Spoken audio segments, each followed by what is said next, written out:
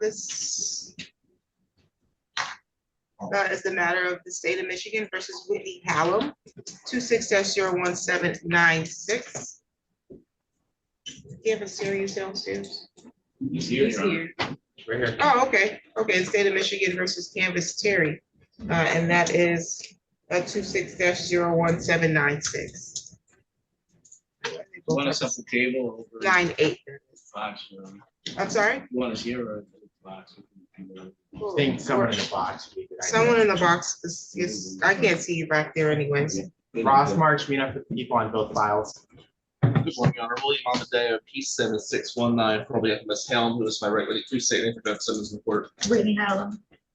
Good morning, Your Honor. Assistant Public Defender Stephen Feigelson on behalf of Canvas Terry, also present to my left today, Your Honor. Okay, I have a couple of motions that were filed yesterday. I was not here yesterday. So you can make your motions on the, or your arguments on the record, because obviously I'm just not receiving it. You can proceed. Well, okay, the court ordered us to brief the issue of sequestration of crime victims. And essentially, when I was discussing the good cause requirement to sequester crime victims, I was thinking of the statute on trials. It states in order to sequester a victim at a trial, you need good cause. And that you cannot sequester a victim after they first testify. That was pertaining to trial. I did find in the Michigan Constitution, it states explicitly that crime victims have a right to be present in all proceedings at which the defendant has a right to be present. Then there also is a statute saying that the magistrate has the right to exclude witnesses from being present when they are not testifying in a preliminary exam. So my position would be, to the extent to which those conflict, the statute needs to yield to the Constitution, and crime victims have the right to be present at a preliminary examination. That would be my position. It's something that hasn't really been the subject of an appeal before, so there's not any authority directly reconciling this constitutional provision versus the statutory provision. But I would suggest that, given that there is a constitutional right of crime victims to be present at every hearing at which the defendant has the right to be present, it would be my position that they have the right to be present and or watch the proceedings. To the extent that the court disagrees and that they did violate the sequestration order, I would submit that that was my fault for not effectively communicating what was expected of them.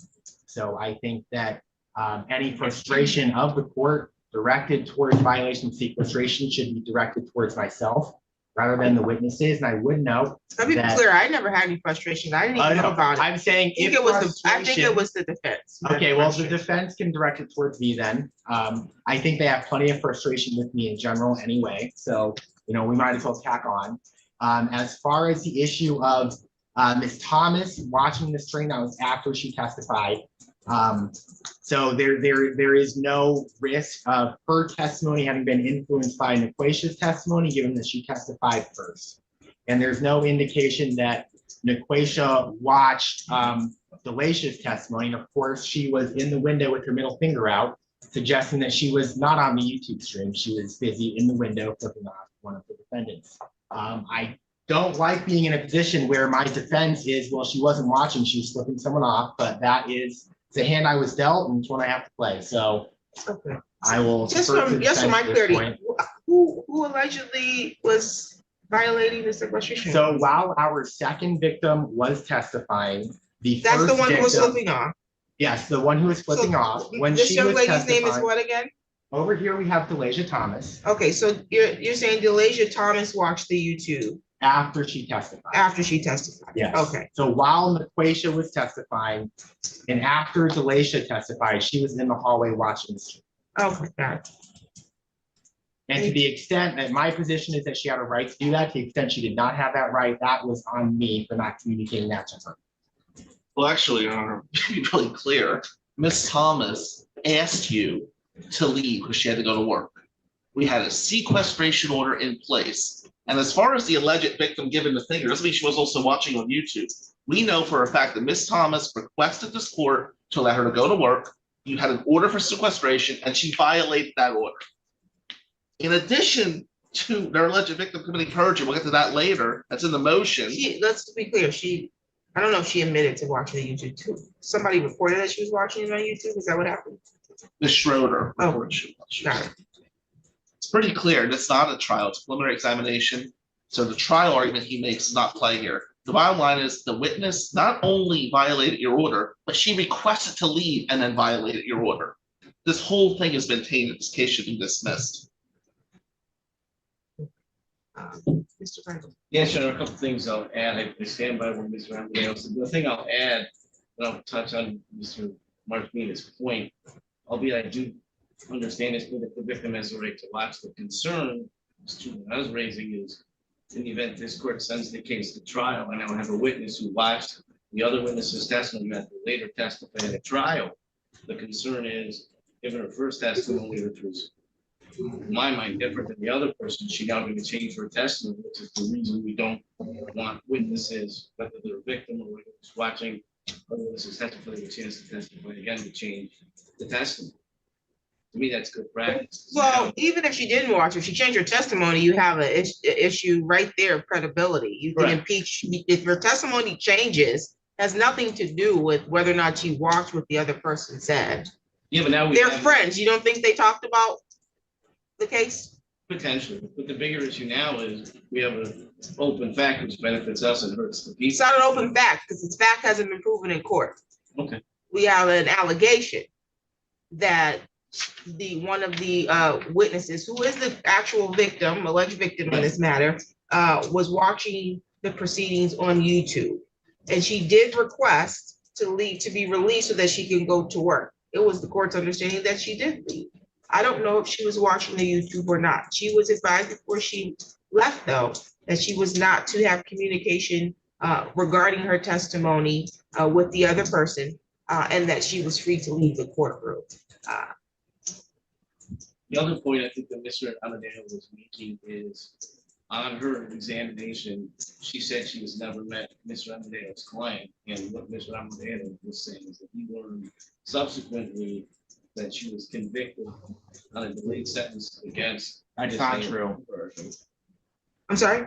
It was diversion, Your Honor. She got diversion for destroying my client's car in November of 2025 after she testified she never met Ms. her. Thomas or the other person? All right, I need to Okay. clarify because Okay. there's lots of Give me misstatements. one person at a time. Okay, Everybody calm down. Okay. Are we talking about Ms. Thomas or? we That was talking- on Ms. Owens. Okay, because that's what I'm trying to clear up here. Okay, so you're saying Ms. Owens said she never met the other person. But now you have information or belief otherwise, and that's what the motion to reopen the proofs is for. Yes. Okay, you want to respond? so no one has been convicted of anything. No one has admitted to anything. The case was referred to diversion based on my conversation with her. Diversion has not been in touch with her yet. However, I want to be very clear that. Oh, she hasn't even done this alleged diversion yet. Correct. Okay, The so there's an allegation- allegation. Well, There's the a- allegation is that she vandalized the car that was being used by Candace Terry, and then it turned out that Whitney Hallam was the owner of the car that Candace Terry was using, Okay. which does not actually go against her testimony that she had never met Whitney Hallam. It doesn't. There's police reports which says that my client's car was vandalized. Vandalism happens often, doesn't mean I mean, if that, I went outside and. That's not smashed proof up that they someone's met each car, other. that doesn't mean I know the owner of the car. doesn't mean that they met. And they were actually texting before the car got destroyed, which I could display that as well. Text message just doesn't mean I met you. It certainly means when she said she never met her before that day, that's not true. No, that's because I texted you, don't mean I met you though. I got a text message yesterday from somebody trying to sell me insurance. No, You never met Okay, her. if Ms. Hallam wants to add facts that she can testify and be cross-examined. well, I'm not putting her on the stand.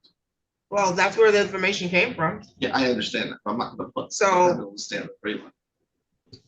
That'd be a practice, Judge. Well, you want me to put someone back on the stand to cross-examine them about something that she told you off the record? No. No, something that was in a police report. What police report relative to this case? No, but it speaks to credibility. No, you should have had it before now. Should have had it before we had proofs. You want me to reopen the proofs? We had a whole examination. And Judge, I asked for everything. She was your client then. She could have told you, no, there was already a police report. She didn't tell you that. Judge, I asked for everything. She said, So she said she did tell you. She told me something happened. Now, she told you, she said she already told you. If you didn't take an opportunity to cross-examine her about that then or impeach her then. No, we don't need to drag her back into court because you later realize, hey, I forgot to cross-examine her about something my client already told me. The people didn't even know about this case, Your Honor. We found out in another prelim that this What happened. does that got to do with your attorney or your client telling you that she already had alleged vandalism by this person in communication with her I friend? didn't even know there was a case. I knew something happened. Whether or not there was a case is not really relevant. Your client is to say that she told you that she had already had text message with this person prior to. You didn't bring it up. When the person said she didn't know, that was your opportunity to cross-examine. And she's sitting right next to you. She could have wrote down, no, remember I told you she texted. All that could have happened when we were here before. We don't get to now reopen it and bring everybody back so we can recross people that we already, that's not how this works. And you know that. I didn't know there was a police report, Your Honor. The police report's irrelevant. She's telling you, I got text messages that you just said you wanted to display where she's communicated with you before. You don't need a police report for that. She told you this.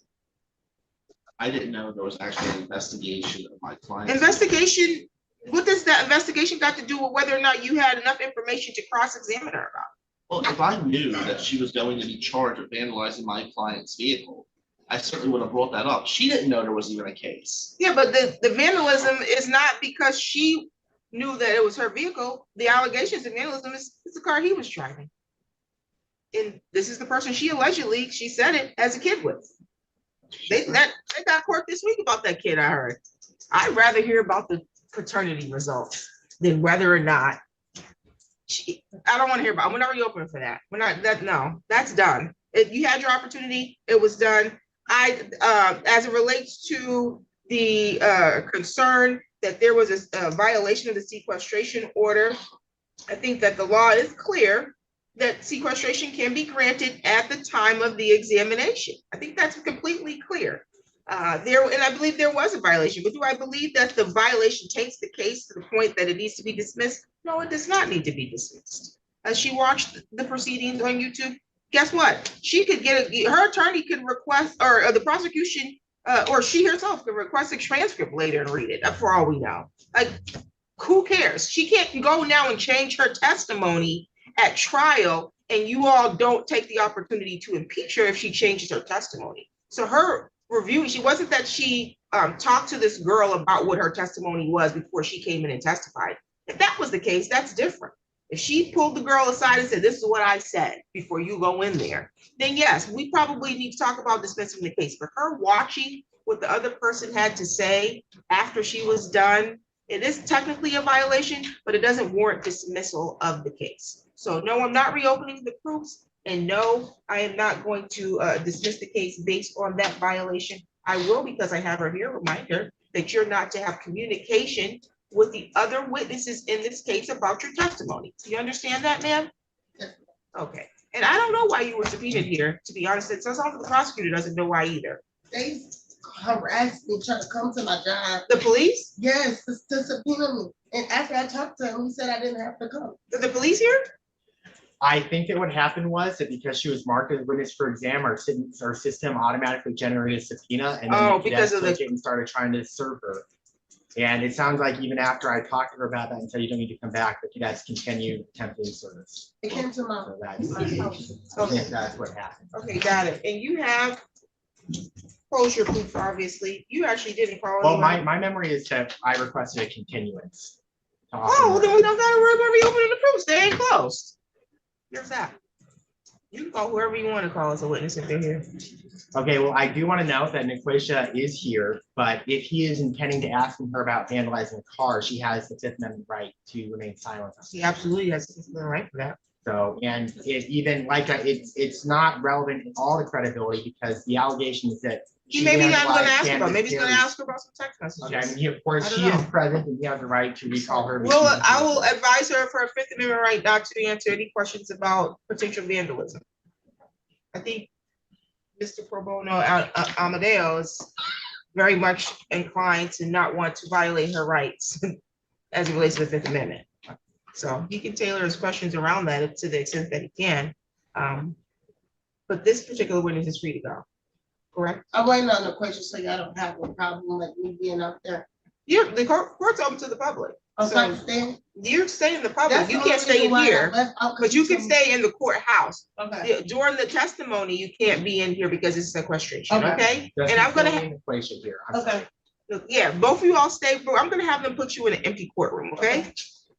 And Your Honor, another thing that I wanted to know is that I did reach out to the court about this. There is both a statute and a court rule that gives the prosecution the right to commence a prelim at the PCC if the crime victim is present. And with Whitney Hallam being present, we do plan to commence the prelim against Candace Carey in the first degree home invasion case. So I'm going to request that she stay present after this case is over so that she can testify in the home invasion case. And I'm gonna object to that. And he has no standing to, because he doesn't represent her. in that Actually, case. the public defender's office told me I could handle that case as well. So I do have to stay. Let me ask you step off. Judge, I think the issue, she does have, may have Fifth Amendment rights. She absolutely does not. She Fifth she Amendment rights doesn't. to- She's not going to incriminate herself. for Wait a being minute, victim wait, of a home can I ask invasion. him what his question is? Fifth Amendment right about what? Well, I don't. My concern is concerned, the same as my concern. You can't represent her and your client at the same time. Correct. Okay, No, I'm not- so what is your concern? I think the concern is if she testifies, how do we not get into what happened here? And then she has a Fifth Amendment right not to check. The home invasion was months prior to this. Yeah, so let's say, I don't believe that they were, I'm gonna say, these were not the same day. But she still has a right to, to say she doesn't want to testify in the Fifth Amendment, Judge. To being a victim of a alleged crime? What Fifth Amendment right is that? Yeah, I take it. Well, Couple of things, Judge.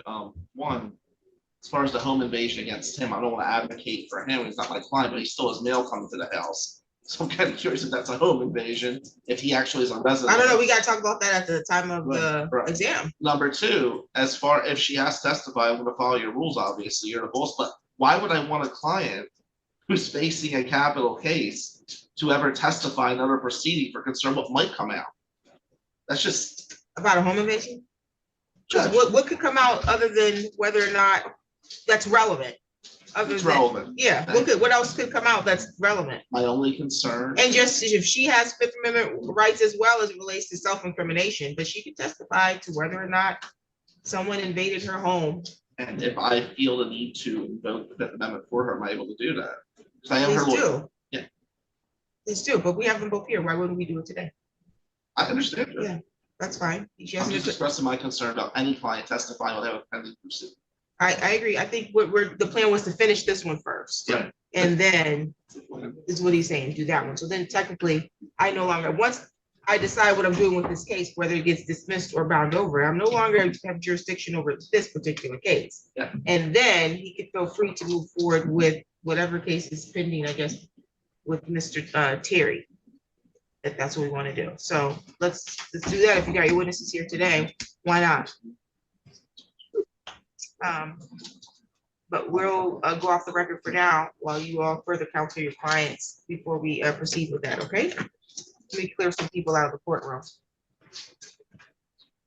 Oh, are all the PCCs done? Or no? Co-defendant Judge Flores case, Alondria Diggs, are they here? She's on the phone. Let's see, State of Michigan versus Alondria Biggs, 26-01877 and 26-02019. Ross Marshman on behalf of the people on both files. Thank you, Your Honor. Assistant Public Defender Aaron Schroeder on behalf of Ms. Biggs. Ms. Biggs is present and on Zoom. I'm here in the courtroom. Okay, Ms. Biggs is scheduled for an accessory after the fact probable cause conference and then a home invasion first. As it relates to the home invasion, the exam is scheduled for the 13th of August before me at 8:30 in the morning. Are we continuing to exam? Yes, Your Honor. Yes, and regarding, well, I guess they kind of be addressed together. We have an offer for her in which on the one file, she would plead to third-degree home invasion, and on the accessory file, she would plead to the one-year misdemeanor version of lying to a police officer. And the people regarding the accessory after the fact, the Give people, me just a moment. I apologize. Yeah, I addressed one case and you didn't want. Addressed everything. What was the Right. offer of home invasion again? It was, so the offers are tied to each other's. Okay. Third degree home invasion, Third and degree. then on the other file, lying to a police officer. So she would have to accept both of those Yes. as a package, is what you're saying? Yes, in the Okay. circuit court. And then you said on the accessory line to police.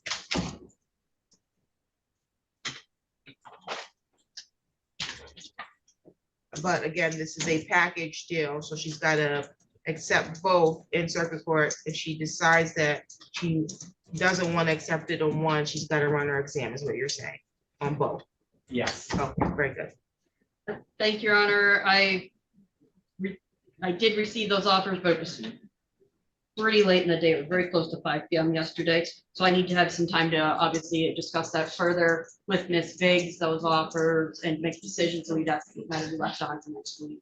Okay. Both matters, pardon me. Okay, we can continue these to next week. The issue is, the accessory after the fact has a co-defendant in that case before Judge Flores.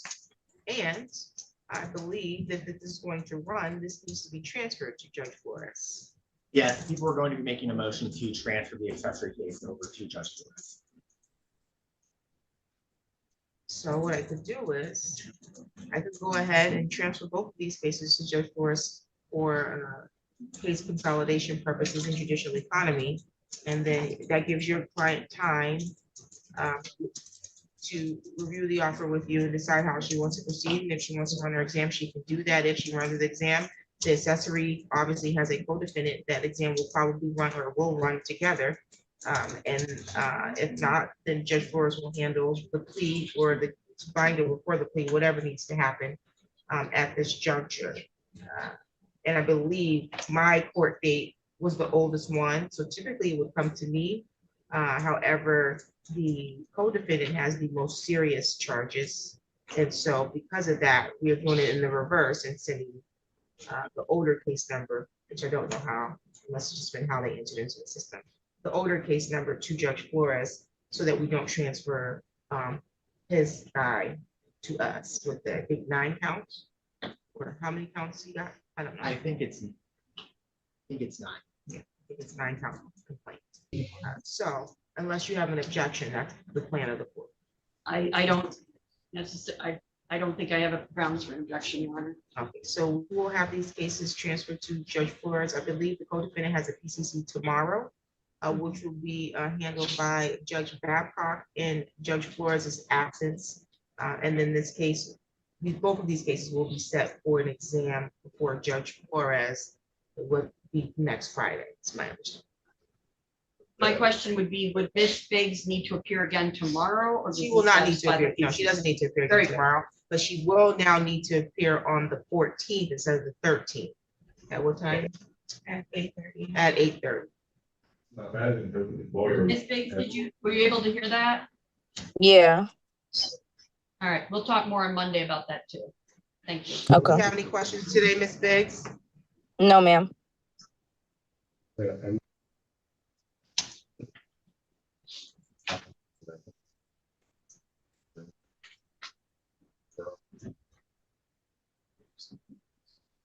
Yeah. Well, I would.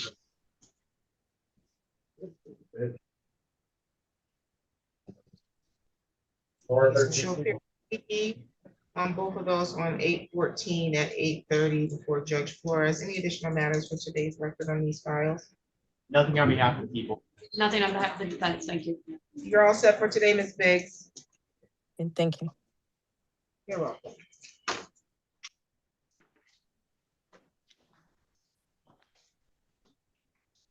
Okay, we did that one. First for now. Dane Alton is here. Have we seen this line? All these people are in custody here. I don't think they can be on yet. They didn't put them on. Brandon Johnson.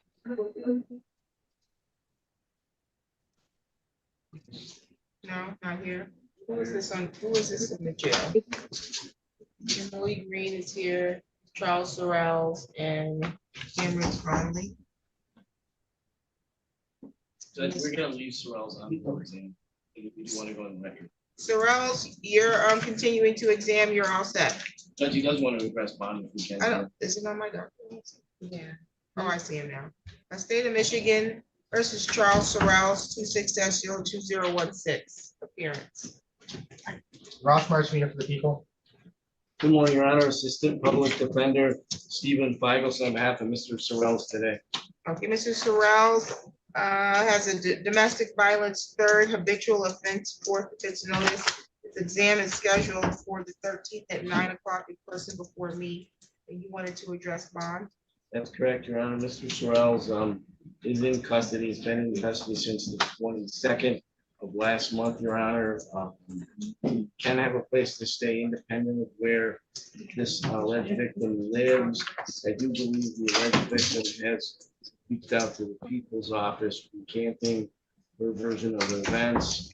I would ask for a reduction in bond to allow Mr. Sorrells the opportunity to be out in the community. I believe he wishes to have no contact with Ms. Shemiz and is open to having a GPS that would what's in mind today. Mr. Marshmeter. People will defer to the court on bond, Your Honor. My understanding of the incident is that the police were called by a third-party witness, not even by the victim. Right, well, I think what the information I got from Miss Buckingham was that the third party heard screaming in the home and was something unrelated to anything connecting to Miss Sharma and Mr. Sorrells. Your Honor, may I? You may. Okay, Anna Buckingham on behalf of the people under MCR 8.120 under supervision of Mr. Marquina. Yes, that is true that we have received communications, our office from the victim attempting to recant. However, we would still intend to proceed due to there was a third party that reported this incident. From what we see in the evidence, she's totally unrelated to the incident. Here's the alleged victim calling for help, shows up. We have grounds to think that this is a solid case that we'll go forward on if people. We have been communicating back and forth with the victim, so we are just waiting to see if she will be cooperative. Judge, is Miss Buckingham, I'm not sure if I officially got an offer. You mentioned this morning the offer was domestic violence. Correct. Did you hear that, Mr. Sorrells? We can chat about that here offline if that's something you're interested in. Okay, I'm just trying to be clear. There is an allegation of assault that's based off of a third-party witness calling 911 because they heard someone screaming for help? So they heard the alleged victim screaming for help from the part where the incident occurred. Okay, and from called a 911. part, okay, because, let's see. There have been repeated. Got it, instances okay. between these No, I'm two reading the affidavit of probable cause because I must have missed the sentence. It does allege physical altercation. Okay. The victim wasn't even the person who reported the 911 call. So there's a third party independent witness. There's also a DD third habitual offense, fourth offense notice. And so I think the bond instead is extremely low, 3,010% is the bond. More than appropriate. Bond will continue at this time. Any Okay. additional matters? None on behalf of Mr. Sorrells, Your Honor. Not from the people. I'll be out to talk to you over probably come about the offer next week, so. Thank you on that one, and then Conley, let's see if we're sentencing, who's on to Conley and.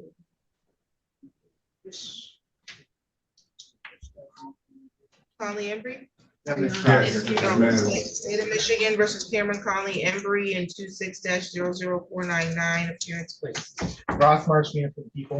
Assistant Public Defender Justice Rob on behalf of Mr. Conley and who is here being Conley. Thank you. Mr. Conley Embry was scheduled for sentencing today. And I think we just scheduled it out because we wanted to give the victim an opportunity to appear, is my understanding. Mr. Victim. I do not believe there's a victim present. And he's in custody, my understanding, until November on something else anyways. Yes, that's my. Credit time served. He's all set. Thank you, John. Thank you. You're all set, Mr. Conley Embry. or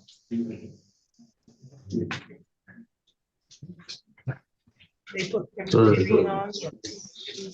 Who's representing Kimberly Green? I am, Feigelson, yes, State of ma'am. Michigan versus Kimberly Tierra Green, 26-02020. Appearances. Ross Marchman on behalf of the people. Good morning, Your Honor. Assistant Public Defender Stephen Feigelson on behalf of Ms. Green this morning. ma'am. Okay, Ms. Green is in Ingham County Jail, has a home invasion first that's scheduled for. Okay, good. The right file. Let's see. Correct, Your Honor. I believe there's been a misdemeanor offer extended to Ms. Green. She wishes to accept this morning. Your Honor. Okay, what's the, ah, We offer to amend this to you all. I do believe we have a plea sheet somewhere. I did turn that over to It's Ms. right. Green. Oh, okay, so Ms. Green, the offers for you to plead guilty to entry without owner's permission, which is a misdemeanor. Did you want to accept that? Yes. Okay, please raise your right hand. Sure that's your right hand? Do you solemnly swear or affirm the testimony you're going to give us the truth and the whole truth under penalty of perjury? Yes. You can put your hand down. Okay, Ms. Green, you have certain rights that you would need to understand and that you would need to give away or waive if you want to plead guilty. First is your right to the presumption that you're innocent. So you're innocent until proven guilty. You have the right Yes. to require the prosecutor prove your guilt at jury trial by proving each element of the charge beyond a reasonable doubt. You understand that? Yes. You have the right to see, hear, or question any witness called to testify against you, the right to subpoena witnesses that will testify on your behalf, the right to remain silent and they can't use silence against you. Do you understand that? Yes. Are you willing to waive these rights to plead guilty to the amended charge of entries without an owner permission? Yes. Are you on probation or on parole? Yes. Which one? Eaton County. Probation? Yeah. Until when? It's 2 years on it. You understand that by pleading guilty, it could result in a violation of your probation status? Yes. Okay, it also could have impact on where you can travel or get immigration status. You understand that? Yes. And lastly, a guilty plea may need to be reported to your current employer or a future employer. You understand that? Yes. Okay. As to the amended charge of entry without permission, how do you plead? Guilty. Is that because you believe you're guilty of such? It's a huh? Is that because you believe you are guilty of the charge? Yes. Factual basis. Yes, Your Honor. Ms. Green, I want to turn your attention back to July 22nd, 2026. Did you go to 2515 South Martin Luther King Junior Boulevard Drive here in Lansing, Michigan?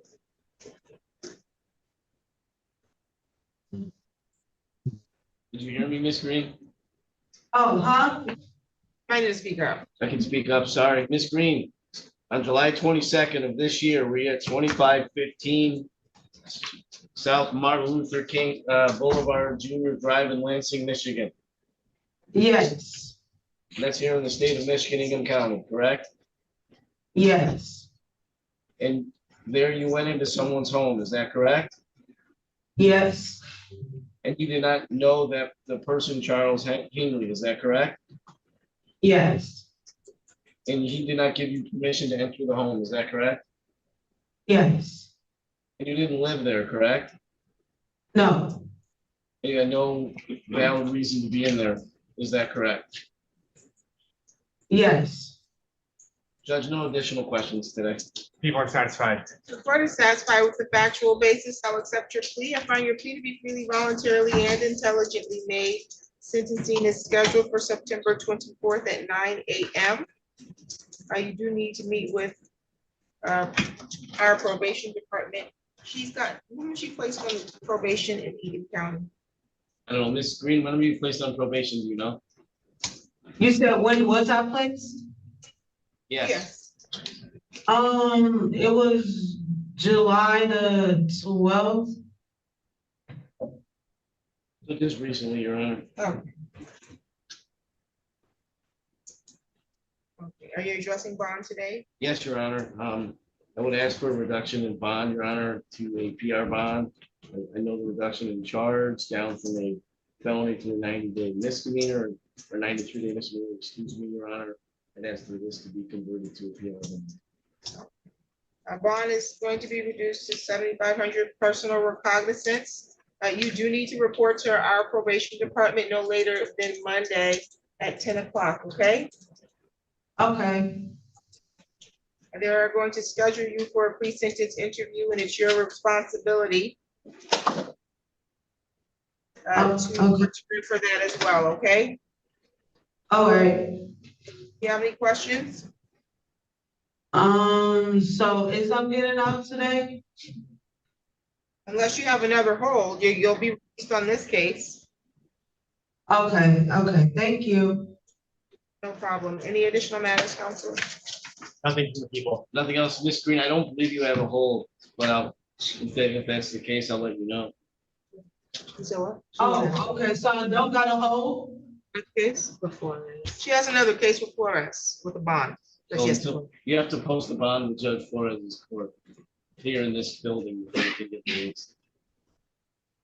You said I have to post the bond?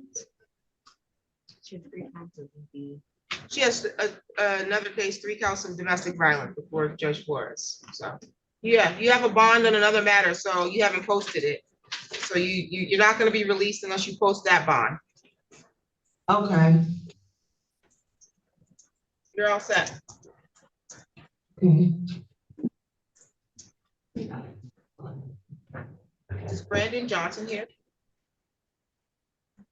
This is the state of Michigan versus Brandon Johnson. This is 26-02017. Appearance, please. Ross Marchmino for the people. Karen Nick on behalf of Mr. Johnson. Is this a co-defendant? Yes, Your Honor, it's the co-defendant, and we've extended the same offer to this defendant that we did with the other defendant. This is home invasion first, and the offer is for entry without permission. Ms. Nickel, how does your client want to proceed? It's my understanding that Mr. Johnson will be accepting that plea. Is that correct, sir? Raise your right hand. Do you solemnly swear or affirm the testimony you're going to give us the truth and the whole truth under penalty of perjury? Okay, you can put your hand down. You have the following rights that you will need to understand and be willing to give up if you wanted to plead guilty to the amended charge versus your right to be presumed innocent until proven guilty. You understand that as a right? You have the right to see, hear, or question any witness called to testify against you, the right to remain silent at trial. They can't use the silence to prove or imply that you're guilty, and the right to have witnesses called to testify on your behalf. You understand that? Are you willing to waive those rights today? Anyone threatening you to give up your rights and plead guilty to the amended charge? Any promises extended to you not stated here on the record if you plead guilty? Are you on probation or on parole? Which one? Probation? Out of what county?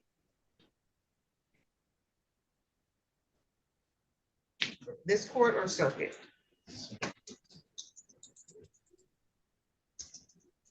How long? 18 months, you said? Okay, you understand that this, if you plead, it could trigger a violation of your probation status? Okay, it also could result in a conviction that you may need to report to your current or future employer. You understand that? And then it also could have impact on where you can travel or get immigration status. You understand that as well? As to the reduced charge of entry without owner's permission, how do you plead? I have a factual basis, Ms. Nickel. Thank you, Your Honor. Mr. Johnson, I'm going to take you back to July 22nd of this year. Do you recall being at the 2500 block of South MLK here in the city of Lansing, Ingham County. Yes, ma'am. And that was a home that you did not live in, correct? Yes, ma'am. And you did not have the owner's permission to be in the home? No, ma'am. Your Honor, I don't have any further questions for Mr. Johnson. Mr. Marshall? People are satisfied with the factual basis. The court is also satisfied with the factual basis to find your plea to be freely, voluntarily, and intelligently made on the matter set for sentencing September 24th at 9 a.m. You're gonna go downstairs today so that you can meet with probation so they can get you scheduled for a pre-sentence interview, okay? Do you have any questions? He's gonna take you down. So you have a seat and he'll take you when he's ready, okay? No problem. Thank you, Your Honor. Additional matters? Thank you. Nothing else for people. Thank you. Okay. Is Robert Nick here? State of Michigan versus Robert Nick, 26-01434. Appearance, please. Ross Marshall for people. Jacob Riley on behalf of Mr. Nick, who is present next week. Okay, let's see here.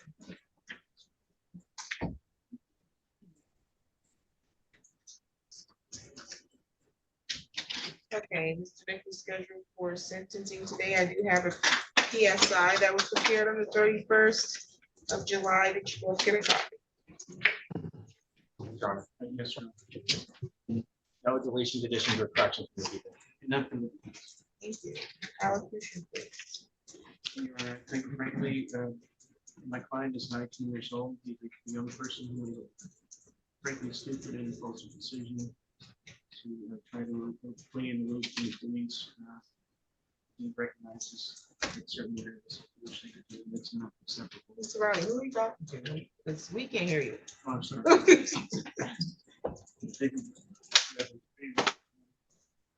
I'll start over. My client is 19 years old, a young man, young person who made a stupid and impulsive decision. He recognizes that that certainly is a foolish and unacceptable thing to do. Fleeing and eluding from the police, it's a felony level crime. Could be in a lot more trouble than he is, and if it happens again, he will be. I think this is exactly the type of situation that the HYTA statute is designed to address. And simply ask that the court grant him that privilege and adopt the recommendations of the pre-sentence report. Thank you. Does your client want to make a statement at all?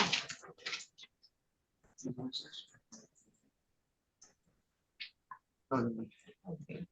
He doesn't have any prior criminal history. I agree, this was just a stupid mistake. Hopefully you've learned from it. You won't find yourself before the court for anything like this again, because you're gonna follow the law. That's correct. You're a candidate for HIDA. I think that you do well on HIDA. I've not had a single issue with you being late to court or showing up. You've been compliant the entire time with your bond condition. So we'll put you on a term of probation for 6 months with HIDA status while on probation. You're not to engage in any assaultive or threatening behavior. You're not to be at any bars or nightclubs, but that's not a problem because you're 19. You're not to use, purchase, or possess alcohol, marijuana, or controlled substance. Also shouldn't be a problem because of your age, correct? Because of your age, I'm not going to order you to participate in testing. Are you employed, sir, or in school? I was in school, then I dropped out when I was back here. Where are you from? Where are you from? I'm from Lansing, but I moved back to Detroit. Oh, okay. Okay. And so how far did you finish school? I didn't get a lot of it done because stuff happened that I had to move back. So I gotta get a lot of it. I'm trying to go back. Well, you're not gonna try, you're gonna go. Yeah. So, because that's gonna be the order of the court. Okay, get back in school and provide proof that you're back in school, okay? Okay? Sir? Okay? You have a question? So about the school, I finished the year, and now I'm just doing certificates now, and so I'm just finishing that up. Finishing a certificate? Oh, yeah, I graduated high school. Oh, Oh, okay. oh, I thought you were talking about college. I'm sorry. Okay, so I was talking about high school. You did graduate high school and you're getting a certificate. Yes, ma'am. My bad. Okay, very good. Are you employed? No, not, it's kind of like a part-time thing with landscaping until I get my car back up and then it'll be full-time. Okay, so you're doing landscaping with a company? Yeah, family company. Okay, family company. Okay, and so landscaping season is gonna be ending shortly, so you gotta find a permanent job. Yes. Okay, and you're getting certifications in what? Auto mechanics, I like work on cars and stuff, so. Great. Okay, so you're going to provide proof that you either maintain full-time employment or that you're back in school because of your age, okay? And so there's a $30 per month oversight fee for each month of probation. If you do 6 months, that'll be $180. I say if because you do have the right to request early discharge from probation after you do 3 months. If you've not violated any of my order, which is not much, I say you can't get in any fights, threaten anybody, drink or use drugs. Things that you shouldn't be doing anyways. And then you're gonna either show proof that you're employed or proof that you're in school. If you've done all that within the 90 days, you can make a request for early discharge from probation using the court's MC 512 form, or you can ask your probation officer for the form, or your probation officer can make the request directly on your behalf. If you make this request for yourself, you must file a copy of that request on both the prosecutor's office and then a copy with the probation office, okay? The prosecutor will have 14 days to object in writing if they want to object to you being discharged early, okay? If I set it for a hearing, and to date, I've never set one of these requests for a hearing, I've done them by just a request, but if I set it for a hearing, you have the right to hire an attorney to represent you. You don't have the right to have Mr. Raleigh or a public defender represent you, okay? Do you have any questions? No, ma'am.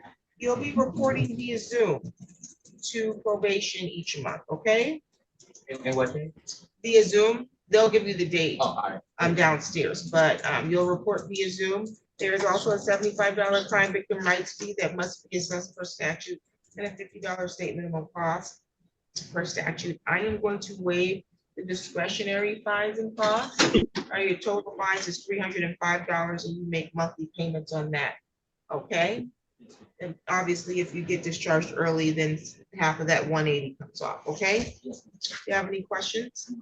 You're gonna go check in with probation and then you're free to go. Any additional matters for the record? Nothing for people. No, you're on. Thank you. Best wishes to you. If all goes well, I won't see you anymore. Thank you. Have a good day. You too. Thank you.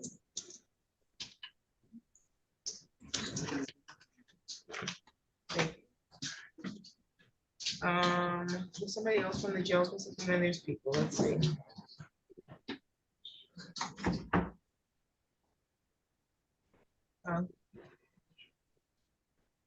Is James Mashnick there? Yes, ma'am. Okay, you gotta stand up and move so that the light comes back on. It's motion censored.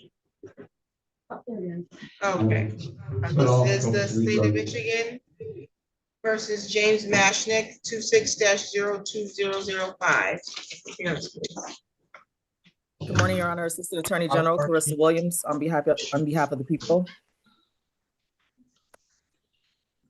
Thank you, Your Honor. Assistant Public Defender Aaron Schroeder on behalf of Mr. Macknick.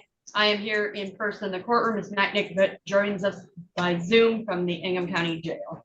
Okay, this is a failure to pay child support probable cause. The exam is scheduled for the 13th at 8:30. How are we proceeding? At this time, Your Honor, I got some information back from the prosecutor regarding some questions I had. I want to relay that with Mr. Macknick. At this time, I'd be asking that this be left set with the idea that I will let Attorney General Williams know in advance whether or not we need to even have the exam, and we're going to be doing a waiver. If we decide to do a waiver, I would ask that we don't need to necessarily have the Attorney General in person here. That's why I would hope that she could provide Zoom for that. Thank you. Very good. So you'll keep us updated, primarily the Attorney General, so she knows if she needs to come in person or not.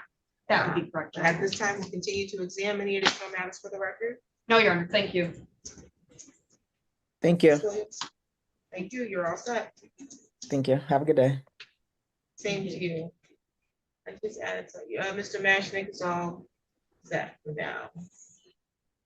And then Jamar Thomas and then Toby Burleson is here. Who's doing Yes, I'm Burleson? right here. State of Michigan versus Toby Burleson. City. Oh, City of Lansing versus Toby Burleson, 25-03844. Appearance, please. Elizabeth Marconi on behalf of the City of Lansing.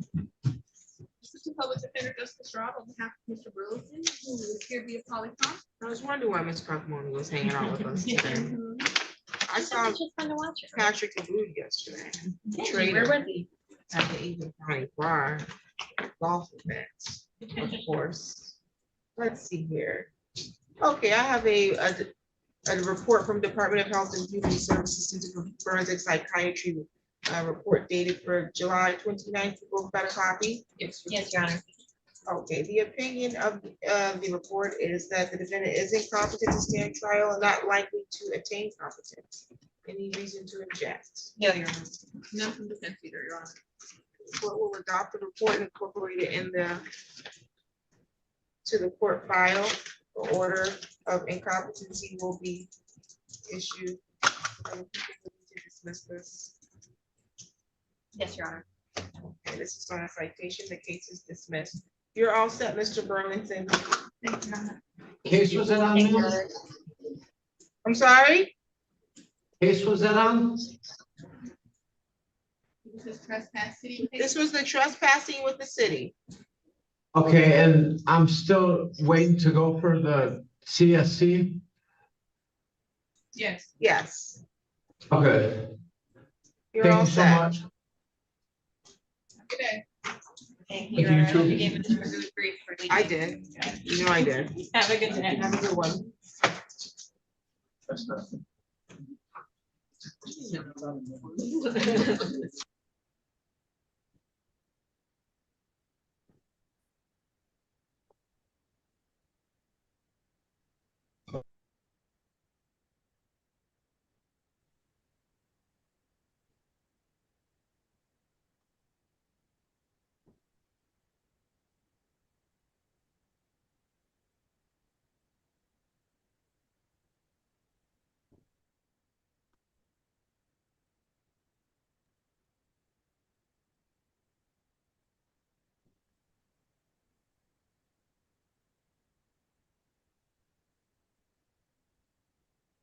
Hey, Judge, I think we're ready on Townsend.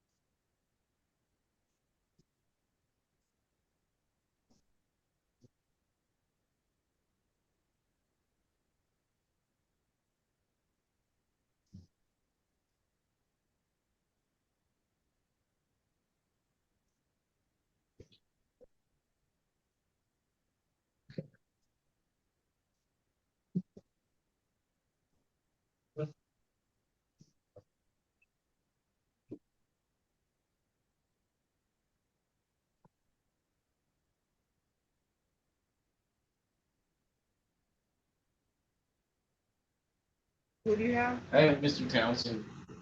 Townsend, yeah. Yes, ma'am.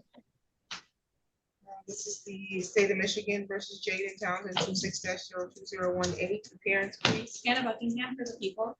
Good morning again, Your Honor. Assistant Public Defender Stephen Feigelson on behalf of Jaden Townsend this morning, Your Honor. Okay, Mr. Townsend was scheduled today for probable cause conference on weapons charges and assault with a deadly weapon. How are we proceeding? It's my understanding that both parties are willing to unconditionally waive the preliminary examination today. Your Honor, that's accurate. I believe there's been an offer conveyed to us to plead to. That's correct. The offer would be to plead to 1 count of CCW and then 1 count of the 90-day brandishing misdemeanor under 750.227. Oh, sorry, no, that is 750.234E. And then dismissal of the balance.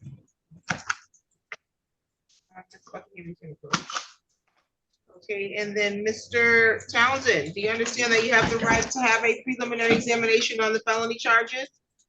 Yes, ma'am. You understand that the purpose of the exam is to require that the prosecution establish that they have sufficient probable cause that the felonies you've been charged with were committed and probable cause sufficient to charge you as the person who committed the felonies. You understand that? Yes, ma'am. You wish to unconditionally waive your examination today? Yes, ma'am. Anyone threatening you to do that? No, ma'am. Any promise is extended in exchange for you waiving your preliminary examination? No, ma'am.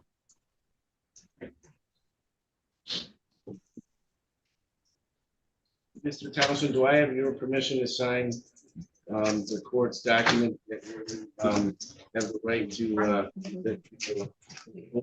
right that Ms. Judson as well? I have your permission to sign the document for you. Yes, sir.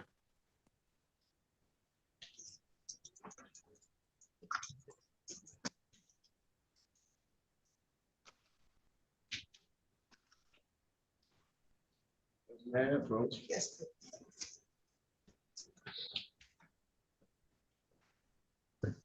Thank you. Find over date is August 19th. That's the date the circuit court's receiving the district court file. It's not a court appearance date for you, okay, Mr. Townsend? Yes, ma'am. Your next court date will be a pretrial. It'll be set after the court receives this file, and your attorney will be made aware of that, okay? Yes, ma'am. Any questions for you today? No, ma'am.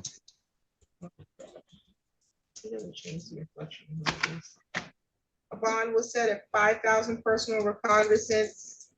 That's going to continue. Any additional matters for the record? Not from the people. Nothing else on behalf of Mr. Townsend. You're all set, Mr. Townsend. Thank you. Have a good day. Same to you.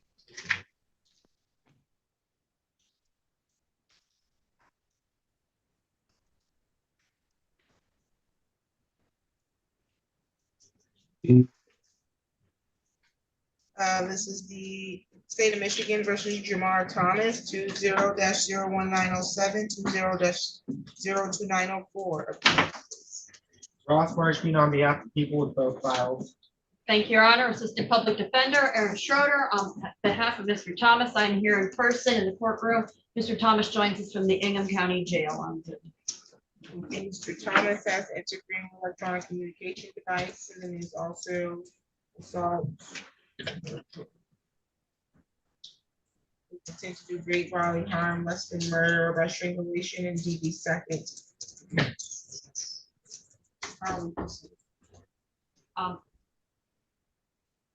Thank you, Your Honor. I did receive late yesterday an offer regarding both the files from the prosecutor. I have not had a chance necessarily to discuss those yet with Mr. Thomas. We'd be asking this to be left set on so that I can discuss that with him, and we will decide how to proceed forward on that. Thank you. Yes, Your Honor, people have made an offer in which the defendant would plead guilty to a total of 2 counts of misdemeanor domestic violence to resolve both files.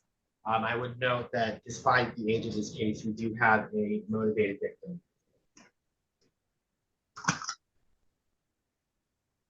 And it is the same victim on both files. I noticed that. Continue to examine both of these. this time. We'll see Mr. Thomas in person, August 13th at 9 a.m. on both files. Any additional matters? Nothing for the people. Nothing for the defense, thank you. You're all set, Mr. Thomas. Okay.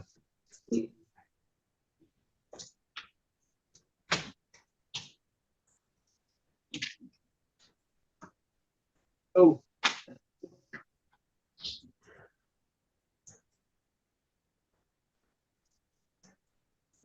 Mr. Romney.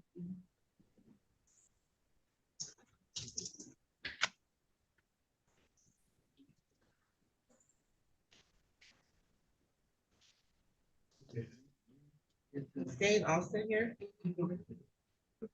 They never put him on? That's it. What's your name, sir? Oh, that's it. Sir, in the jail, what is your name? Dane Austin.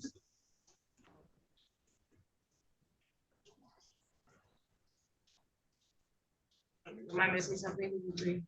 Your Honor, may I have a meeting room with Mr. Alston, please? Yes. Thank you.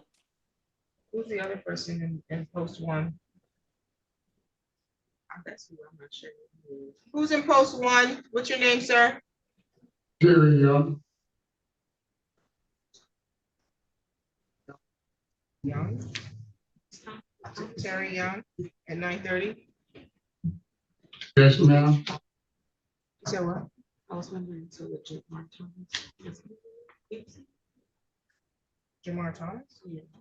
We did him. Oh. Yeah. This is Young. And it says Nichols representing them? Yeah. Is it Turner Nichols? Okay. Do you need to speak to him? Not, Your Honor, we are ready to go on the record. State of Michigan versus Terry Dwayne Young, 26-01921. Appearance, please. Cross March meeting for the people. Karen Nick, on behalf of Mr. Young and I are both appearing via Zoom. Okay, Mr. Young was scheduled for probable cause conference today on possession of narcotics. How are we proceeding? Your Honor, both parties are willing to waive their right to hold the preliminary exam. Mr. Young has a more serious felony up in circuit court. I've been in communication with Mr. Berman from the prosecutor's office, and we are fiercely negotiating a resolution of his cases. So we are asking for the case to be bound over to circuit court. Yes, Your Honor, I've discussed the matter with Mr. Behrman. That's my understanding as well.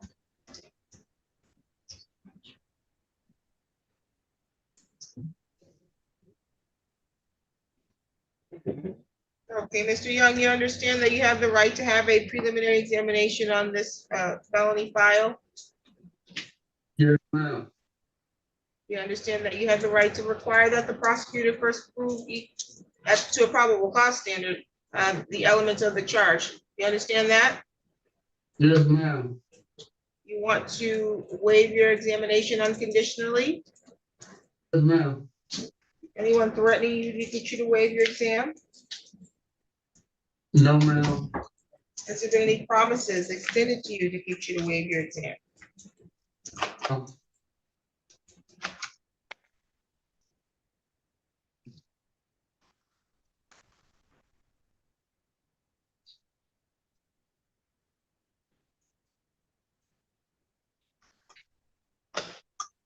Your bind over date is August 19th. Again, that's the date that the circuit court's going to receive this file, not a date for you to appear in court, okay? Your next court date will be set after that. It'll be for a pretrial. Ms. Nichol will be made aware of your next court date, okay? Yes, ma'am. You have any questions? No, ma'am. Mr. Marshmedia, if you want to just sign that. Any additional matters for the record? Nothing from the people. Thank you, Your Honor. You're all set.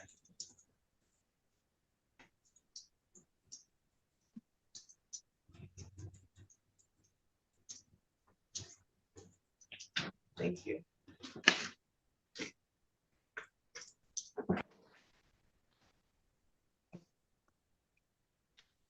State of Michigan versus Anna Trotter, 25-01739, appearance, please. Anna Buckingham for the people. Jacob Riley on behalf of Ms. Trotter, who is present next to me.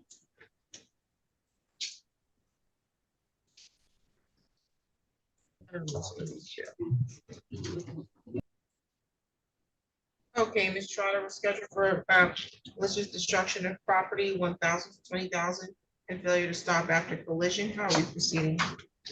And at this time, we'll be asking this matter be left separate to the next meeting. Receive the initial plea offer and we will be considering. People have extended an offer to amend count 1 to a malicious destruction of property, 200 to 1,000, plus an agreement to pay the insurance deductible to Miss Leona Foot. Dismissal of the second count.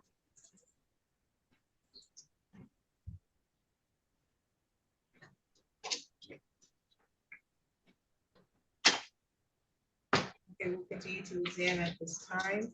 That's in person at the court, August 13th at 8:30. Do you have any questions today?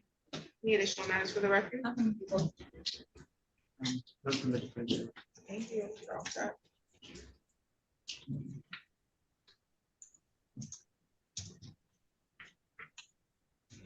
Ready for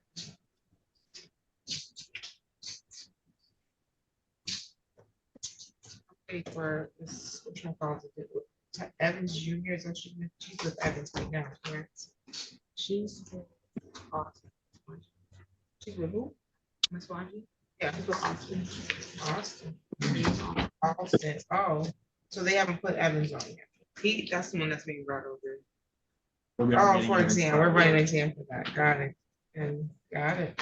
Okay, well, she can message us, I guess, when she's done with so-and-so. Do I have that? What Carter is here for a free trial? Who's their attorney? Mr. Bob, Yes, Judge. which matters are you here for? I've got 2 discovery subpoenas for LAFQ set for 10 o'clock. Okay, is Tony Taylor here?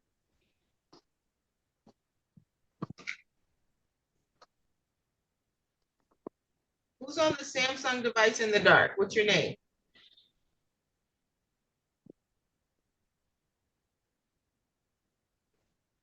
I'm talking to the person laying down in the Samsung device. Oh, I'm What's your sorry. name? Daquan. Daquan, what is your full name? Daquan Townsend. Mr. Townsend, are you laying down? Yes. Okay, you can appear in person. Say what? Why are you here? Oh, I was here for Jaden Townsend. Okay, you can appear in person if you want to observe something, but you don't log into my virtual courtroom, okay? Okay, I'm sorry. You're fine.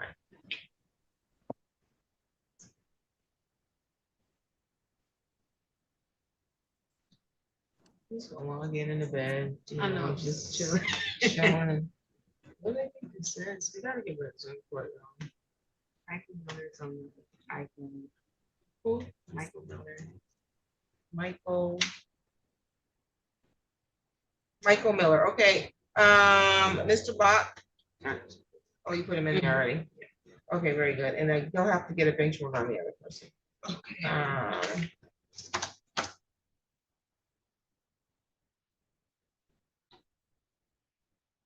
Nicholas Evers, you're here on matter. I don't see that. 26-02284. Yes, Your Honor, I'm here. I'm the plaintiff for mobile medical response first for Carla Carter. Okay, she's present. We're gonna put you in a private meeting room. This is for a civil pretrial. So you need to complete the joint pretrial statement and file it with the court. The court will not be available when you come back. We will be doing a criminal matter. So you gotta complete that paperwork and email it back to Ms. Nash, okay? Yes, Your Honor. I don't believe I have Ms. Nash's email. Will the court be able to provide it? She's gonna send it right now. She's gonna send it to you right now. I think she has your email, okay? Thank you. No problem. Let me put you and Ms. Carter in a private meeting room.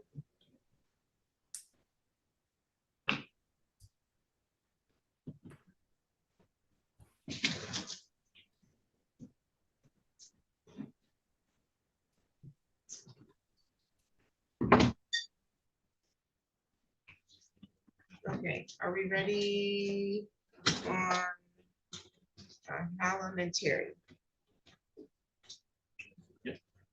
So, Back on the record in the matters of the state of Michigan versus Whitney Hallam and Canvas Terry. Have your appearances for the record. Ross Marshmean on behalf of the people. Good morning, Your Honor. Assistant Public Defender Stephen Feigl, on behalf of Mr. Canvas, Terry Canvas, standing to my right this morning, Your Honor. Good morning, Your Honor. William Amadeo, P76194, on behalf of Ms. Hallam. Right, Whitney, please say name for Judge Simmons. Report notice you. Whitney Howell. To my left, sorry.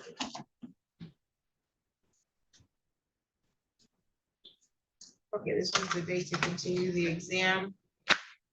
I mean, no, you can have a seat. And any preliminary matters before you continue with your witnesses? Do we want to address the contempt matter before we move to the exam, so that we can handle that before the court potentially loses jurisdiction? We do have Detective Wilson here. I don't know if the parties want to admit to the violation or if we need to take testimony on it. But I have a conversation with Mr. Terry. I think he is going to move to the phone call with Ms. Hallam, Your Honor. Can you speak up, please? Yes, Your Honor. I did speak to Mr. Terry, Your Honor. He does wish to make an admission to the phone call with Ms. Hallam. And Judge, my client will admit that she received a phone call. They take testimony to this court.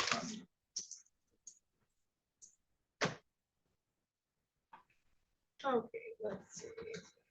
I don't think that there was actually a violation from or against Ms. Hallam. Right, I think I only arraigned one, but let me go check. Let's see that one's file. Let me find the file. It's the home division. Jane Alston.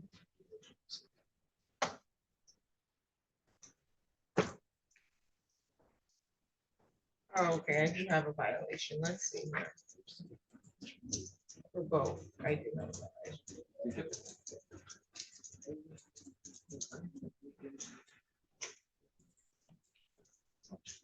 Okay, so they're both going to admit to communication, correct? Yes, Your Honor. Correct, Your Honor. Okay, Mr. Terry, raise your right hand. You solemnly swear or affirm the testimony you're going to give us the truth and the whole truth under penalty of perjury. Yes, Your Honor. Okay, and same for you, raise your right hand. You solemnly swear or affirm that to tell the truth and the whole truth under penalty of perjury. Okay, you both have the right to have a contested hearing on the violations alleged that you violated your no contact order by having contact directly against the court order. And at the time, you can maintain your innocence and require the prosecution prove your guilt beyond a reasonable doubt. You understand that? Yes. You want to waive your hearing? Yes. Yes, Your Honor. Anyone threatening you to do that? No. Anyone promise to give anything to get you to plead guilty to the violation? Oh, Your Honor. For you, Mr. Terry, as to the violation that you violated the no contact order and had contact with Ms. Hallam on or about it was July 23rd. How do you plead? I'll plead guilty, Your Honor. For you, Ms. Hallam, as to the violation that you violated the no contact order, it's actually on the 17th, on or about July 17th, by having contact with Mr. Terry, how do you plead? Factual basis, please. Whitney, I'm going to ask you a couple of questions. On July 17th, we have court that day. Yes, we did. Okay. And after court, was there an order where you're not supposed to have contact with Mr. Terry? There was, I did not completely understand it. I know you It didn't, happened but so fast. you do understand there was an order in place, right? Yes, And did he call you from the jail? yes, we did. Did you accept those calls? Yes, I did. And do you understand accept those calls is a violation of no contact order? At that time, I did not understand. Do you understand now? I completely understand now. Do you understand you broke Judge Simmons' rule by taking those calls? Most definitely, yes. I think that covers the all. And that happened from the Aiken County Jail to your house, which is also Aiken County. Yes, it was within like 5 minutes, so everything was just happening so fast, I honestly. I think that establishes venue and facts. Yes, Your Honor. I think Mr. Terry, I'm going to turn your attention back to July of this year. Were you at the Aiken County Jail? Yes. And we were here for court for a probable cause conference in front of Judge Simmons, is that correct? Yes. And at that time, she wrote you did not have any contact with Miss Halen, is that correct? Yes. And immediately after court, what did you do next? Call him. Okay. And you called her from the county jail, is that correct? Yes. No additional questions. The court is satisfied with the factual basis. I will accept your plea. Find your plea to be freely, voluntarily and intelligently made. I will address sentencing after this. Or we commencing the exam, so, okay. Yes. The people will call Seth Osentoski.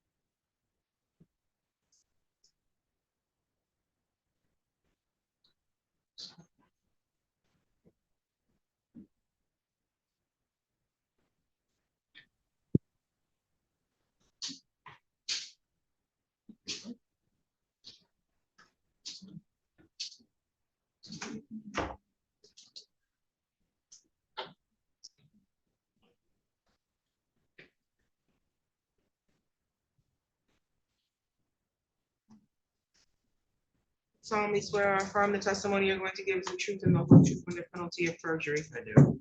You can have a seat. State your first and last name and spell both. Seth Osentoski, SCCHOSEN.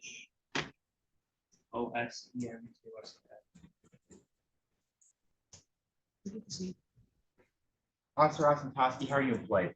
Employed with the Lansing Police Department as a police officer. Can you speak up, please?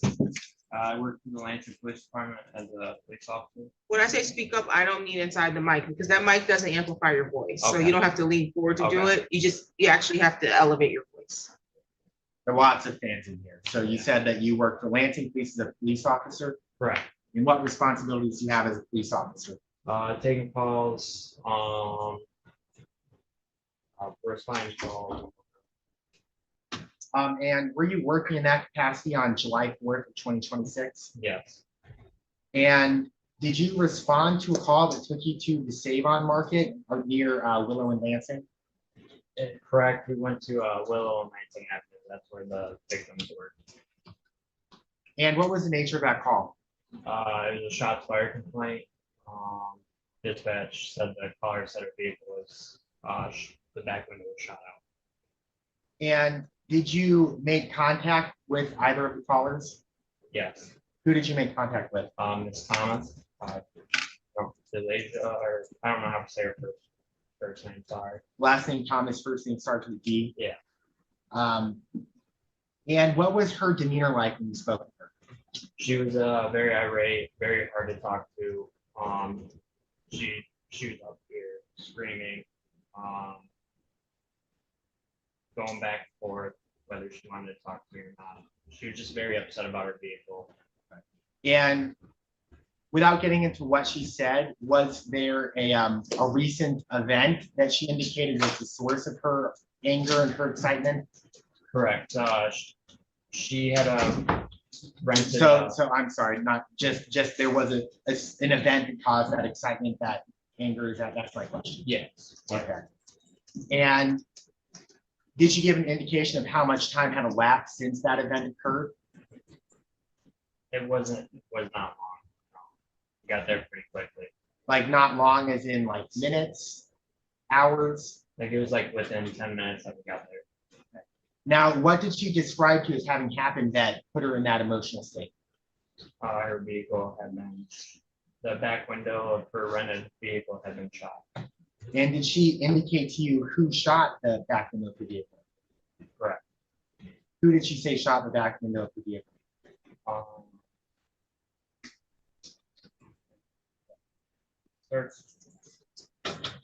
There's two, a male and female. I can't think of their names off the top of my head. If you were to look at your police report, would that refresh your memory as to the names of the people alleged to have shot at the car? Correct.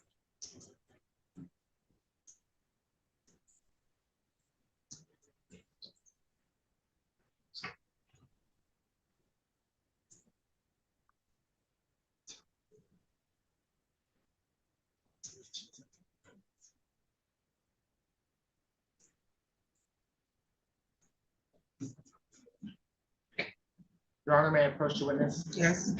All right, just take a look at that and then let me know if it refreshes or not.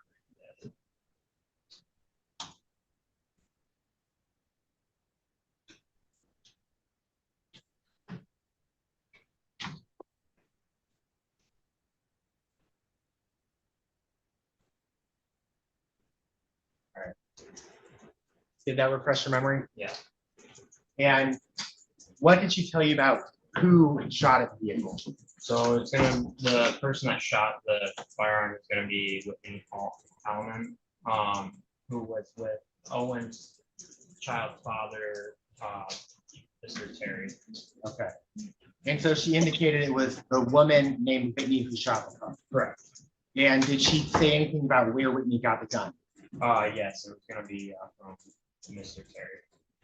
And did she indicate whether she saw Mr. Terry give Whitney the gun? Correct. Correct, she indicated, or correct, she saw it? I apologize. Oh, sorry, she saw him hand her the gun. And was there a point in time when you were speaking with her that she identified one of the suspects? Yeah. And can you sort of tell me what happened with that? So while I was trying to talk to her, she started screaming, "He's right there, he's right there," and started pointing towards Willow Street. At the time, I didn't know what she was pointing at. There's a lot of cars driving by, and she just obviously screaming, "He's right there." I did notice two subjects. It was a young girl and then a black male who ended up being Terry later on that she was pointing at. She starts running towards them, and then I start running. I'm trying to get her to like stay back because I don't want them to, talk to each other. And then at the same time, keep eyes on him. And then me and my partner were able to. We started running eastbound on Willow Street towards Roosevelt. When they took a northbound shot in Roosevelt. So just in general, I think that you answered the gist of my question that she identified a person and then you both essentially wound up running after this person. Correct. Okay. And was there a time when you actually saw the vehicle that was alleged to have been shot? Yeah.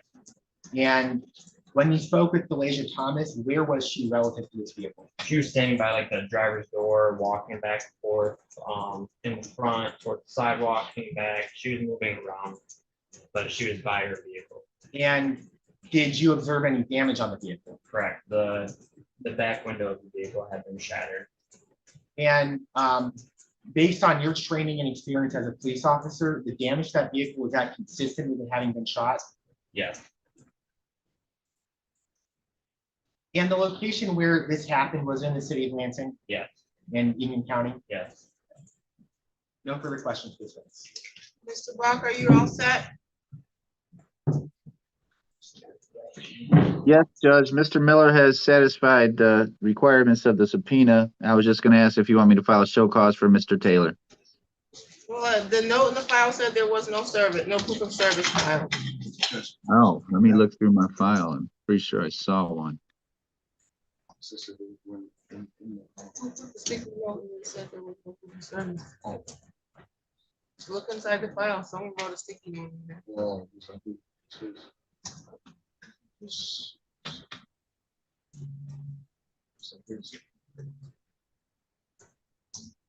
I have a proof of service. I can make sure that they file one with the show cause. He was served on July 25th, personally.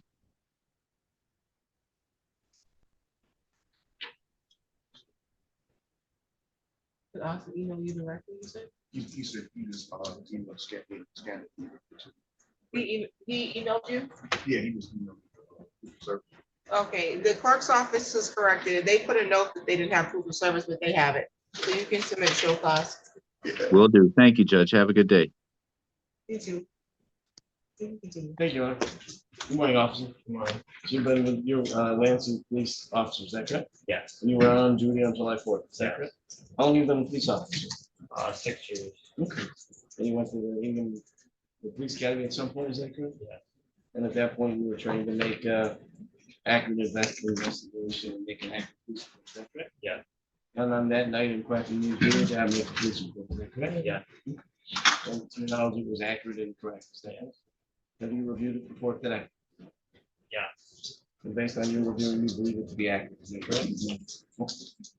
And you said that night you came in contact with someone by the name of Layla Thomas, is that correct? Yeah. And before that night, you have never met her before, is that correct? Correct. And you said you were over in the area of West Willow, is that correct? West Willow and Lansing area. And you've been an officer for 6 years, is that correct? Yeah. That's a high crime area, is that correct?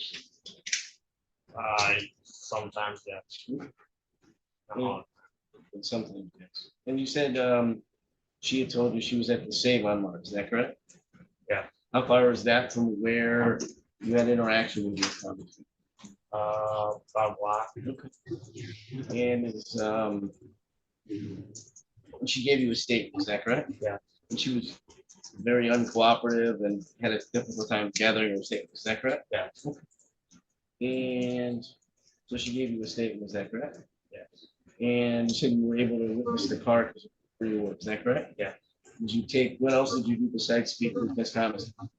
Besides speaking with her, I chased after Canvas, and then when we got to the house, 1319, female came out, we detained her, and then I held cover on the house while officers were taking her.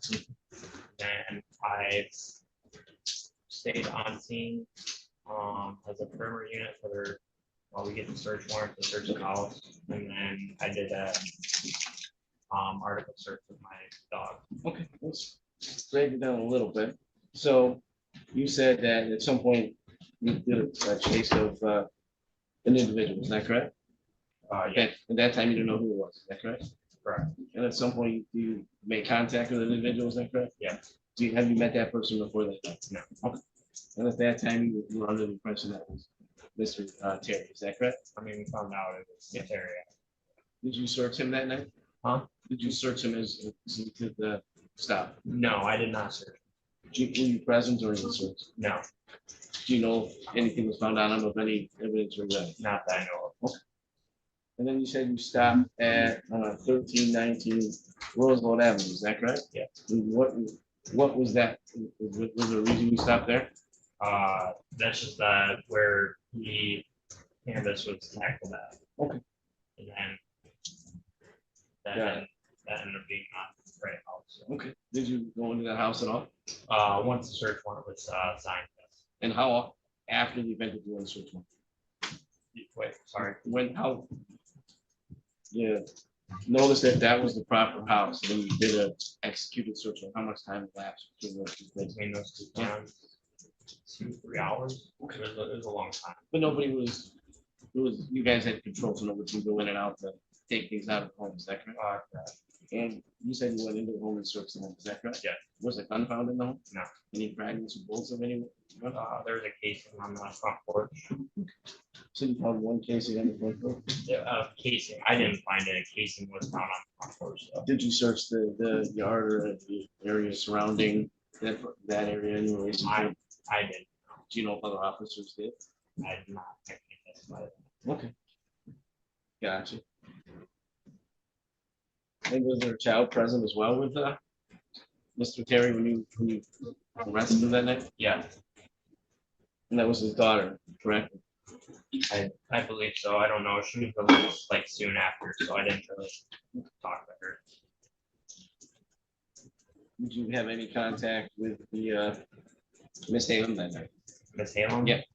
Very little.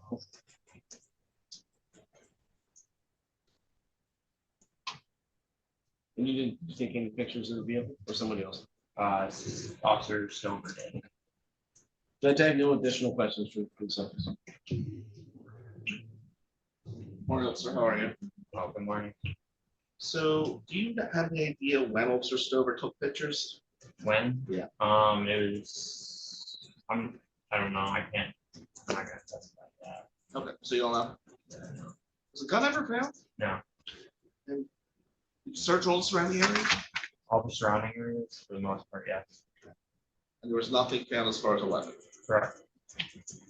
He cursed the victim that night? Did he mistreat her? She testified that would that be true? The victim? Yeah. Like, what do you mean?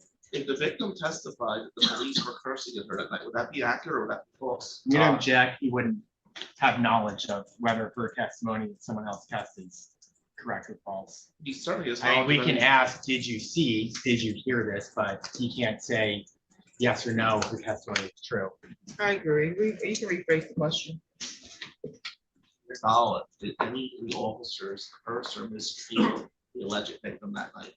Curse that? Yes. You did curse her. I didn't, no. Who did?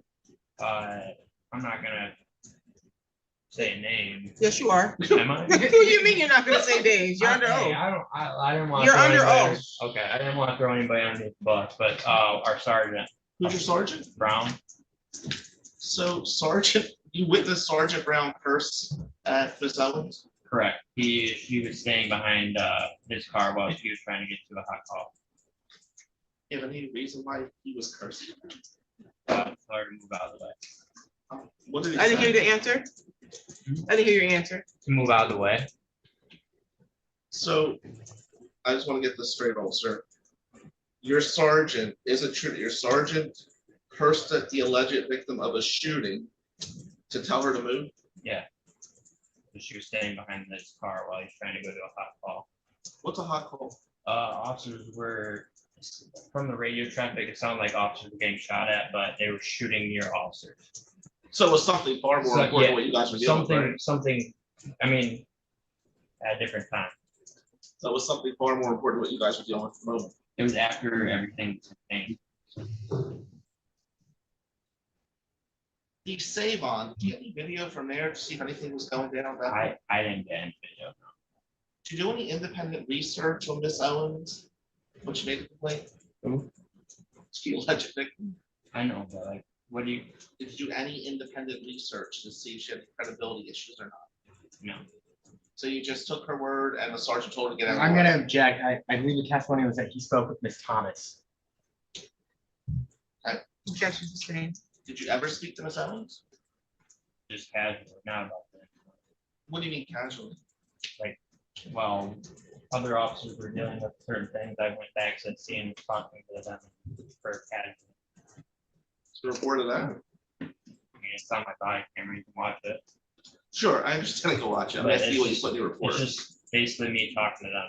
That it's not So you didn't feel it was relevant to put that in a report? correct. It was not relevant to, the- Okay, so to be clear, is this all correct that you had a conversation that you didn't put in a report you didn't feel was relevant?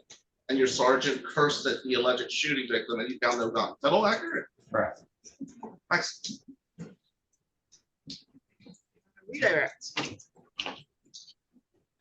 Two quick follow-up questions. The person that you were chasing was ultimately tackled.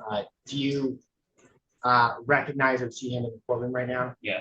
Could you please tell me where he's sitting and describe his clothing? He's wearing a yellow vest, sitting to the left. Your Honor, could the record reflect the witness who identified Mr. Fyverson's client? Any objection? None, but I would like to reserve it to cross. So now, Thank you. Mr. Ross, you testified earlier that you had never met Mr. Terry before that night, is that correct? And what, can you describe that individual you arrested that night? Huh? Can you describe the individual you arrested that night? Black male, wearing dark clothing. Okay. And what about his facial feature or his height or his hair that matches similar to the person sitting at this table today? Like weight, skinny build, tall, probably around 5'10", 6 foot. And short hair. Did you take his ID that night? I did. So outside of matching the physical descriptions, you have no other way to know that that's the same. The same person, like the person that you arrested that night was the person sitting in this courtroom today. Outside of them looking the same, you have no other way to say that's the same person. Is that correct?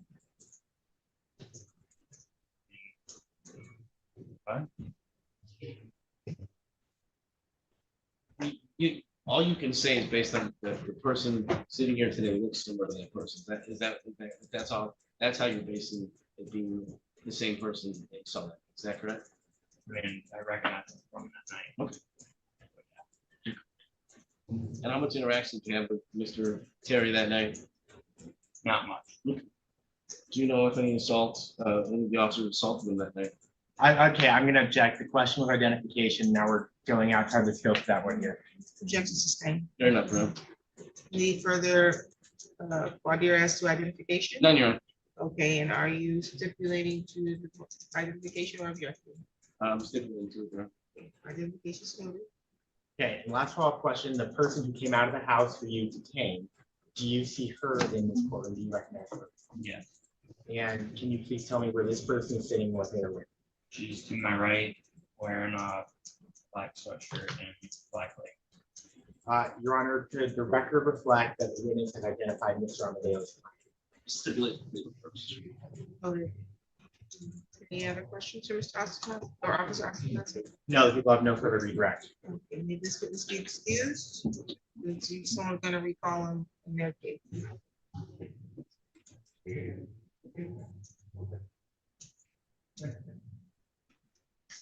But I do have some quick questions if I can recall. Ask him now. Go ahead. Ross, ask you that night, do you know if you were any of the other officers assaulted Mr. Campbell, Mr. Terry, excuse me? He said if, what? That night, do you know if anyone assaulted Mr. Terry that night? You know, okay. He did get tackled while he was, correct? Yeah. And did you ask him to stop before you tackled him? I did. But somebody else did? I believe so, yes. Okay. And he didn't comply, is that correct? Correct. No additional questions? Ross. No additional questions. Thank you, Officer Ostertag. You can be excused. At this time, Your Honor, the people rest. So the defense gonna call witnesses.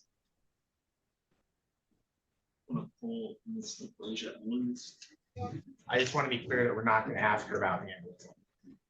I think that's been established. established, yes. I will go with her.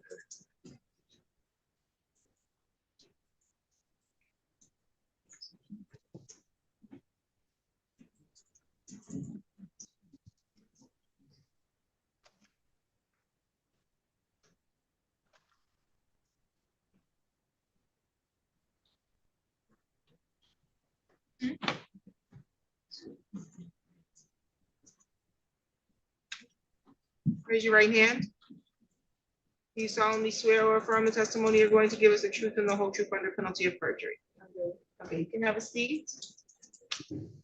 Again, there's a microphone that's in front of you, but it will not amplify your voice. You might have to take the bag down, because I don't know if it's gonna block the mic. Absolutely. Okay, and then, again, the microphone will not make your voice louder in the court, to keep your voice loud and clear. If any of them object, you'll stop speaking. I'll make a ruling on that objection.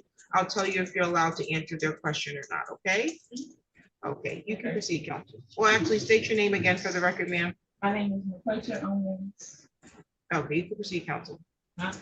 Ms. Owens, were you seated outside during these proceedings today? Not the whole thing. Did you hear some of the proceedings going on outside recently? Recently, yeah, when I got pulled out of where they put me. Okay. So you did hear the officer testify, correct? Yeah, not the whole thing though. You said she got pulled out of where? They put me in that other courtroom. You know what I'm talking about? Yeah, right across the hall. Yeah, I was sitting here, but I was sitting out here when the officer was testifying though, but they Why? opened, they had me sit right there. Who? The, where you at? Where else You were was I supposed to be you at? were putting in the other courtroom. Yeah, but they pulled me out and had me waiting for y'all to come grab me. Who pulled you out? Another officer? Professional in here or what? I'm sorry? I said, everything unprofessional in here or what? Well, you're being unprofessional. I asked you a question. Now I am, but, the Yeah. dude over there with the white glasses, he pulled me out of the courtroom. I mean, yeah, the courtroom over there and asked me to sit right there and wait for y'all. The guy with the white glasses pulled you out of the courtroom? You want me to stand up? No, I want you to say it on the record so it's clear. The guy in the white glasses pulled me out from the courtroom. And had you sit in the hallway. Correct. Okay, you can proceed. And when you were sitting in the hallway, did you hear the officer testify during his proceedings? Not the whole thing, just a little bit. You heard some of his testimony. Kind of, not And you knew there was sequestration order, correct? No. You didn't know that. No, so- Nobody told you that you weren't supposed to be listening to the proceedings and watching when you were outside? What am I supposed to do if, like, I don't have no headphones or nothing? If I'm put right there, what do you expect me to do? Ma'am. Because Ma'am, like, calm down. She was pulled out by an officer. She's gonna do what the officer told her to do. I also, like, these questions are trying to get her to admit to contempt of Yeah, court. so no, we have to exactly. I examine it. agree. Ma'am, you didn't do anything wrong. Okay, that's all I'm gonna get at. When was the, you know my client Whitney Hale, correct? Yes. When was the first time you had contact with Whitney? Gonna object to relevance. Goes right to credibility, Your Honor. When's the first time she had contact with Whitney? I'll allow her to answer. The first time I ever had contact with Whitney is when it was through a mutual friend and it was like We don't need to know why, he just wanna know. to a mutual friend. When was that? This was last year. And did you ever text with her? Actually, no, this is this year. 2026? Yeah. Do you remember when? It was around, like March. I don't know the exact date, but So the first time you ever had contact with my client was March of 2026, is that correct? correct. And how did you end up having contact with her on March 26? How did that happen? I didn't say 26. I did not say that. You said this year. 2026, yeah. But it was for a mutual friend of ours. Who's the mutual friend? His name is Darnell. And what was the purpose of the contact? You're gonna object now again to That's not relevance. relevant. He doesn't have to answer that. Did you ever have text message with my client prior to March of 2026? Right. Like beforehand? No. Never. No. Thanks. Nothing further. I'm sorry? Nothing further. Nothing, okay. Any questions? People have no cross-examination. Any questions?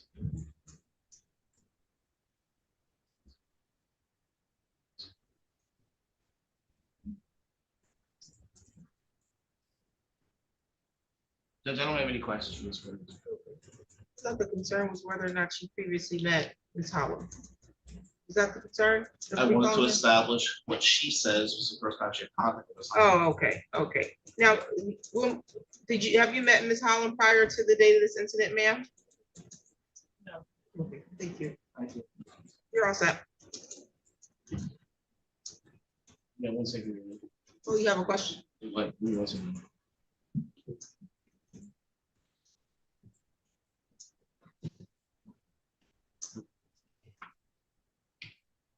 So you said you had met Miss Halen in March of this year, is that correct? Yeah. Did you ever go over to her home? No. Okay. So you never had any, you and your friend ever went over to her house? No. Did you see her out in the community ever? Yes. At the store. Besides at the store, anywhere else? No. So you've never threatened her before? I admitted to threatening her when I was at the store. I mean, and I testified that. Besides at the store? No. So you never went over to her house with one of your friends? No. Yeah, I'm gonna object. We're getting into some gray area that we discussed. Okay, I'll move on. Thank No you. additional- you can be excused, ma'am. Or you have redirect now? I have no. Oh, okay, ma'am, you can be excused from the building. You can leave. Gracias. De nada. Have a good day, guys. Thank you. Any other witnesses? Nothing on behalf of Mr. Terry. Nothing for Ms. Hale. Argument?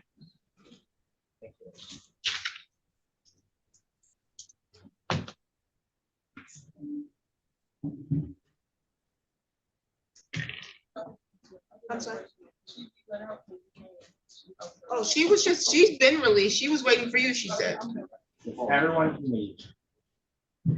Okay, so we're going to start with obviously we have some resisting and obstructing charges against Mr. Terry, but we're going to start with the A1 counts. We have 2 A1 counts against both defendants. I'm going to start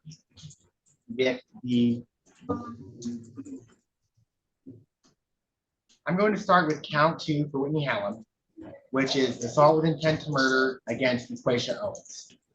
Now, first off, as a preliminary matter, obviously, there are going to be gripes and issues about credibility of the witness. I'm anticipating that. And I do have a quote ready from People v. Anderson, the Supreme Court case regarding credibility in preliminary examinations. Quote, if a witness's lack of credibility when considered together with the other evidence presented during the examination is so lacking that a person of ordinary prudence and caution would not conscientiously entertain a reasonable belief of the accused's guilt, the magistrate may not find over the defendant for trial. So the question at hand today is not, are these witnesses credible? It's, are these witnesses so incredible that even looking at the whole case, no reasonable person could seriously give thought to the possibility that these defendants are guilty. So I want to start there. Now, the first count we have here is assault with intent to murder. And I do want to just get into a little bit first about the credibility of our witnesses, because I do think there's a lot of reasons why, for preliminary exam purposes, this court should find the testimony of the witnesses credible. They both provided, obviously their behavior these days was not acceptable. I'm not going to stand here and say that they demonstrated maturity, that they demonstrated self-control. They clearly need to work on being able to self-regulate, work on their impulse control. But here's the thing, sometimes people with a lack of self-control who are immature get shot at. And then they come to court and it all comes into this storm that we have had in this examination. But as far as their credibility goes, they both told the same story. They encountered these two at the Save on Mart. Equatia Owens was very honest about the fact. She was willing to admit, I rolled down the window and said I should slap you. She was willing to admit to that. Okay, then they both testified of having first left, to seeing Candace Terry hand a gun to Whitney Hallam, then Whitney Hallam firing a single shot into this car.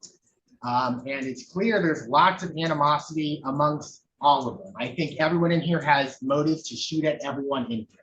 Okay, now we have that same very consistent testimony from the both of them.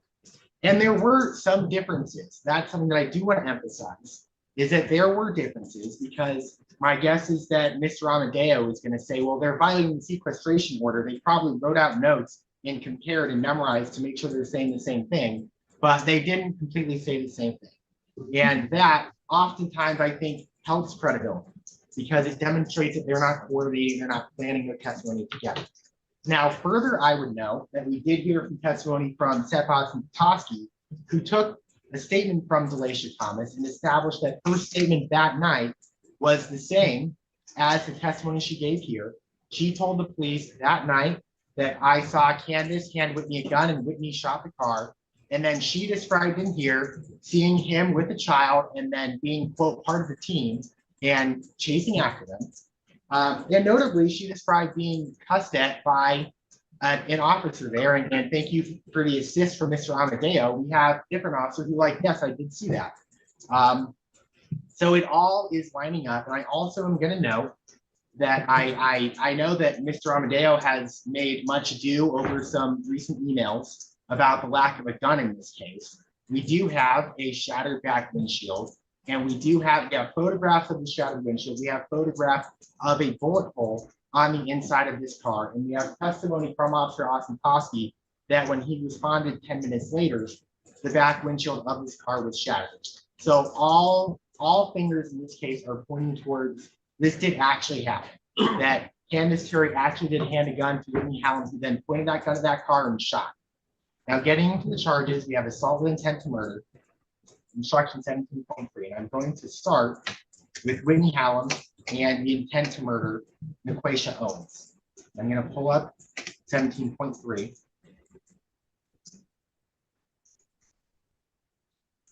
First, the defendant tried to physically injure another person.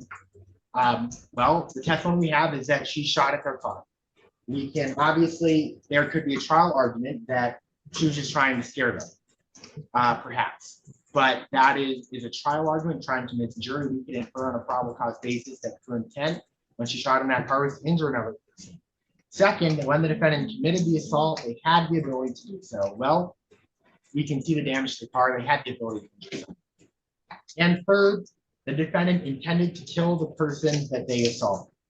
Now, I think the evidence best supports the conclusion that when Whitney Hallam fired that gun, her intent was to kill Naquasia Owens, because the main beef here is between Naquasia Owens and Candace Terry. Okay, we had a bit of a Mari moment when we're waiting on some DNA tests to see if he is or is not the father, right? And then we have an admission that I told Whitney Hallam I should slap it. So clearly there's a greater motive from the two of them at Naquasia Owens, all right? So I do believe that we have, as far as its charges count, to the intent to kill Naquasia Owens. Now, obviously we have 2 counts for 1 shot. Count 1 against Whitney Hallam is against Delisha Thomas. And at this point, we're going to talk about transfer intent. Now, the relevant instruction on transfer intent is going to be 16.22, which the way it's written is geared towards homicide. But there is case law to the effect of that instruction being tailored to other offenses, even though it is in the homicide chapter 16 of the instructions. So as it's written, if the defendant intended to kill one person by mistake or accident and killed another person, the crime is the same as if the first person had actually been killed. And that can be plugged in with the assault with intent to murder. Okay, so now, obviously when she fired that gun, I don't think that she's a trained Navy SEAL or anything like that. And either person could have been shot. And clearly both people were in the car when the car was shot. And an assault is about the fear of an imminent battery. Both of them were in a car that was shot. Both of them experienced the fear of an imminent battery. So the intent to assault Miss Owens transferred to Miss Thomas. And then the intent to kill, her intent might have been to kill Naquasia Owens. That intent transferred to Delisha Thomas. So under the traditional A1 theory, we have the count against Naquasia Owens. Under the transferred intent theory, we have the A1 against Delisha Thomas. And then the felony firearm counts with respect to Miss Hallam attached to both of the A1 charges. Obviously, she possessed a firearm when she committed these crimes. Now we're going to move over to Candace Terry, because obviously no one's alleging that Candace Terry shot anyone. But he is charged under an aiding and abetting theory. So I'm going to now direct the court to instruction 8.1.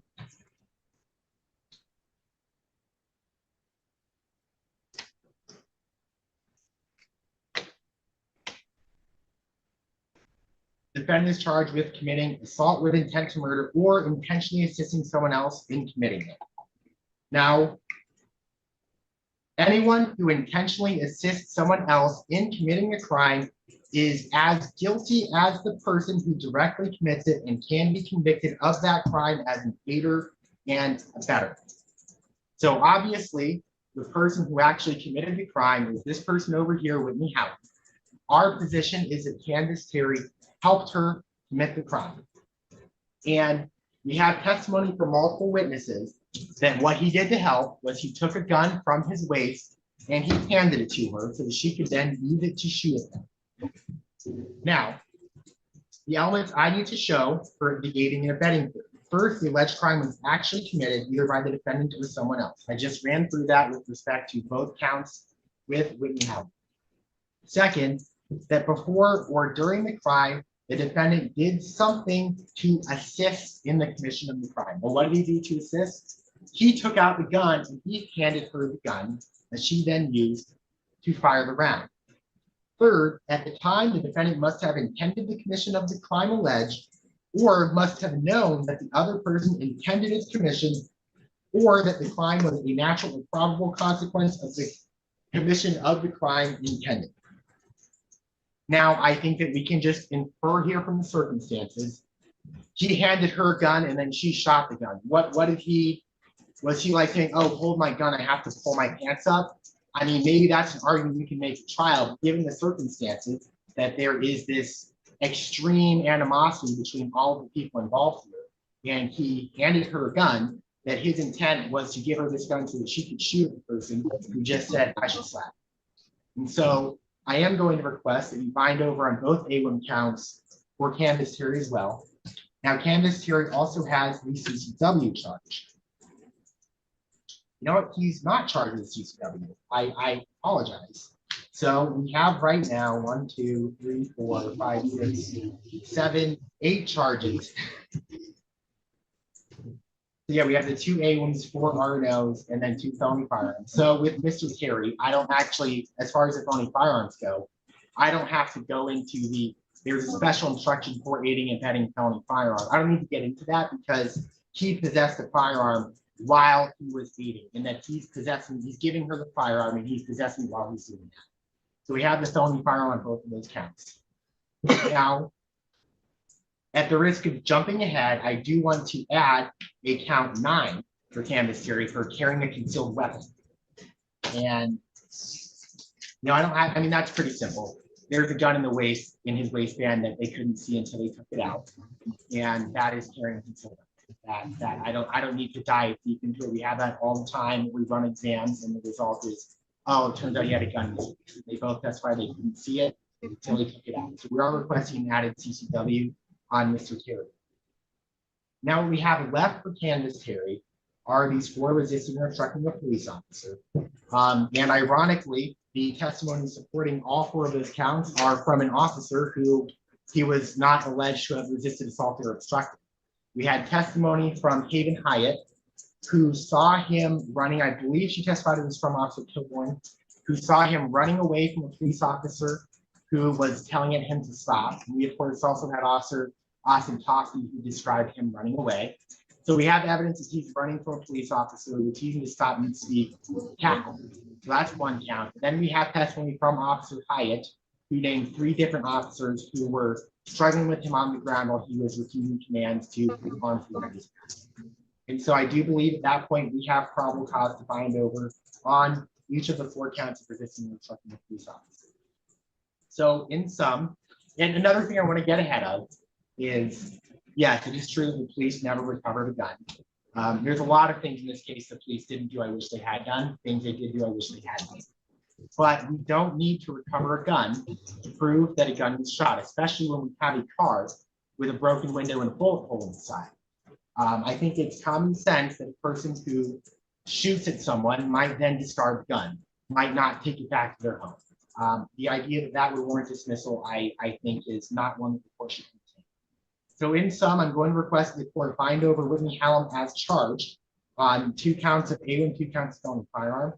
I am going to request the court bind over Candace Terry on each of the 8 charged counts, 2 counts of A1, 2 counts of felony firearm, 4 counts of R&O, and then an added count 9 carrying a concealed weapon. And then, of course, we had ID from multiple directions, and we established ID from multiple directions. Thank you.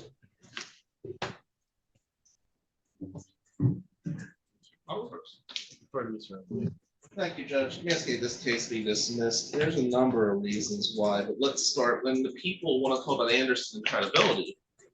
Lack of credibility coupled with a lack of evidence means their matter could be dismissed. Let's talk about the issues we have. Number 1, both witnesses have different locations. They talk about this happened, there's a stop sign, this didn't happen.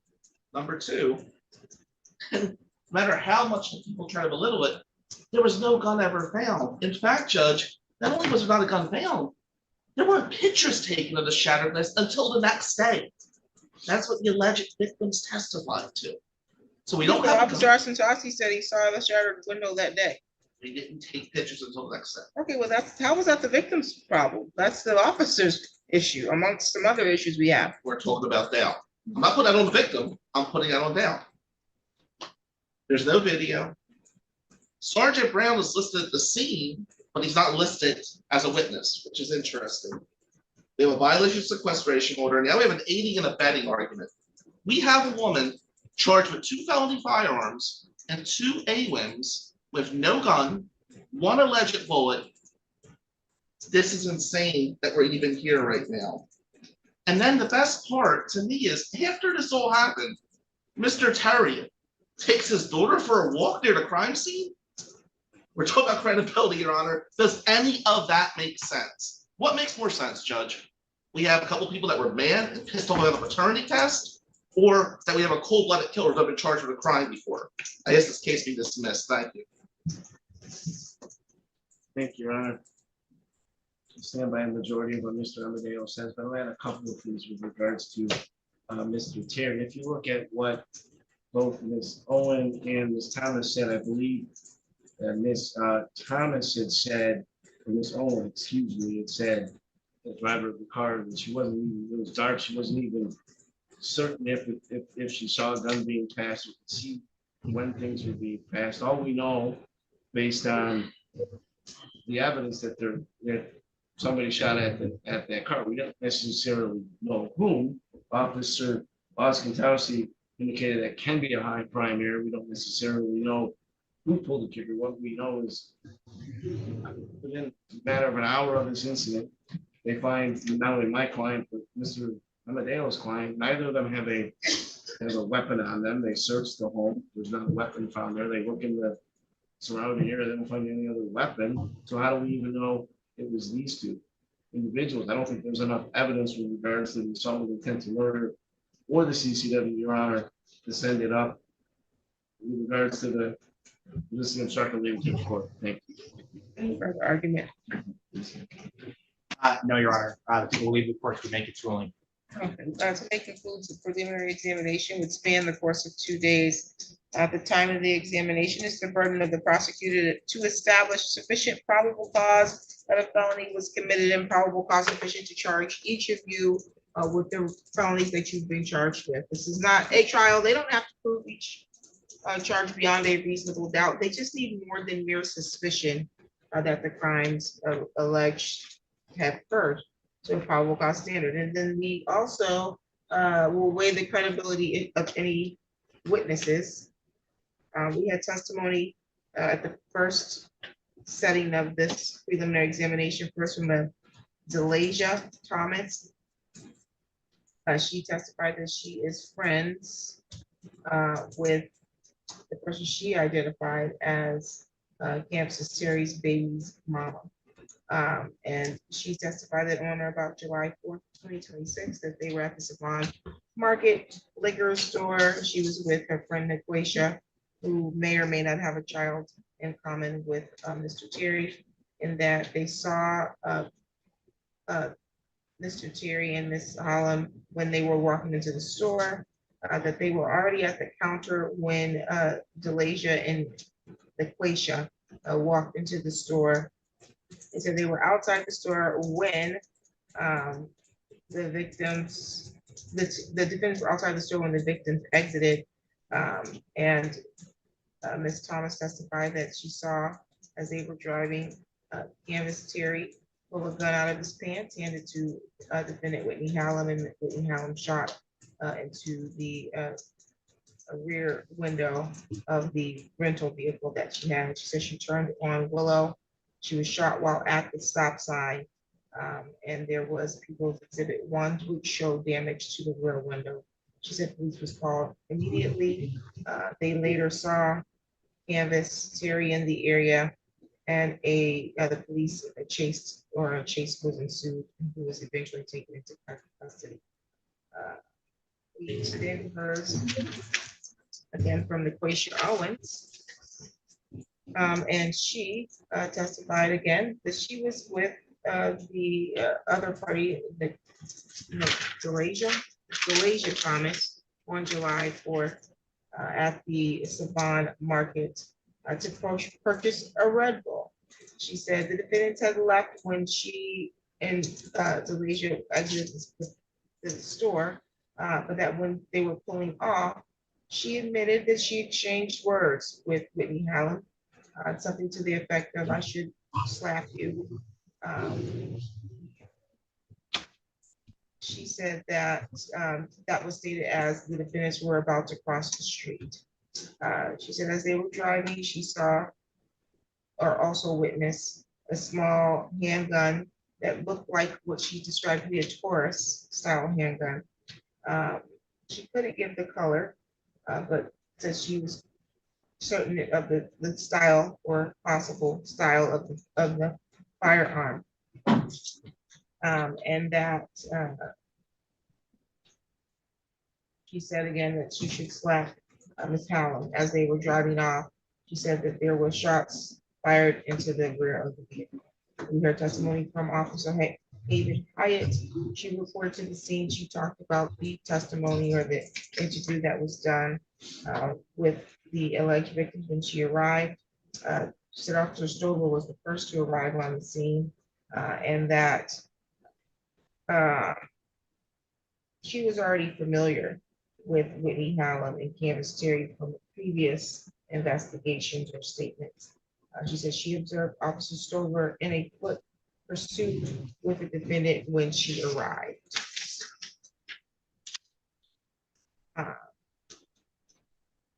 And then we had testimony, very limited testimony today from Officer Austin Tosky. He again testified that he arrived at the scene of the date and time in question. He said within 10 minutes, the back window of the vehicle he observed had been shot. At least that was the report. He said he observed the damage or the shattered window, and that that he was told, or a report was given at that time, at least, that Whitney Hallam received the firearm from Candace Terry and used it to shoot in the back of the rental vehicle. He described Ms. Thomas to be irate, hard to talk to. I think this was consistent with some other displays in the courtroom. He also testified or shared that it was Sergeant Brown who cursed at the victim, which is what I believe Ms. Thomas previously mentioned, that an officer told her to get the F off the way, or he didn't have time for this F and something. So he corroborated at least that statement. I don't perceive there to be a whole lot of credibility issues here. Although people keep throwing them out, I don't think that the issues I have are not with credibility. It might be with the policing of the matter. It's definitely not with the credibility, because their stories all align. It's very minor things, whether or not they were at the traffic stop or stop sign or where when it was shot. It's not germane to the fact whether or not they were like there was an actual shooting that took place. And just because a gun is not found doesn't make me believe that a shooting was not taking place. I mean, obviously, the police report and appear there within 10 minutes and they see a bullet hole. And apparently a bullet is found. It got there somehow. Whether or not the parties could see someone in their rear view pulling out a firearm, it's possible depending on how the lighting. It's possible. The only concern or question I would have is how you can describe the style of the firearm, but you don't know the color. I don't know.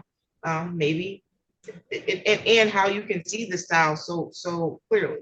That I think is a question.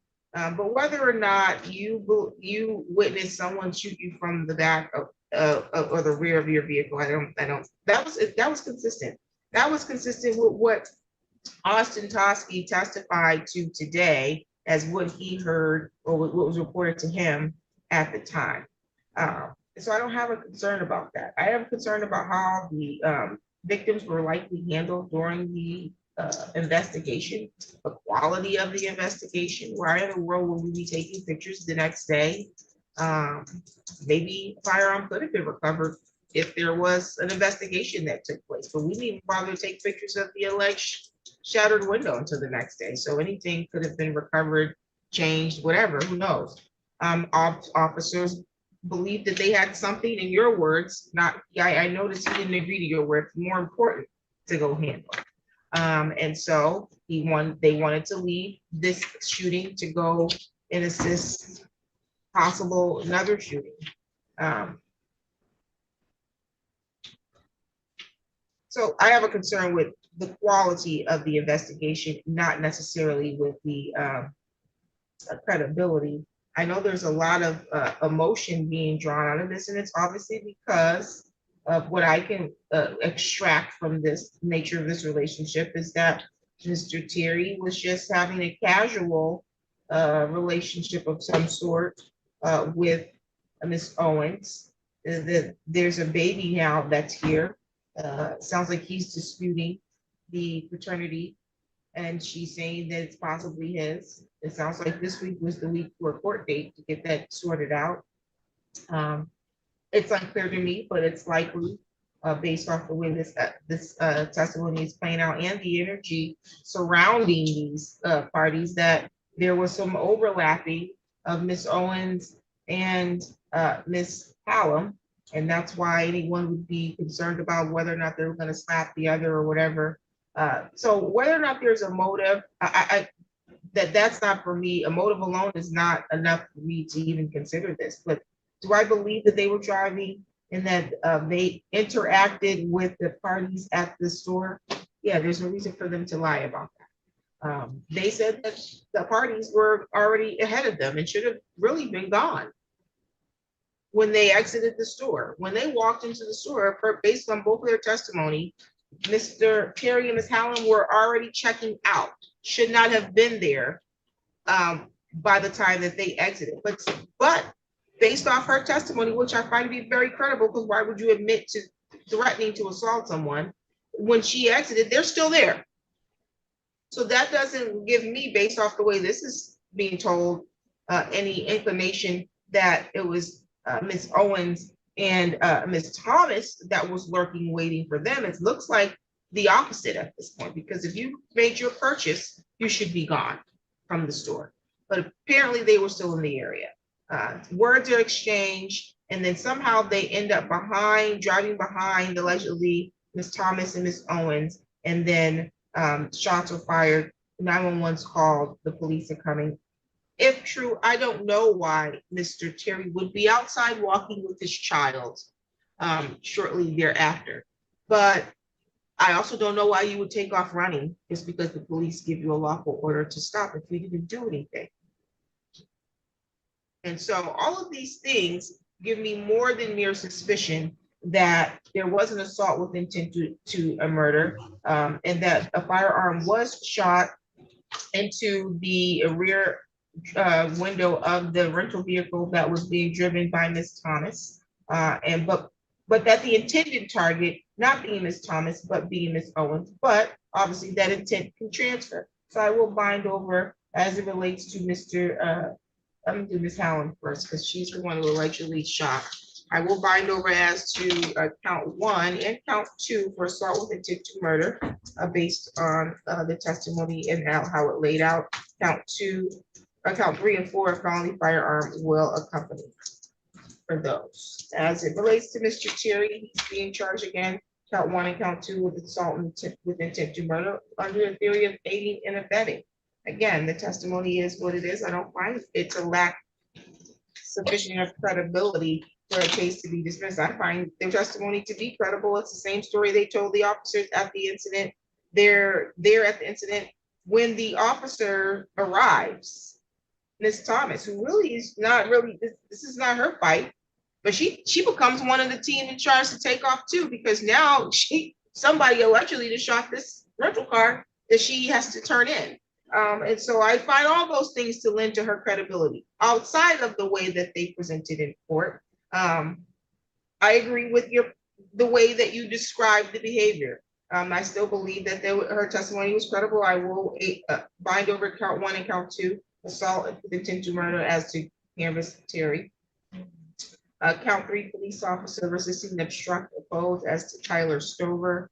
And then we have count 4, police officer assaulting, resisting, obstructing. And then I'm going to take count 7 and 8 because they're not in tandem. The concern I have actually stems from that. We don't have a single officer here that allegedly gave him the lawful order. And we asked Officer Santosky, was a lawful order given? He said, I believe so.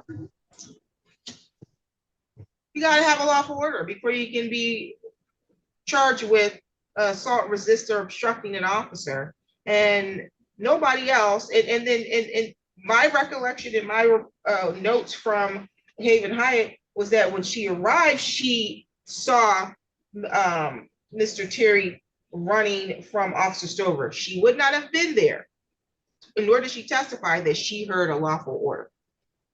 So there will be no police officer resisting obstructing. All of those counts will be dismissed for lack of probable cause. Count 5 and count 6, felony firearm, will be bound over to attach to the assault with intent to murder. And then the people are requesting an added count 9 of carrying concealed weapon. And correct me if I'm wrong, you were asking for that as to Mr. Terry, correct? Yes, only Mr. Terry. Okay, based on the testimony, which is that Ms. Thomas says she observed, Ms. Thomas and Ms. Owens says they observed Mr. Terry remove the firearm from his hands or waistband and hand it to Ms. Hallam, and she shot the firearm. So the request to add count 9 of carrying concealed weapon in a vehicle will be granted.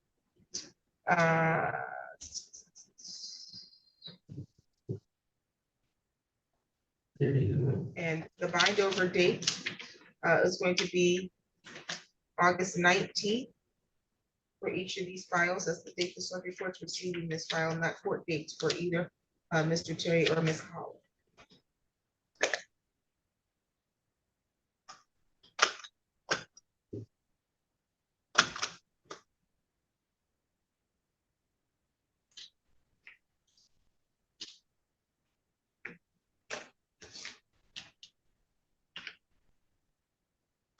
Okay, and then as it relates to sentencing on the bond violations, you can make allocution.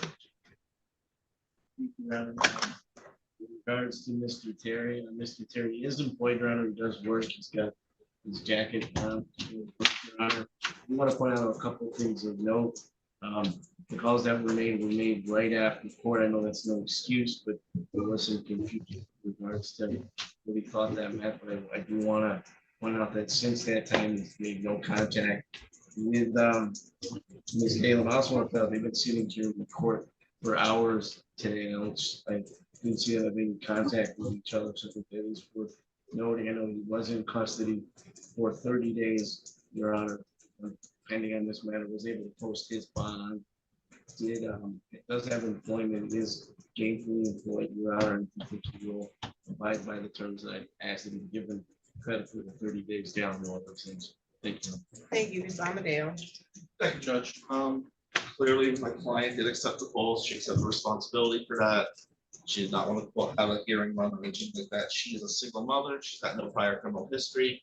She is employed. She's the primary caregiver. She served 2 days in jail already. I asked for time served. Thank you. You didn't serve 2 days on service. She served 2 days at the beginning of her case before she found. Oh, okay. Well, I can't give her credit for that for this. She's done 2 days already. It's all I want the court for now. Oh, I understand, got it. Judge, Yeah, but she okay. has served 2 days inside the county jail. Okay, very good. Okay. 2 things. As it relates to your clients, I distinctly remember giving the order at the request of the prosecution for no contact. Your client, you left after that, because I think you might have to be in another court. Your client did sit there and said he was confused and said that he needed to speak to his attorney. He didn't make it clear what he was confused about, but he did make that, he absolutely indicated some confusion issues. And so I'll give you the benefit of the doubt that he needed you to further explain to him. However, a part of the conversation was she was gonna get another number. So then that makes me feel like you did know you weren't supposed to be talking. Can't explain that away. Same for your client. Your client, you weren't here.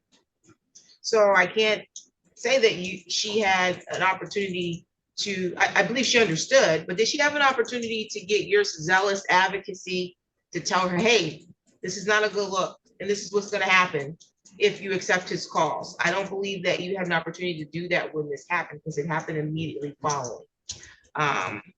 Even for you, you didn't have an opportunity to hone in on what the court just explained. And yeah, you're sitting in jail, and Ingham County has time. They will check the record. I don't believe they misunderstood the order. I believe that they thought that they could get around the order.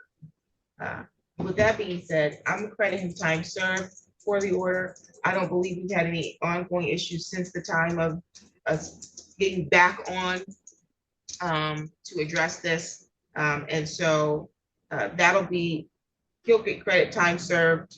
I can't give her credit time served because she doesn't have any credit, but I can admonish you. I can remind you of the no contact order. I can also remind you that there's a pending case where which we're about to call, which you are the alleged victim. So whatever the soul tie is, you gotta control, because it could get both of you in trouble. And I don't think you want Child Protective Services to be babysitting your children because you wanted to talk on the phone. And I don't think anybody on earth is worth it. I've been a single mom for 14 years. I've done it on my own. Yeah. So no, I don't have. Yeah, your children are your priority right now. Let them be your driving force when you get tempted to do something that you know you're not supposed to do, okay? With that being said, that matter is resolved. Let me do a sentencing. You all can have a quick break before we do his next case. Well, you can't, but they can. We'll give you a break after we do a sentencing. State of Michigan versus Dane Alston.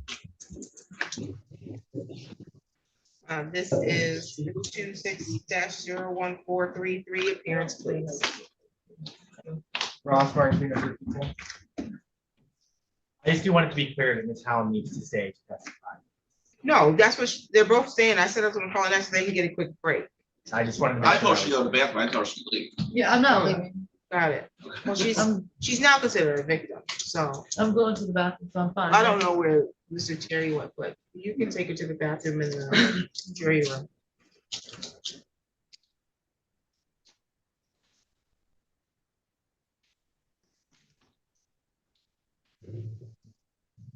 Okay, we got your appearance response, you correct? I haven't yet. Okay, very good. I just didn't remember you saying it. Okay. Good morning, Your Honor. May I inform everyone for Mr. Aston, who's appearing from the jail. Thank you. This is sentencing for Mr. Alston. I do have a pre-sentence report from the 31st of July, and you did get a copy of that, correct? Yes, Your Honor. Okay, and then do we need to make corrections, updates, or deletion? None, Your Honor. Thank you. Essentially, the report is suggesting credit time served, which makes sense. But there financial obligations that need to be paid. Was there restitution on this at all? Not to my knowledge. Okay, I'm just trying to figure out why they're talking about resolves any outstanding financial obligations within 180 days. I don't know what financial obligations you're talking about. Anything you want to say before we credit him time served? No, Your Honor. Okay, credit time served. You're all set, sir. All right, thank you. You're welcome. Thank you, Your Honor. Thank you. I have a headache. It's a sinus headache because it's humid in here.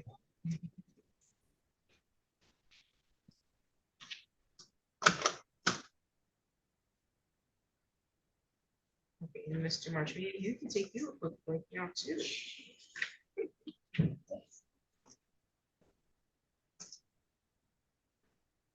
Oh, what's that? What's that?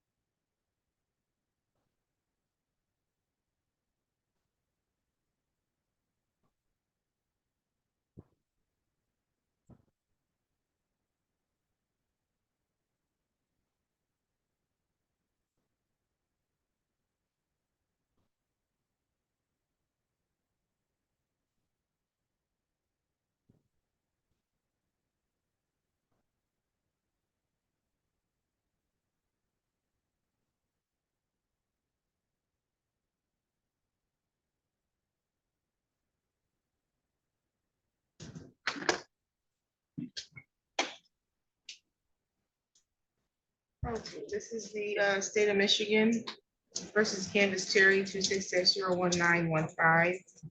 Appearance, please. Ross Martinez for the people. Good morning, Your Honor. Assistant Public Defender Stephen Feigelson on behalf of Candace Terry. Okay, this is a home invasion first, and there's a DV that accompanies it. Are we ready to proceed on the exam? Yes, Your Honor. Your Honor, you need to put an appearance and PD's always asked me to. Yes, please. William Amadeo, P76194 on behalf of witness Whitney Helm.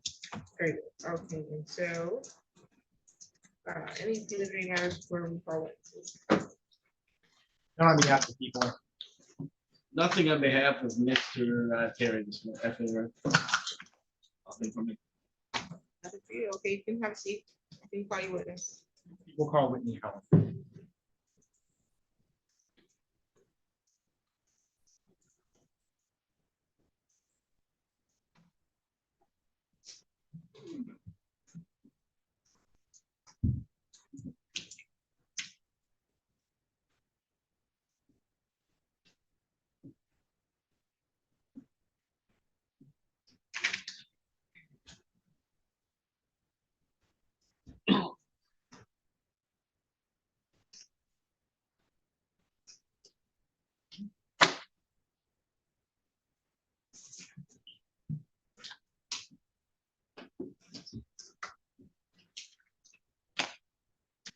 You raise your right hand. Oh, You're over here now. Raise your right hand. Do you solemnly swear or affirm the testimony you're going to give us the truth and the whole truth under penalty of perjury? Yes. Okay, you can have a seat. Okay, state your first and last name and spell both. Whitney Hallam, WHITNEYHALLAM. Okay, Ms. Hallam, do you know someone named Candace Terry? Yes. How do you know Candace Terry? We were dating from December of 2023 all the way on to the day we got arrested. And what was the day you got arrested?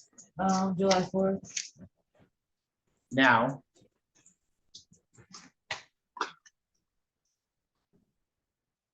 you two have any children together? No, we do not. Do you have children of your own? Yes, I do. How many children do you I have? have 4. Now, do you remember April 22nd of this year? I do, but I don't really know what is honestly really talking about, because I never talked about it. Okay. Do you recall calling the police in April? Yes, I did. And if you were to hear the audio 911 call, would you recognize your voice in the call? I know I called 911, so. But, Well, would you recognize your voice? Okay. Judge objection. I think she is saying she called the police. Is there a reason? I don't, the only question he has that's right now, does she recognize her voice? I don't think he's trying to play a video at this juncture. Not at this point. Okay. But, take a step back. Do you remember calling 911 with respect to something going on with Mr. Terry? Yeah. And speaking of which, do you see Mr. Terry in the room right now? Yes, I do. Could you please tell me where he's sitting and describe his clothing? He's in my left, he's wearing his work vest and a black shirt. Your Honor, could the record reflect the minutes to identify the defendant? None, Your Honor. Identification is noted. Now, the address 1319 Roosevelt, have any significance to you? Yeah, it's mine. That's your house? And is that a house that you share with Mr. Terry? It's toxic. I don't know how to explain it. We were living together when I first moved into the house. When I found out about him cheating on me, he moved about his own business and moved into his dad's house, but we were still continuing being together. But he would come and go as he pleases at my house. So kind of it was his. Out of respect, I wouldn't have nobody else there because it was dating him. So. Now, as of April 22nd, was he living at that house? No. And do you recall telling the police that he never lived at that house? I don't recall exactly that, but I might have said that. Now,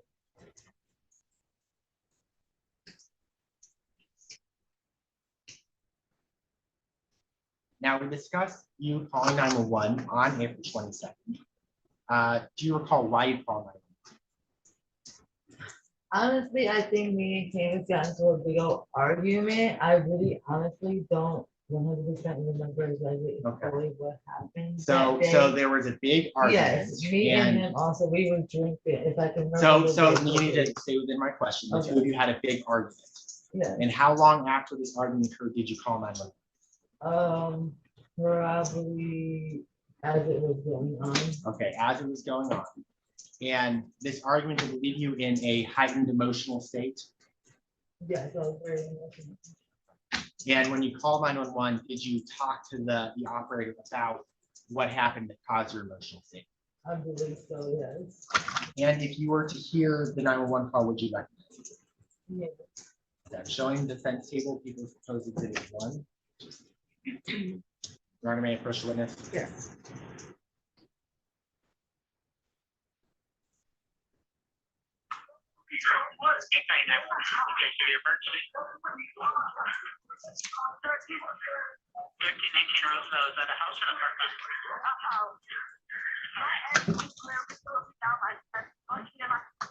Did you recognize your voice in that call? Yes. And is that the call that you placed on April 22nd? Your Honor, this time the people moved to admit exhibit 1. Any objections to people's one? No, Your Honor. One's admitted. Make it easier. If I may, I'll just bring it up here so the court can hear it.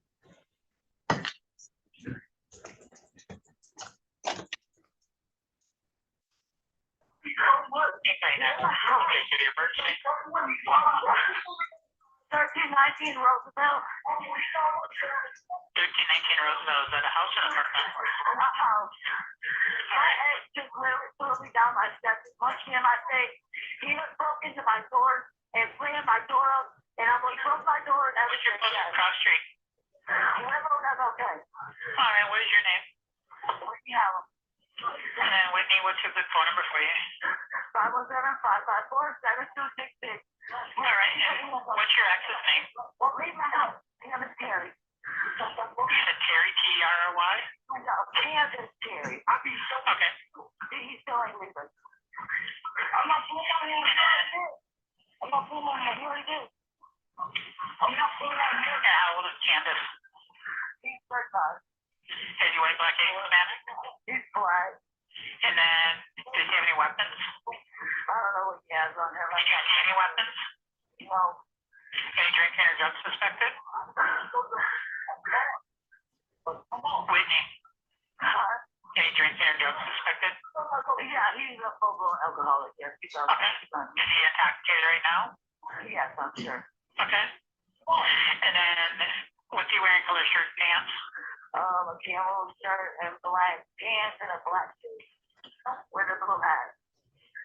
All right, and then is he right here on foot or in a vehicle? He walks here. I told him not to come to my house. Does he live here though? No, he's not living here. Okay. And then do you need any ambulance for any injuries? No, I don't need no ambulance. That's fine. So he threw you down, and then what else you said he did?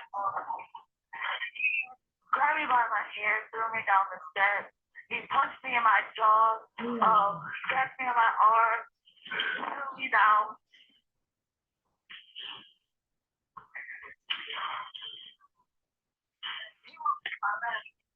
You won't be able to feel a signature call you up when you fine.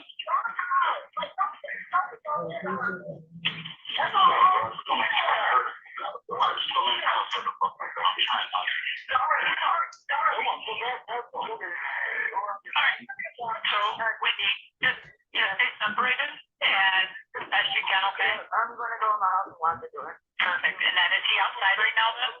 Yes, he's outside. Yeah, lock the door and then if anything changes or escalates or if he ends up leaving, give us a call back and let us know which way, okay? Okay, yeah, thank you. Thank you. Bye.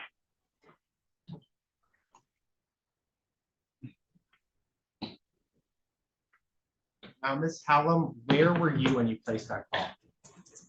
I think it was in the house or on the porch. You were either in the house or on the front porch? Yeah, I can't really remember where I was. I know I was outside, but I don't know if at that time I think I was in the house. wasn't sure if I was gonna have to out there. Now, But once I said I'll go into the house and shut and lock the door, I'm sure I probably went into the house. Cause I remember when the police they come, I was inside the house. now, in that 911 call, you talked about being thrown down the stairs, you talked about having your hair pulled, you talked about being punched. Was it Mr. Carey who did these things to you? I really don't remember, like, I remember the argument, I remember the fight, I remember calling the police, but I really don't remember, like. Okay, now, Miss Terry, I do, Miss Hallam, I'm sorry. No. I need to remind you that you're under oath and that if you don't tell the truth while under oath, you're committing a crime. Do you understand that? Yes, I completely understand. Now, is it your testimony today that you don't remember if he punched you, if he pulled your hair, if he threw you down the stairs? I know me and Camus, like, can I explain? Me and Camus, we do argue a lot. We're very toxic, you know what I mean? You know what I mean? He will sometimes push it on me or something like that. But that day, I really don't, like, I would just, Okay. Now, you're saying that today you don't remember. I told you, I remember calling the police. I remember. My the question police is, as of incident. today, you don't remember him hitting you, pulling your hair, stuff like that. Asked and answered, bro. Objections. Objection overruled. You got to answer. Your testimony is that as of today, you do not remember him hitting you, you don't remember him pulling your hair. No. And when you spoke to the police that day, was it fresh in your mind at that time? Yes. I think, honestly, I think we're both drinking. But at the time you spoke to the police, it was fresh in your mind. Yes. And you were telling the truth when you spoke with the police. Yes. Now,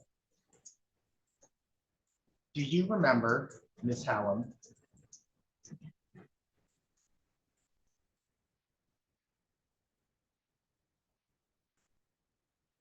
one second. Do you remember being in court here on your own matter on July 17th? Yes. And do you remember when it was announced in court that this case here was open? That this case, this home invasion charge was being issued? Do you remember that? Yes. That was like one of the first years I learned. I know, So I'm sorry, you answered the question. I appreciate it. You need to wait for another question. Now, do you remember speaking with Mr. Terry after that hearing? yes, I did.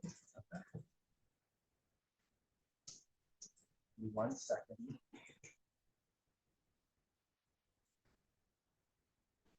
I also remember telling him. You need to wait for a question. This is not about any contempt or order issues. That we're past that. That's done. Do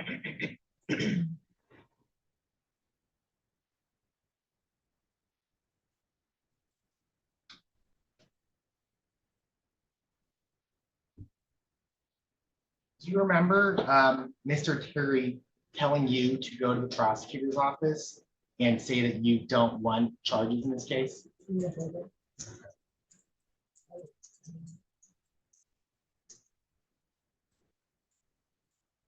Do you remember Mr. Terry saying, "You better be faithful to me and you better get me the fuck out of here"? Yes, I did.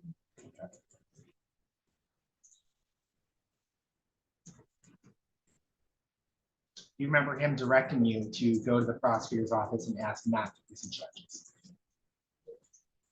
Then yes. Yes.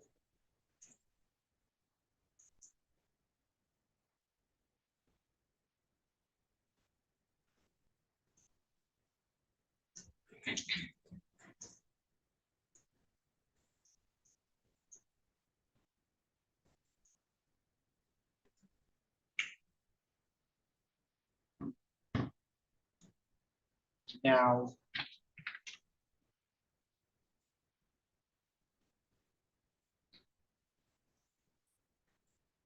do you have a son named Antonio? Yes, I did. And does Antonio live with you at the address you mentioned earlier? No, I didn't. What was Antonio at that address on April 22nd? Yes. And do you recall seeing Antonio speak with the police? Yes, he talked to the police. And to your recollection, was Antonio present when this incident happened. I believe he was upstairs, all the kids were upstairs in the room, or they either, it was nice outside, so they're probably outside. When they were trying to. So just to make sure we're clear, you remember where the kids were, but you don't remember if your hair was holding with them. That's what your testimony is. You remember that it was a nice day and the kids were upstairs, but you don't I just said remember. I wasn't sure if they was outside playing with their friends or they were upstairs in their bedroom. Like their bedrooms are upstairs. They are, you know, they're pre-teenage children. They go outside, they hang out with their friends, they. all that. Yeah, So but you I'm remember not- that it was a nice day, right? No I'm objection. sure. You don't. There's an objection? It was April. Ask the Wait, there's an He objection. doesn't get to object. I do. He's, if you're going. he's supposed to make sure that her Fifth Fifth Amendment Amendment rights are right, protected. but you're objecting to ask and answer. She asked an answer because it's going down the road where she's going to potentially try to be incriminated. What is your, It's the same objection. I think it is asking me to, but I think it's getting in there. why are you repeating the same question? I was moving into the question I asked about where the kids were. Now I was asking about the weather. The weather. Or, yes. because Was you it nice testified outside? to it being nice outside. I wanted to clarify that she remembered the weather, but didn't remember it being hit. But I didn't hear, I can't hear you. I wanted to clarify that she did remember that it was a nice day, but that she does not remember being punched or pulled down. That's what she said. Okay. All right, we Objection have that on the sustained. record. Thank you. I have no additional questions. Thank you.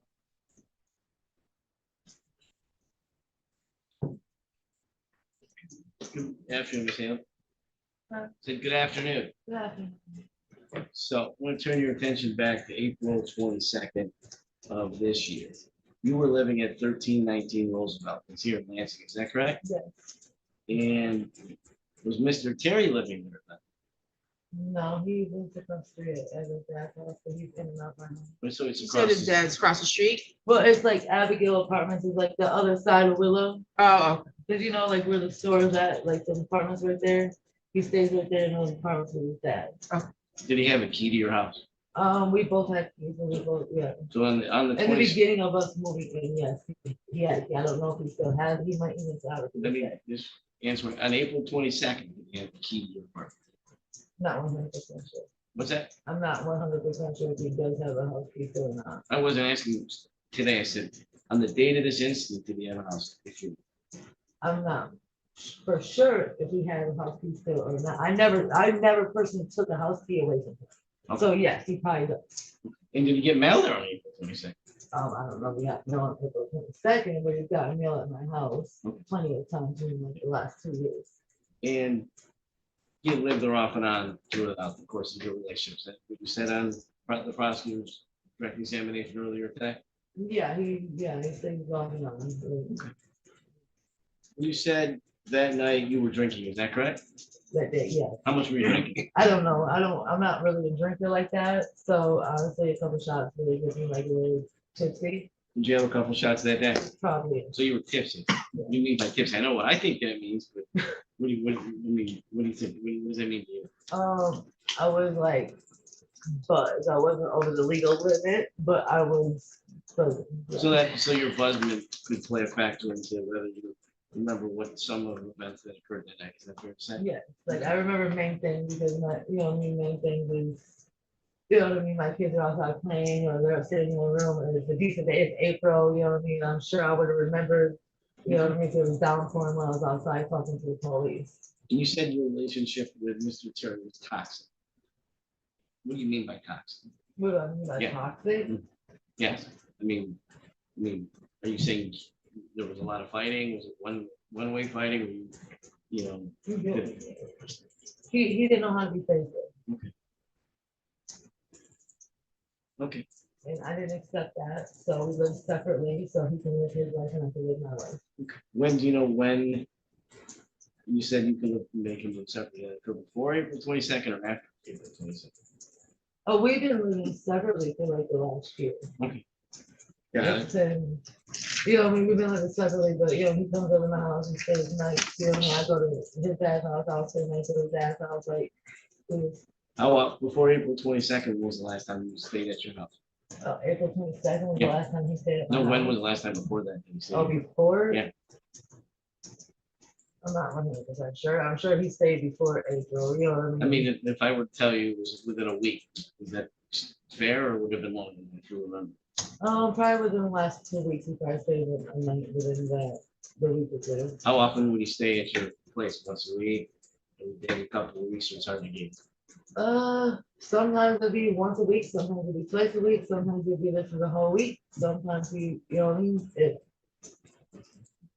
was easier for me to, us to live separately. and Did so you we can- invite him over there on April 22nd?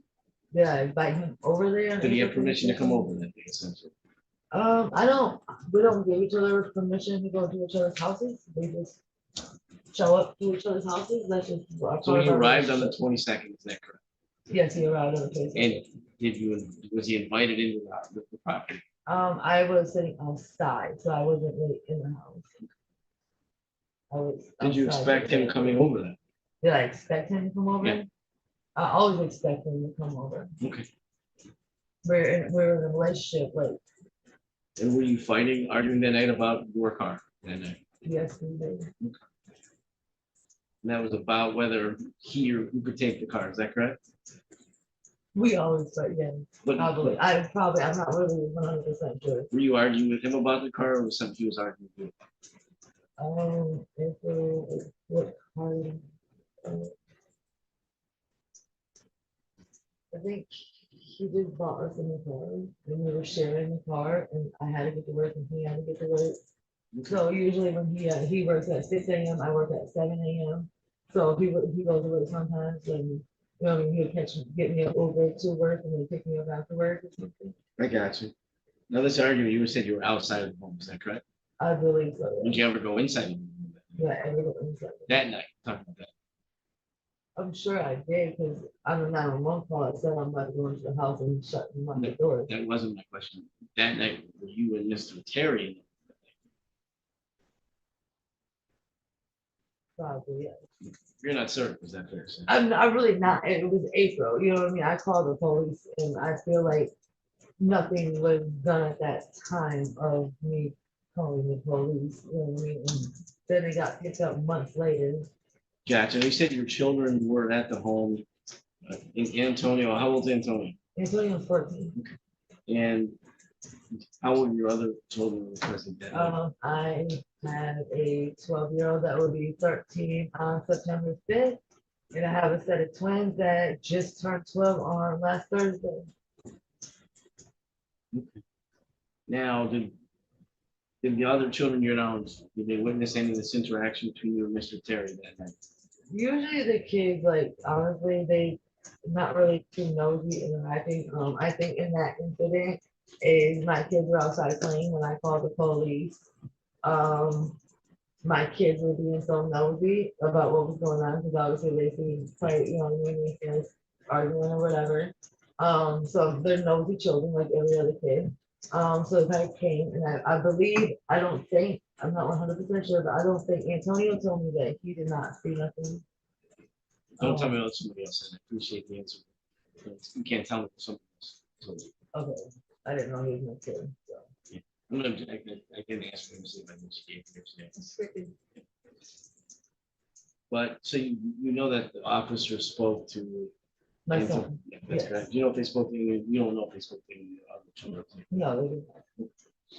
And you believe they all the children could have seen something outside, is that correct? They could have, I'm not sure. And you said that if I heard the 911 call, you told them that he kicked the door. Was your door already damaged before that night? My door is been a little damaged. I don't think it was like really kicked in. I think it was arguing. He was trying to get into the house and I was holding the door and something didn't on.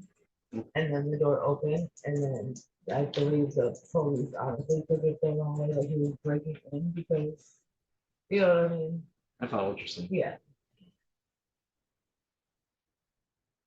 Since that day, you said you have not spoken to law enforcement about this case, is that correct? No, I'm not spoken to nobody about it. The first time it was brought up was during the court hearing on the 17th.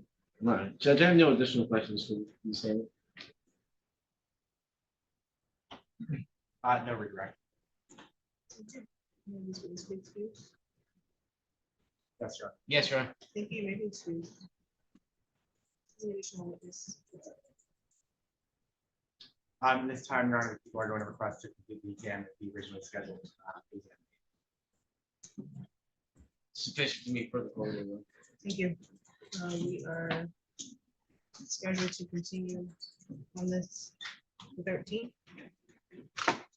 Continue to the 13th for any further testimony.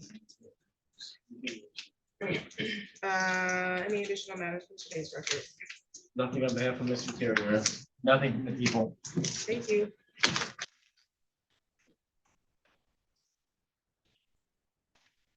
Then we have one more.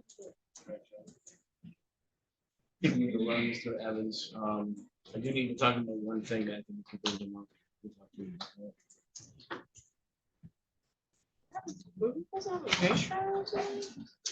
Yeah, we were supposed to have these exams today. Did the baseball show up? I don't know if they showed up or not. I see. Honestly. I didn't see no baseball. She said it was fine. What would you like? I think he settled on.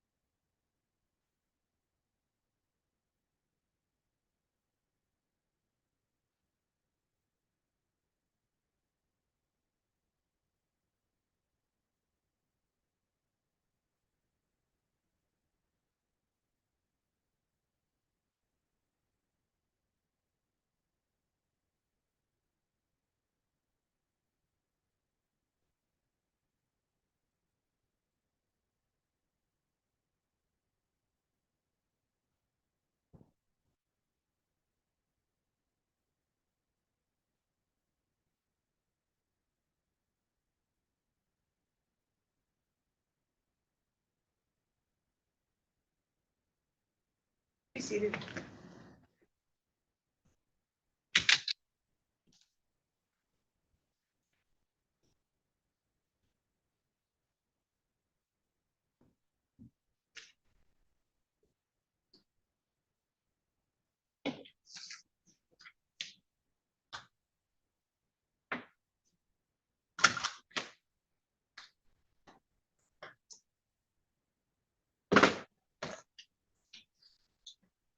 On the record in the matter of the state of Michigan versus Michael Evans, 26-01-636 and 37, appearance please. Ross Marchino on behalf of people on both files. Good afternoon, Your Honor. Assistant Public Defender Stephen Feigelson on behalf of Thomas Evans, seated to my right there. Okay, so it was a date that was scheduled for pre-release and the files are ready to proceed. Yes, Your Honor, and just to clarify, I was hoping we could run both prelims concurrently. We have witnesses who will be testifying, and so they're related. That's good. No objection on behalf of the defense, Judge. The only thing that I would have is restoration order for. Administration is granted. We have witnesses in the courtroom. Yeah, these are all members of my council. You know the doors open. You have to speak up. I've said the door is open, so I know that maybe people outside that may be able to hear testimony. Please make sure there's no witnesses in the hallway. If they need to sit in the empty courtroom. Make the mic closer to you. That's something.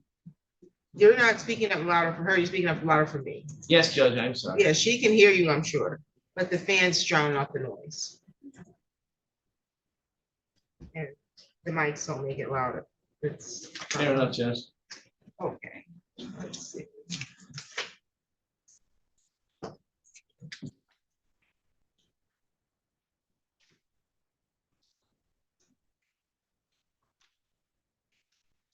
You can call your witness. People call Mariah Maldonado.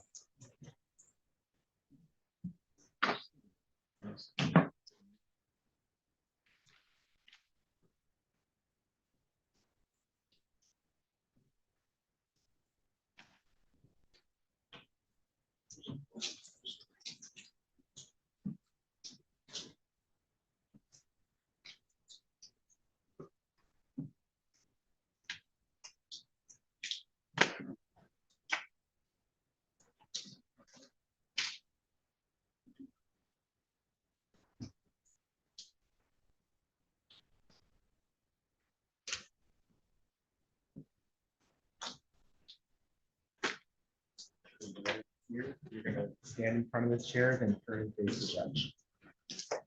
Raise your right hand. You solemnly swear or affirm the testimony you're going to give us the truth and the whole truth under penalty of perjury? Yeah. You can have a seat. Okay, there's a microphone that is in front of you. The purpose of that microphone is so that the system will pick up everything that's stated. It's not gonna amplify your voice. We do have several fans running in here, so it drowns out the sound. So you keep your voice loud and clear. Yes. Okay, all of your responses must be verbal. You can't do head nods, head shakes, mhm, or uh-huhs, because we can't articulate that into the record, okay?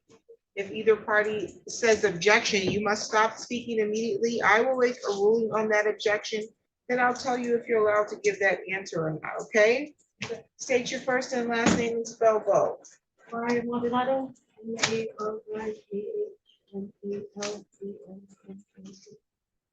You can proceed, counsel. And which file are we starting with right now? Is that We're going to- 636? Yes, we're gonna start with the 636 and then move into 637. Okay, thank you. You're starting 636. What's that? So you're starting 6. Starting with the 6, we're just gonna go I'm chronologically. sorry, what's this?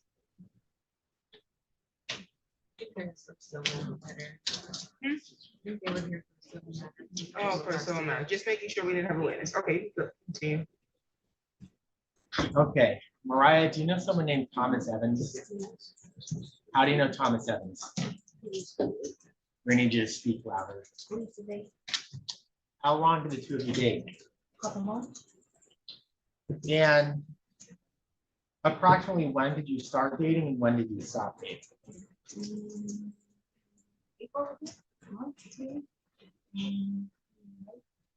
So about March to May is when you were dating. Now, the address, well, Thomas Evans, do you see him in the courtroom right now? Yes. Could you please tell me where he's sitting and describe his clothing? And can you tell me where he's sitting? Your Honor, could the record reflect when it's identified the defendant? No objection, Your Honor. 3407 West Mount Hope Avenue, does that address have any significance to you? And what kind of location is this? The trailer? The trailer in the trailer park? And what lot at the trailer park were you living in? Okay. Now, we're gonna talk first about May 18th of 2026, okay?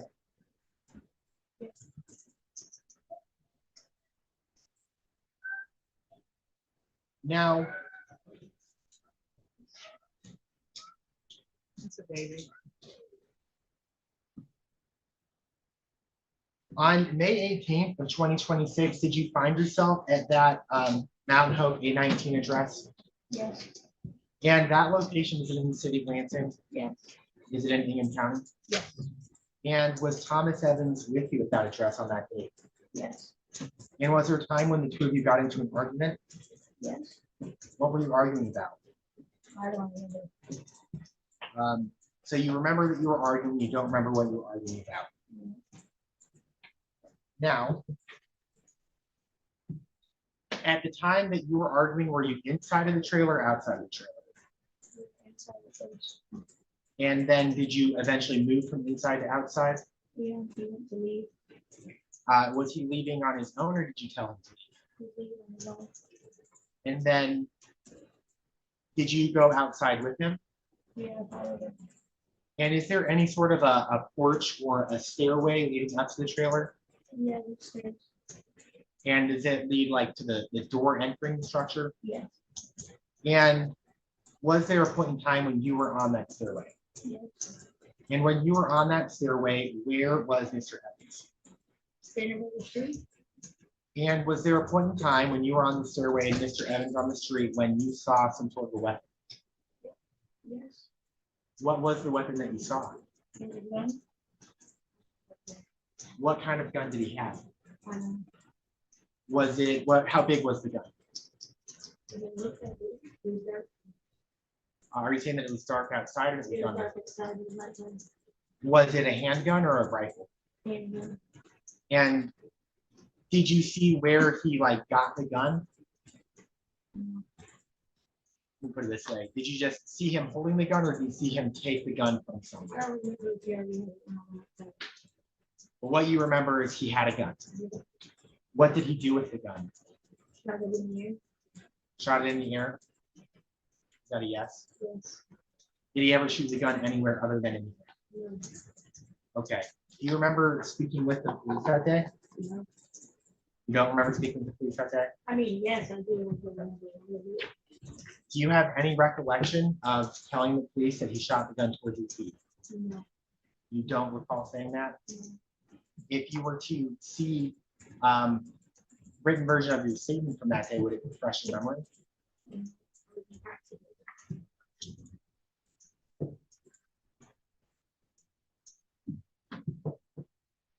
And was he saying or doing anything when he shot the gun into the air? No. And after shooting the gun in the air, what did he do? Did he ran and like ran away? Yeah. Which direction did he run?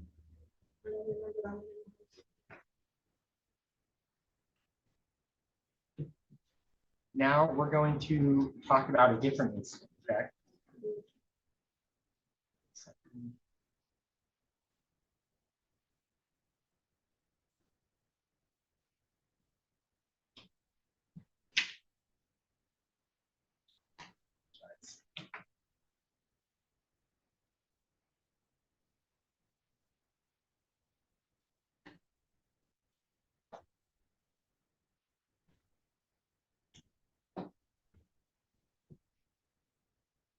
Now, do you remember June 19th of this year? And on June 19th, did you find yourself at that same trailer park address we discussed? Yes. And were you there with somebody else? Yes. Who were you there with? Tavares, What is Tavares' last name? Brown, Now, had Tavares Brown spent the night there? yes. Now, we're going to talk about, one second.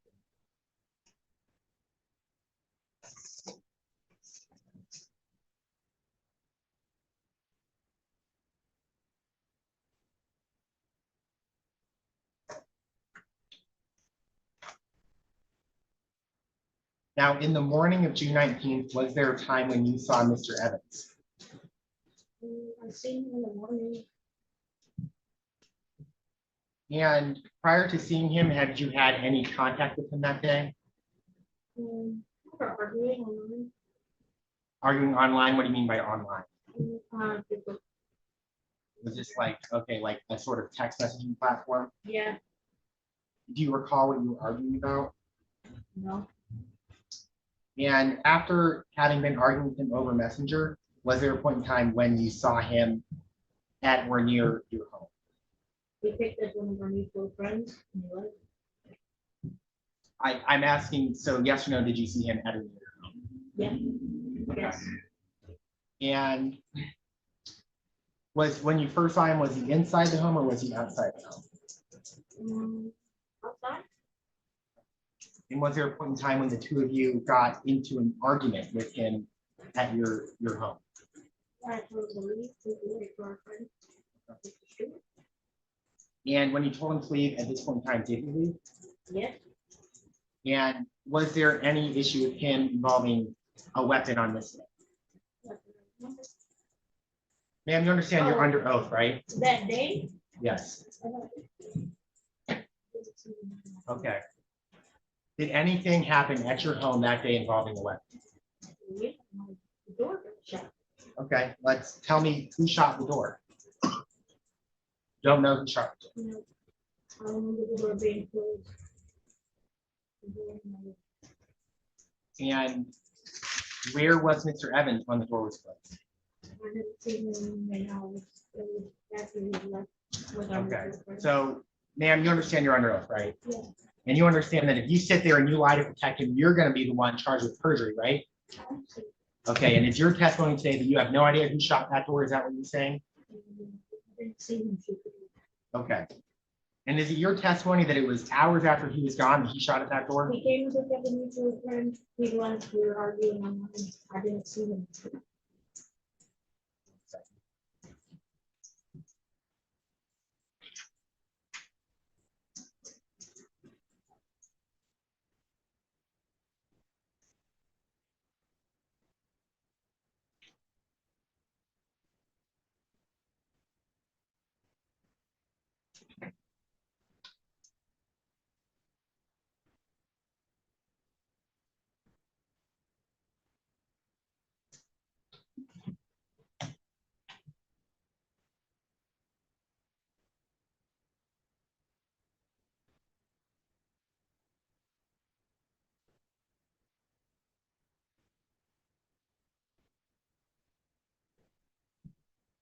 Do you recall speaking with a detective named Martha McGonigal?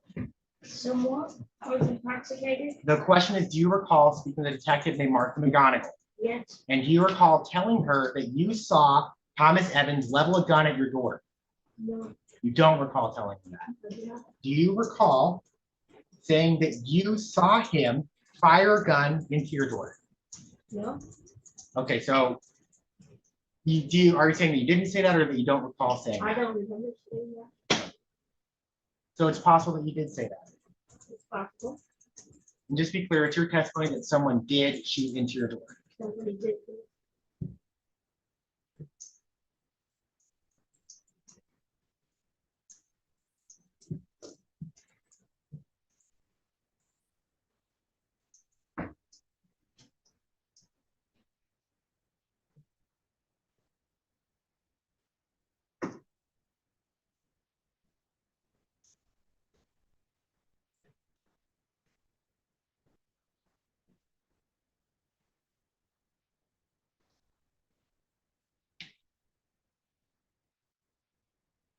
No further questions.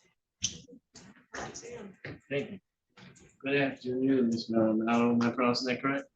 Yeah, Maldonado, perfect.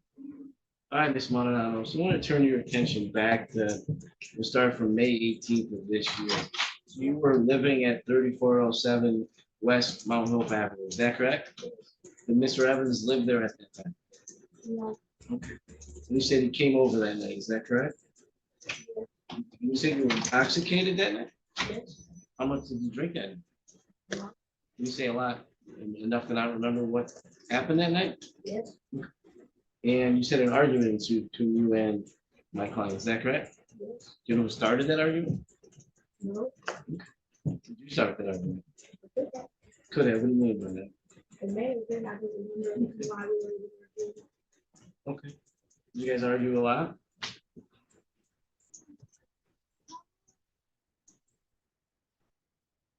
Okay. You said was anybody else present at the home besides you and Mr. Evans that night? Xavier? Okay. Xavier Kennedy? Yeah. You didn't witness anything? Okay. And you said you believe Mr. Evans fired a gun at you, is that correct? Not at me, not me. Okay, do you know why that was fired? No. And he made no threats to you, is that correct? No. Okay, you said you called law enforcement that night, is that correct? I didn't. Somebody else did. Yeah, the neighbors. Then you spoke to law enforcement that night, is that correct? Okay. Now, I want to go further up in time. You said that June 19th, you and Mr. Evans were arguing over Facebook, is that correct? Yes. What were you guys arguing over then? We had separated, obviously. Some girl, I was drunk. We were discussing back and forth. So you were drunk that day as well, is that correct? Yes. Enough to the point where you don't remember what happened? Yes. And you said Mr. Brown was over at the house, is that correct? Yes. Who's Mr. Brown to you? Correct. You know if Mr. Evans has ever met Mr. Brown before that night? I don't think so. So they had been strangers that night, is that correct? Yes. And you said he was over there and you thought he left before the incident, is that correct? I know he was. Okay. And you said you heard gunshots, is that correct? Yes. But you were in the back room, so you don't really know who Yeah, fired I shots. heard him and I looked at him. Okay. Do you know if anybody got hit with a bullet, with a gun, shots that night? Right. Okay. You know, no one else? Okay. You said the cops got called that night as well? Yes. And you took their statement that night, is that correct? You took your statement that night, is Yeah, that it was during the day. correct? During the day. And you said at some point after that you met with Detective McGonigal, is that correct? Yes, the police showed up sometime later and they changed me to the precinct. And you mentioned, maybe I heard you wrong, but you no longer live on Mount Hope, is that correct? Was that voluntary or did they actually? It was not out there. And let me ask you this question. You're here today in court, is that correct? Yes. Are you under the influence of any alcohol today? No.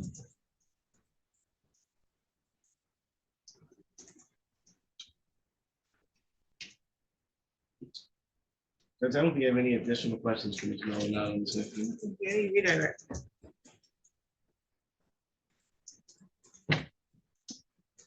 You obviously already identified Mr. Evans in this courtroom. How far away would you guess he is from you right now? Okay. And is it true that he's previously physically assaulted you? No. But didn't you tell the police that he has? No. Okay. I didn't hear you. The hole in my wall, we never did me my knee physically. And do you recognize any of the people in the gallery here today? Okay, so you see his grandmother in the gallery. And you recognize any of the other people in the gallery? But you know that his grandmother is right here watching you testify, right? Yeah. Okay. No further regret. Thank you. Thank you. Maybe excuse me. Next witness.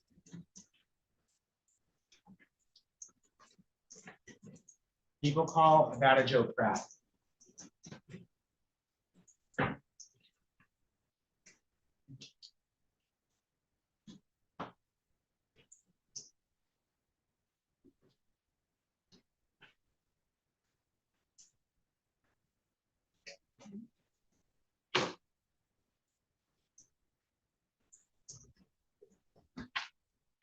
David. Not an important issue.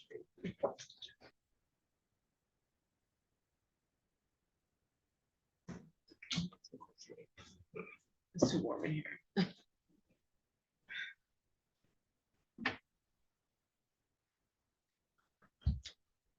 It was almost started at 1:30, so-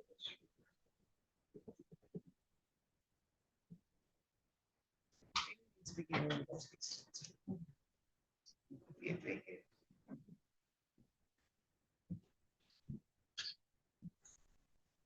You solemnly swear or affirm the testimony you're going to give us the truth and the whole truth under penalty of perjury.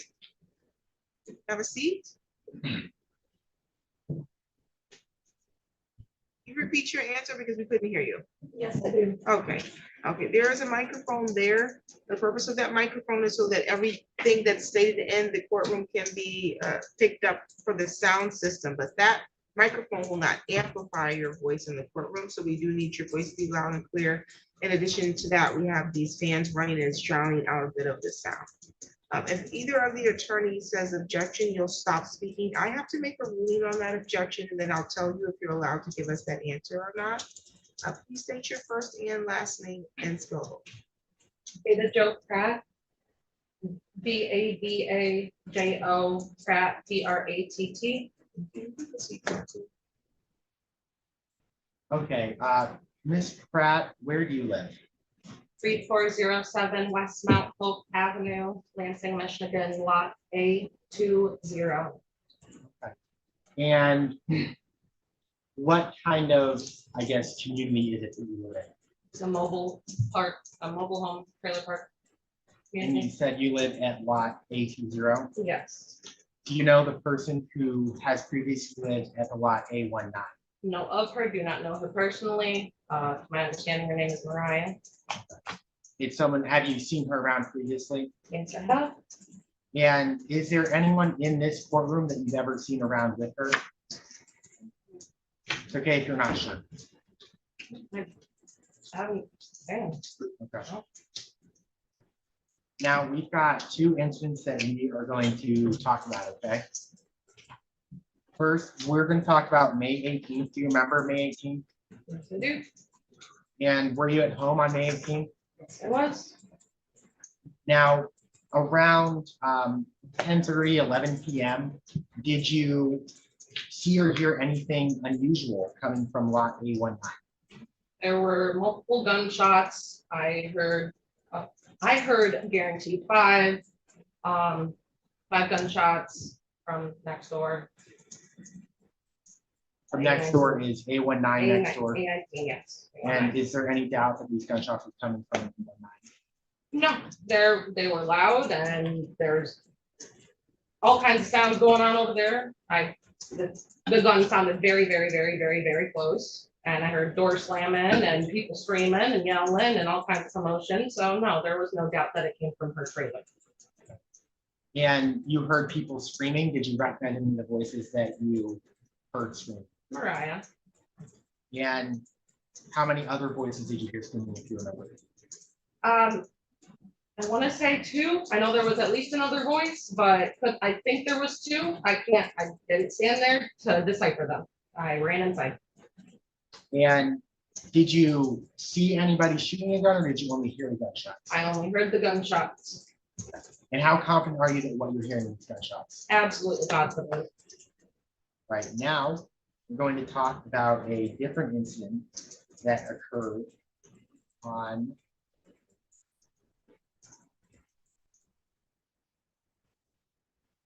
talk about June 19th, okay?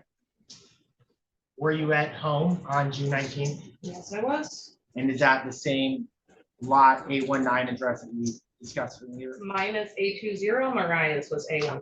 I apologize. Sorry for getting that mixed up. And on that day, was there a time when you heard anything unusual?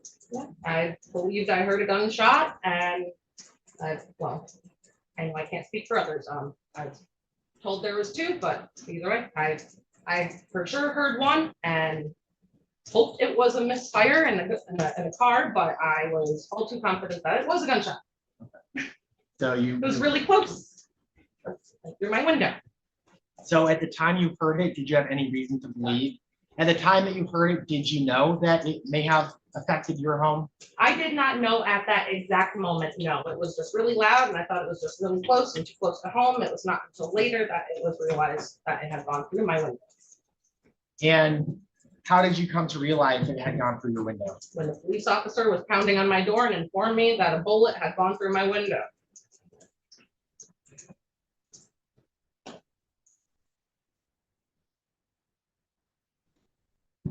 I'm showing defense table, People's Proposed Exhibit 8. Your Honor, may I approach the witness? Approaching with People's page. Do you recognize this image? Yes, that is my window. And was that image that appeared to have been taken the day that this happened? That appears to be taking the day it had happened because we had duct taped it over after him. And is it fairly and accurately depict what your window looked like? Yes, I also have other pictures if you wanted to add those too. I appreciate it. We're just, for today's purposes, we're just gonna roll with this one, okay? Your Honor, this time the people move to admit Exhibit 8. No objection, Your Honor. People's 8 is admitted.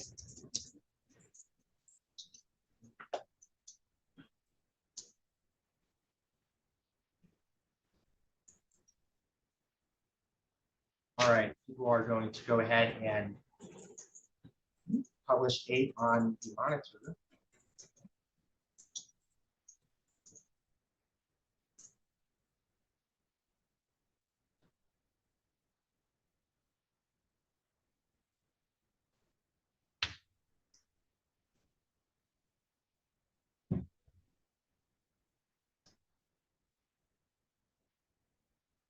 I know it's a little blurry, but you testified that this is the window to your home. And so this is my window. And right here where my cursor is, or below my cursor, I'll zoom in a bit. Apologize for the lag. Is that the bullet hole that you described earlier? In the center, yes, you can see the black line going through where it went through the blind and the screen and the curtain as well. And that damage there, do you have any doubt whether or not it was present prior to the police coming to your door? It was not there before June 19th. It was not there before I heard the gun go off. It was not there before she had damage to her trailer. And did it cause any further damage inside of your home? Yes, it damaged my screen. It broke my window. It broke my blind. It broke my curtain and it broke my television. And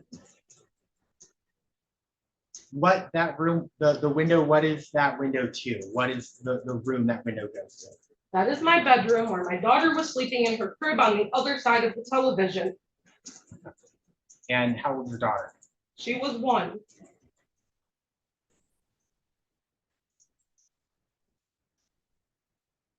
I apologize if I already asked this, but your home, is it in the city of Lansing? Yes, it is. Is it in Indian County? Yes, it is. No further questions. Thank you. Thank you. Good afternoon, Ms. Pratt. Yeah. I want to turn your attention back to the first incident back in May of this year. So you were at home, is that correct? Yes, it That was. was during the day or at night?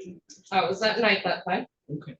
And you were in your home and you heard some noises outside, is that correct? That's correct. You said you believe that it came from A19, is that correct? Yes, I did. Yes, I did. And you had said on direct examination that you believe that you had heard Mariah's voice, is that correct?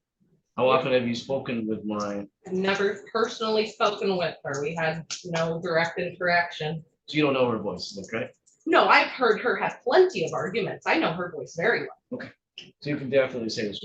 Absolutely. Okay. But you don't know who any of the other voices were, if there were other voices in the room, is that correct? Men, Okay, ma'am, there were definitely other men. men, And you never saw anybody else come in and out of the place, is that correct? constantly, all the time. Not directly that day, him Right. specifically, no. But you never seen him before, is that correct? He looks familiar, but whether I can say I saw him go in inside out of her house or not, no, because her doors are on the other side. Whether I've seen him come from vehicles and go towards her towards her trailer and go back to the vehicle, yes. He looks familiar. I do believe that is him. Yeah, doppelganger. But you don't know whether he was there that night. I'm sorry. You don't know whether he was there in May on May 18th, is that correct? I did not see him there that day, no, assuming he is guilty as charged, yeah, that's be him. Okay, and let's move your attention back up to the night in June, is that correct? And you were at home as well, is that correct? I was correct the day of June 19th, yes. And I get you're a little emotional given what you witnessed that day, is that correct? And your child and your family was in the room, is that correct? Yes, my child was in the room and I had just walked through the room right before I heard the sound. So on that night, you said you heard gunshots, is that correct? That was during the day, yes. What did they, excuse me, you heard one shot, but it could have been two, is that correct?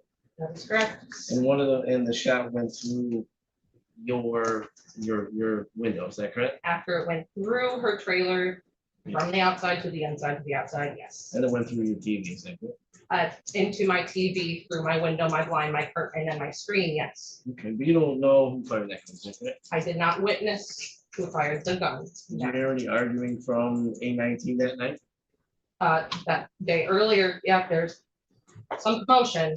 But that would have been how before, much in time before the shooting would have been, 5 minutes, hours before? Oh, no, shortly before. Okay.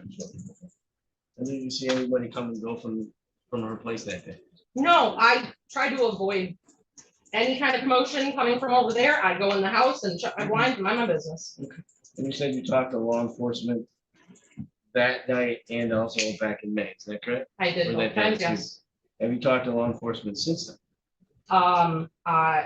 I don't know if that counts. The person who gave me my subpoena, believes it would technically be law enforcement. He works for the city. But you Other didn't than- specifically talk about the case. A detective dropped off my subpoena. Other than that, no. Okay.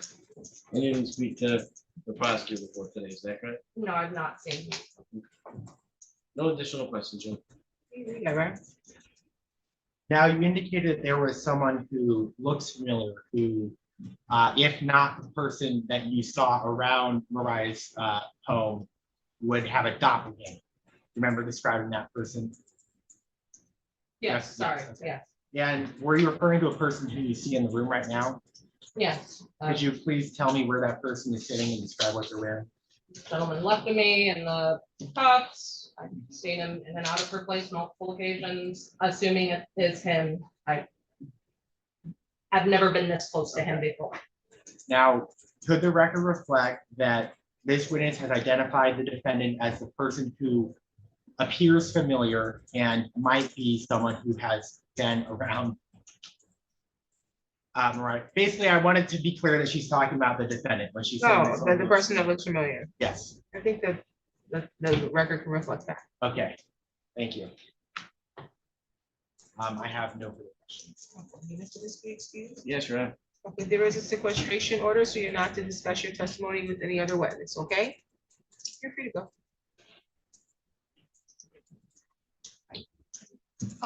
Will I receive information on this in the mail or? Talk to the I prosecutor. can call you later. Hey, no problem. Give me just a moment. I think perhaps some civil people. Oh, I'm talking to the prosecutor. Thank you. Torres is here. Who is that guy here for?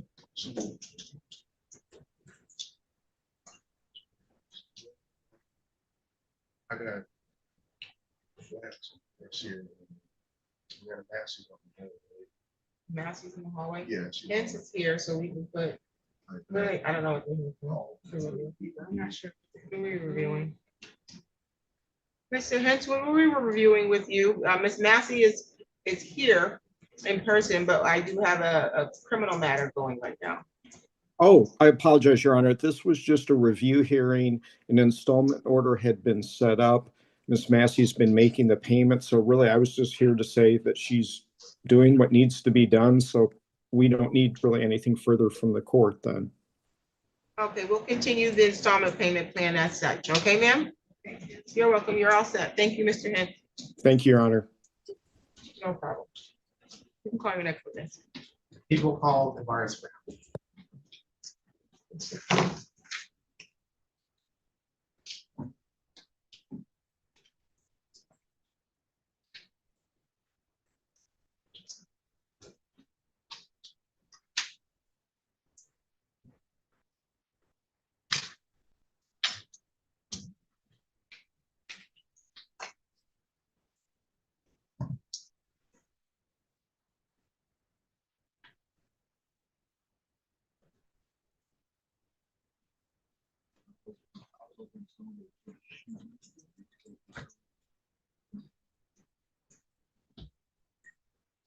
You're gonna stand right here and then turn and face towards the judge. Raise your right hand. You solemnly swear or affirm the testimony you're going to give us the truth and the whole truth on the penalty of perjury. Yes, ma'am. Can I have a seat? Okay, the microphone in front of you is so that the recording system can pick up all the sound. It's not going to amplify your voice. We have a multiple fans going. Primarily, I have one right here, and this, it drowns out the sound. So if you can keep your voice up loud, that'll be helpful, okay? Okay. If any of the attorneys make an objection, you stop speaking. I have to make a ruling on that objection and tell you if you're allowed to answer their question or not. Okay. All of your responses must be verbal, no head nods, head shakes, uh-huh, but if you forget, we'll ask you if it's a yes or no, okay? Okay. State your name, first and last, and spell both. Varus Brown Senior, KAVARES Senior. Sorry. Okay, Mr. Brown, thank you for being here. We're gonna talk about June 18th and into June 19th, 2026, okay? Yeah. First off, do you know someone named Mariah Maldonado? Yeah. How do you know Mariah Maldonado? She's a good friend of mine. Good friend of yours? Yeah. And where do you currently live? I live in Memphis now. Memphis, Tennessee? Yeah. But in June of this year, were you living in the city of Lansing? Yes, I was. And on June 18th, did you come to have contact with Mariah Maldonado? Yes, I had just came back from Memphis. And on June 18th, did you wind up spending the night at Mariah Maldonado's home? Yes, I did. And can you sort of describe what her home was like? She lived in the trailer park. It's a regular house. It's sort of your standard mobile home. Yeah. And the night that you were there, did she show you pictures from someone's social media profile? I don't remember. You don't recall? Okay. Well, we can move past that then. And okay, we're going to talk about the following morning. Okay, were you still there the following morning? Yes, I was. And when you were there, did you happen to observe Mariah having any sort of an argument with somebody else? I was asleep. I kind of heard it, but I fell asleep drunk that night. We were drinking that night. Now, was there a point in time that morning when you saw someone outside? Yeah. And the person that you saw outside was someone you had seen before? No. Is it someone who you see in the courtroom right now? Yeah. Now, that person, could you please tell me where he's sitting and describe his clothing? Next to the lawyer. What is he wearing? Jail uniform. Your Honor, could the record reflect the witness have identified the defendant? Judge, no objection, I will cross it when I. Thank you. Now, when you saw him, did you see him like through a window? Yeah. And where were you when you saw him through a window? Walking towards the door. Which, is it like the main door into the trailer? And when you first saw him, did you observe any sort of weapons? No. And was there a point in time when you heard anything unusual? Yeah. When I got shot. Okay, what can you tell me what you heard? I heard pop, pop. Did you say pop, pop? Yeah. Okay. And did it, I guess, what did it sound like to you? Pops you were hearing? In my head, what does it sound like? Yes. Firecrackers. If I'm just gonna go right off the top of my brain, firecrackers. Okay, sounded like firecrackers at that moment. And at that point in time, when you were hearing it, did you see the source of the noise at all? No, I didn't. And do you recall how many pops you heard? Two. I want to say two. And you mentioned having been shot. Did there come a point in time when you realized you had some sort of injury?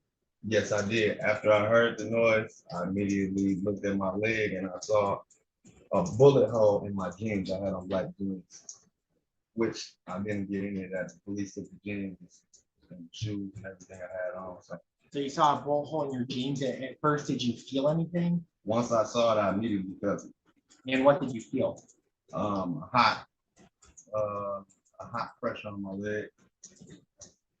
And where were you when you heard the pops and you saw the hole and you felt the hot pressure? Where in the trailer were you? Right by the front door. And where was Mariah? Towards her in the kitchen area. And about how far apart were you two from each other? At least maybe 10 steps. And how long after you saw the person you identified, the defendant, how long after you saw him did you hear the pops? Not, I want to say 2 seconds, 3. So just to make sure I'm understanding, you did not see him do anything, but you saw him, and 2 or 3 seconds you hear these pops, and then you realize your leg's been shot. Is that correct? That's correct. And immediately after your leg is shot, did you hear Mariah say anything about what happened? They ran in Mariah's room, and I went towards the other room, towards the When you say they ran towards Mariah's room, who's name? Mariah and her friend, I don't know his name. So immediately after being shot, though, did Mariah say anything about what happened? After I got shot? Yes. Did she say anything about who shot you or anything like that? No, I said I'm shot. And then she was like, take him to the hospital. He need to go to the hospital. Okay. Now, after you were shot, did you see the defendant again at any point, or was he gone by that point? No, I didn't see him. And did you wind up going to the hospital? Yes, I did. Who took you to the hospital? I don't know his name. It's one of her friends. So one of Mariah's friends took you to the hospital? Yeah. Was it someone you had met previously? Yeah. And was he the friend who was in the trailer with you when the shooting happened? Or was it someone else? I don't know if he was. Oh, yeah, he was there when the shooting happened. Yeah. And how did you get to the hospital? Did he take you in like a vehicle? And in like a truck. And you said you went to the hospital. Do you recall which hospital you went to? I went to U of M Sparrow. I'm showing defense stable people's pros and cons 1, 2, 3.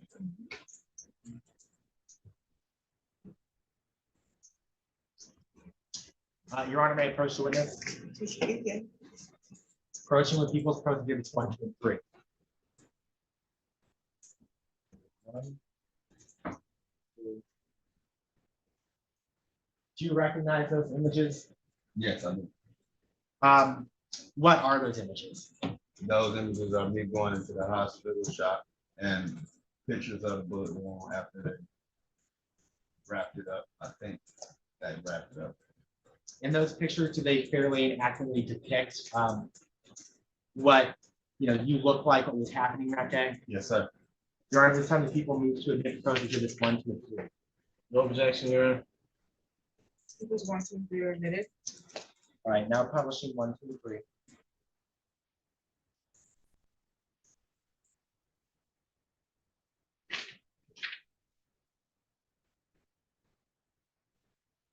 Yes.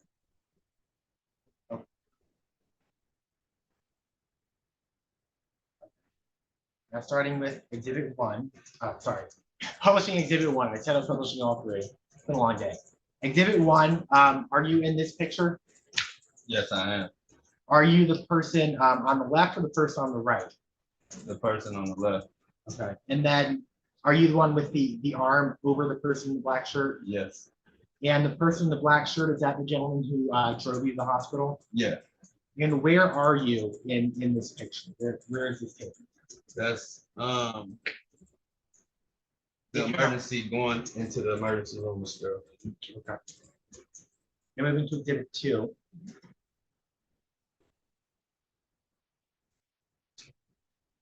Is that you in a hospital bed? Yeah. And your right leg there, is that the one that was shot? Yes, And how long after arriving at the hospital, if you know, was this picture taken? that was directly after X-rays. And now, moving to exhibit 3, looks like is this just a close-up on where you were shot? Yes. And I guess, how long after this happened were you feeling the effects in your leg of being shot, and are you still? Yeah, I still do. So the effect, it went away a little, but I still feel it. What is it you feel? Just like my leg where the bullet hole is at, it's still healing. So it's still, it's still tender. And was it painful after this happened? Yes. How long was it painful? Like I said, I still feel pain, but a lot of pain, about a week. And did it cause you any difficulty with being able to walk or get around? Yeah, I had crutches. How long did you have crutches? About 2 weeks, I would say. And was the bullet lodged in your leg or did it pass through? It passed through. The detective passed it.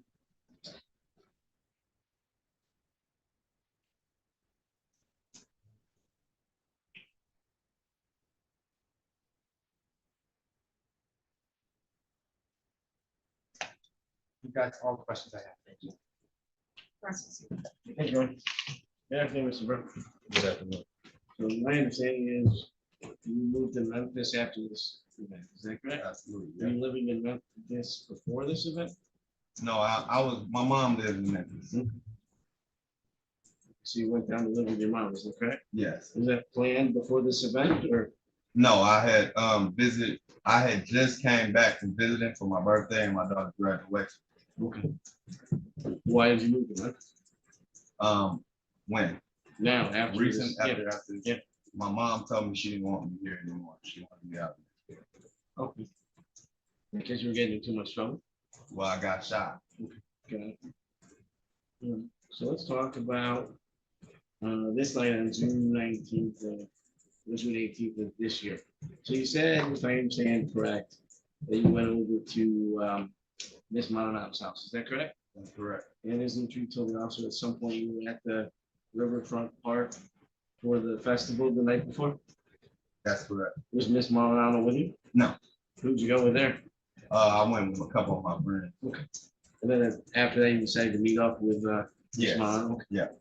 And you said you've been friends with Miss Maldonado, is that correct? Yes. How long have you been friends with her? A couple of years. You ever enter into any sort of romantic relationship or just friends? Oh yeah, we've been romantic. But not at that time, is that correct? At what time? At the time of the incident, we were just friends. With benefits, yeah. Okay, gotcha.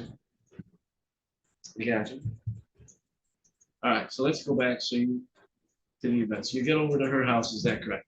Yeah. You get there that night on the 18th. Who's present? Besides you and Miss Maldonado. Her and her 2 friends, 2 guy friends, and a dog. Do you know the 2 guys? I know them, but I don't know their real name. Okay. Do you remember what their street names were? Yeah. What were their street names? Glock and Zay. You know information to law enforcement?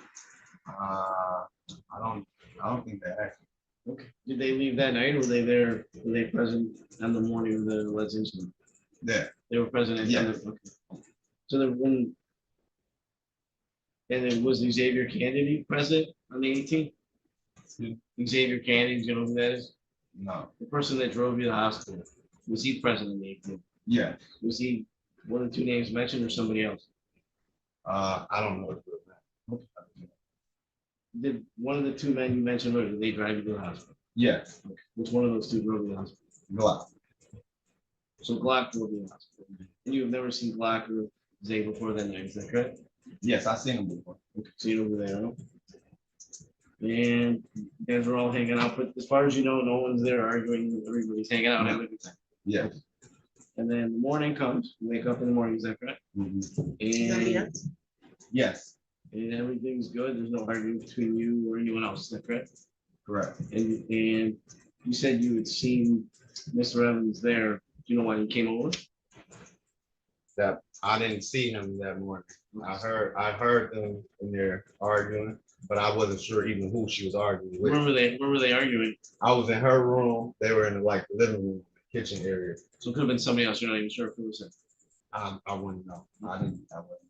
So you don't know who she was with. Okay. Then you said at some point, the door is closed, and how long after you hear this argument in the other room did you hear the gunshot? After the argument, she came back to the room and she told me something about Junebug or something like that, was talking crazy, and I was like, I don't care, whatever, I don't care about that. Who's Junebug if you know what she's talking about? I think it's him. She didn't say who it was. No, she didn't say who it was. So it could have been anyone. Yeah. Okay. But my question is, after you hear this argument between her and somebody else in the other room, how long after that do you hear the gunshot? Was it 10 minutes, 20 minutes, 5 minutes, an hour? You don't know. Do you know if anybody left near any door opening or closing, like somebody would come in and out of the trailer? When as they're arguing, and then that oh morning. yes, after the argument, I heard them leave. So Yeah. somebody left. So somebody left. Then after that, you heard gunshots and you got shot. Is that correct? No. But shortly after you got shot. Shortly after. And you don't know who shot you. Is that correct? I mean, I saw him walk past the window. Okay. So you saw somebody walk past the window. Yeah. Can you describe what that person looked like? White guy with a beard and all weird. Okay. Gotcha. Did they have any weapons with them? I couldn't tell, it was just a look. Okay. I got you.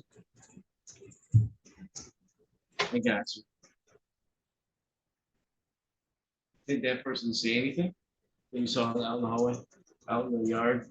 We never were face to face. But were their lips moving? Did they give any sort of voice gesture or hand gesture or something to indicate they were communicating to you? They just walking by. No. Okay. And where was Miss Maldonado as this was going on?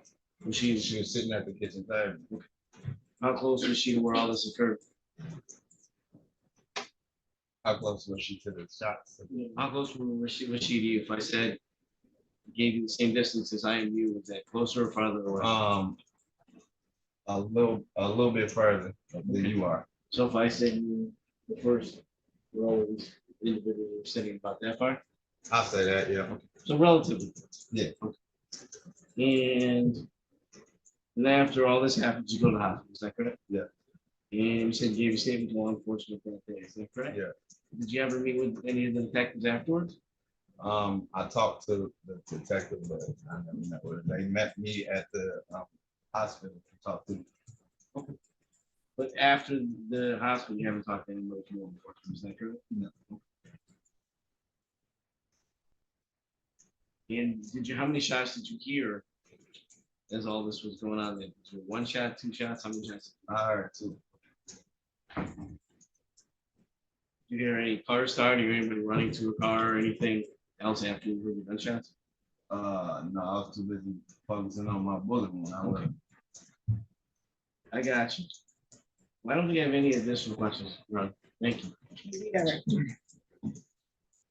Now, you said that you thought Junebug was him. When you said him, were you referring to the defendant? Yes. And now, we discussed earlier, you saw the defendant outside, and then a couple seconds later, the shooting happened. Was there anybody else you saw outside in the area at that time? I saw like neighbors outside, but they were doing like yard work or something like that. And it was just, I saw a guy walk past and I saw a lady in her yard. Okay. No. And how close was the defendant to the building where he walked by? Fairly close, because the trailers are like this. The trailers are Yeah. spaced out pretty tight. Yeah, they're pretty close together.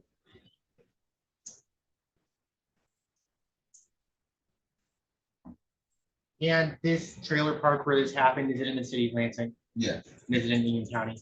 Yeah. No further questions. Okay, now, Mr. Brown, there's a sequestration order, so that means you're not allowed to discuss your testimony with any other witness, okay? Yeah. Okay, you're free to go. Call your next witness. People will now call Gregory Fisher.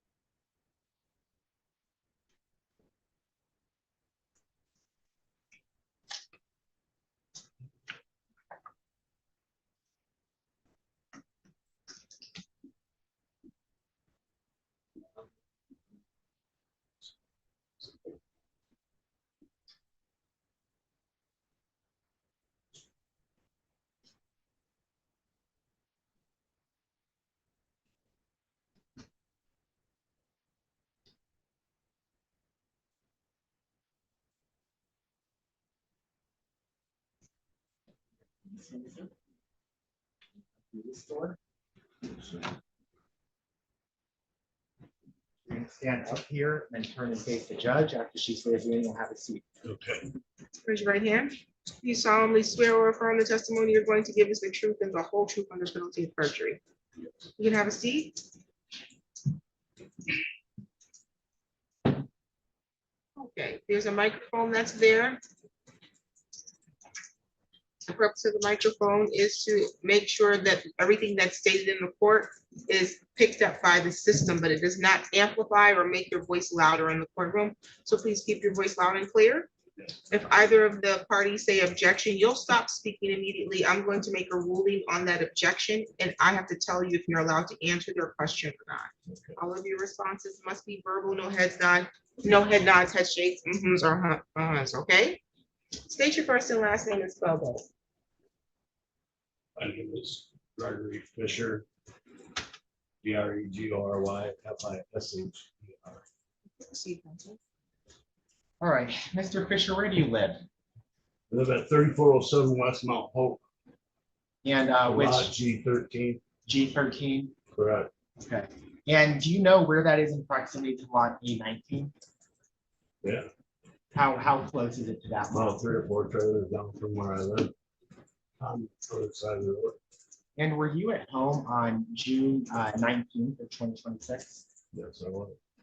And do you recall hearing anything unusual that day? Yeah.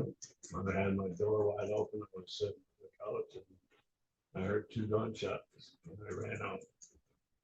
And when you said you heard 2 gunshots, how confident are you that what you heard was gunshots? Been shooting guns all my life. I've hunted all my life.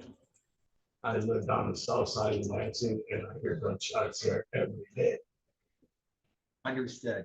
And when you went, you said you heard the gunshots and you went right outside? My door was open. I went out and stood on my porch. And what did you see when you went outside and stood on the porch? A gentleman walking up the driveway, shoving something down his pants and walking really fast as he went by my trailer. And were you able to see what he was shoving down his pants? Didn't see what he shoved down his pants. Do you recall, did you have any sense of how large the object was when he was shoving it down his pants? It was the size of a handgun. Okay. So you didn't see that it, based on what you did see, I'm trying to come up with a question that isn't confusing. What you saw, was it consistent with a handgun? Say that one more time, please. What you did see, even though you couldn't tell what it was it consistent with a handgun? Yes, and it was consistent in the time frame from when I heard the shot. And so how long after hearing the shots did you see this person putting something down his pants? Almost immediately. And where was this person in relative to where the sounds were? He was walking up the other side of the road from where my trailer's at. My trailer's here, the other side of the road's here. I'd say it was maybe 50, 60 feet. I don't know. And did you get a good look at that person? Yes, I did. And is that person in the courtroom right now? Yes, he is. Could you please tell me where he's sitting and describe his clothing? Right there. What is he wearing? What is he wearing? Yeah, what does his clothing look like? He's wearing a green jumpsuit, white t-shirt, handcuffs, black belt. And the witness did point towards the defense table, and could the record reflect the witness has identified the defendant? No objection. No objection, we'll cross, Your Honor. And after you saw the person put something into his pants, where did you see him go? If any? He walked up around the driveway curbs, and goes back around the park. He walked around there and went by 2 dumpsters, and after he got by the dumpsters, I could no longer see him. So once you walked by the dumpsters, you couldn't see anything else? No.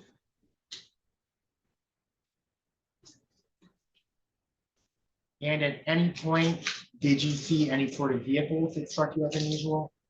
Prior to what happened, there was an argument out in the street.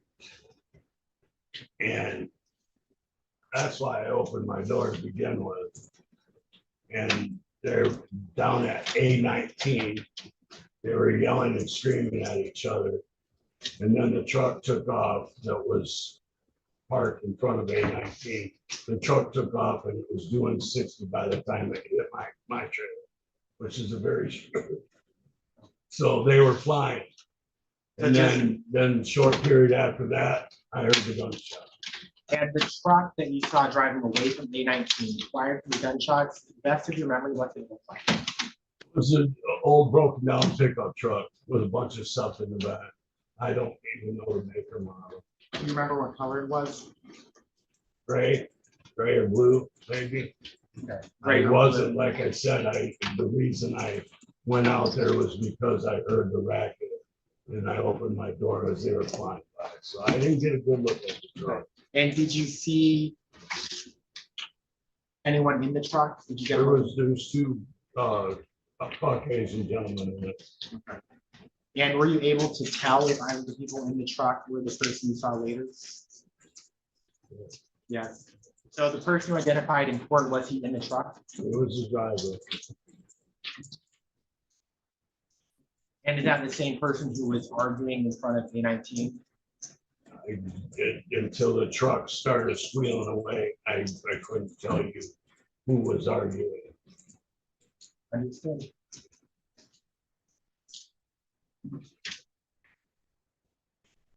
I have no further questions. Thank you so much. Yes, sir. Good afternoon, Mr. Mitchell. Good afternoon. So I understand you live at G7 and 3407 West Mount Hope, is that correct? G13, sir. All right, perfect. 3407 West Mount Hope. And did you call the police that day? No, I did not. Why didn't you call the police? Because there was several other people out in the parking lot and somebody had already called 911. Good enough for me, but you didn't talk to law enforcement that night. I did talk to law enforcement. You gave a statement to them, is that correct? Yes, I did. And you remember what you said to the police that day? I just told them I heard a couple of gunshots. First I told them I heard a truck squeal away. Just to add, don't have to tell me what was said just yet, just tell me if you remember what you told them as a. I don't know if I could tell you exactly word for word what I said Right. to them because there were several conversations going on at that time. But to your best of your knowledge, you remember what the general conversation was. Again.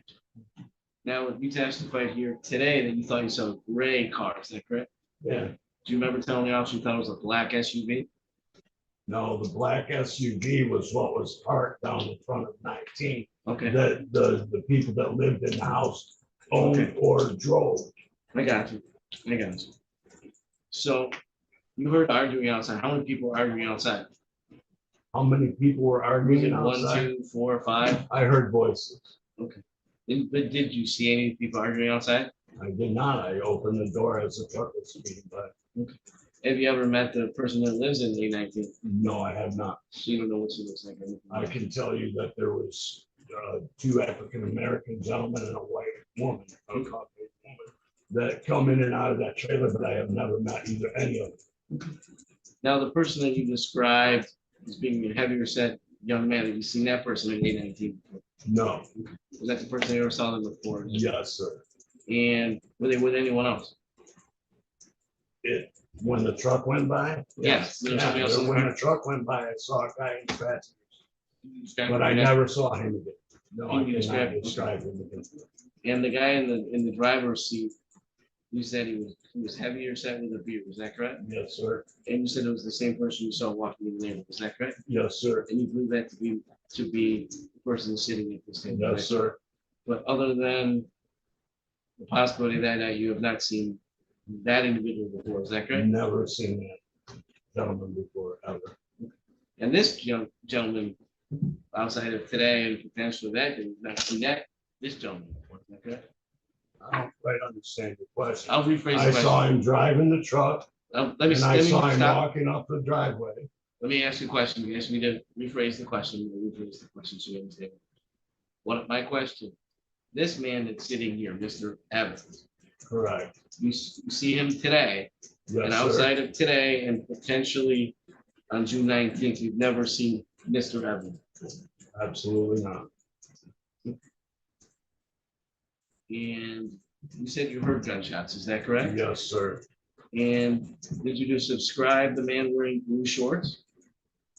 Do you remember telling the officers that you saw a white male in blue basketball shorts? No, the African-American gentleman that lived in the trailer came out of the trailer after the gunshots and got in a car and he was limping. That's the only guy I saw with blue gym shorts. Okay, I got you. Okay. I got you. And you said you believe that you saw the heavier set white male put a firearm in his, did you see the He gun? had sweatpants. Did you see the gun? No, I did not. I already told you that. So it could have been a cell phone or something else, is that correct? I didn't see a gun. Okay. Got it. And besides talking to the officers at the home that night, did you talk to law enforcement any other time that day? No, sir.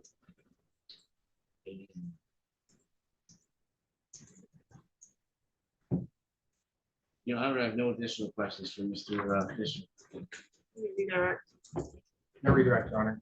I think Mr. Fisher, you may be excused. There is a sequestration order, so that means you're not to discuss your testimony with any other witness, okay? Yes, sir. Oh, yes, ma'am.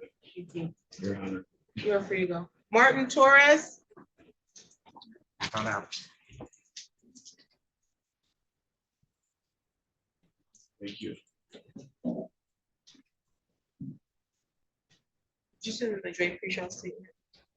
I did, I tried to tell the attorney, separate email, I don't know if she's taking the message, so the questions come into it. Ms. She, Yes, hello. we sent you an email with the joint pre-trial statement that you need to complete. We just wanted to make sure you got it. Yep, I got it. I think Mr. Torres had joined the waiting room right when I pushed the rejoin. Yep. Okay, very good. You can go back to the waiting room. Thank you.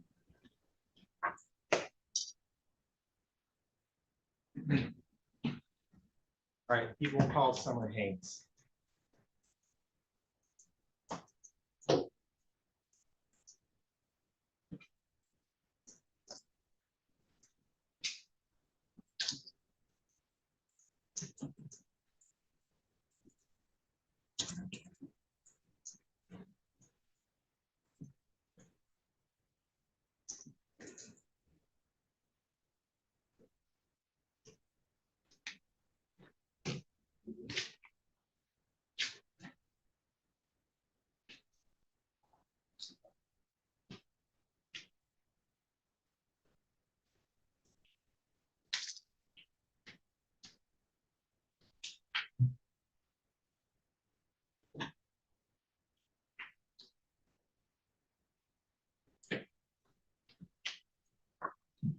solemnly swear or affirm the testimony you're going to give us the truth and the whole truth and nothing but the truth of perjury? I do.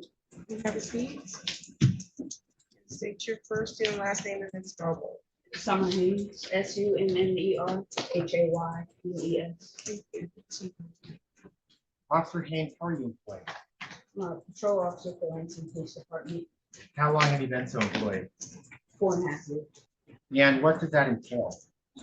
Taking calls for service, go after calls. And so, Were you working in that capacity on June 19th, 2026? yes, And on that day, did you respond to a call that took you to 3407 Mount Cove, lot A19? yes, What was the nature of that call? for shots fired. Complaint. And was there anybody present at that location when you arrived?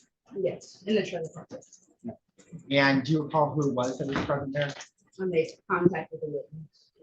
And do you remember the witness's name that made contact with? First name, I think, for And did you observe any sort of damage on this trailer blocking it? yes. What kind of damage did you observe? It appeared to be 2 bullet holes in the front door. Of the trailer. And did you observe any other bullet holes on the trailer? Yes, so on the back side of the trailer, there was it looked like an exit hole on the back side of the trailer.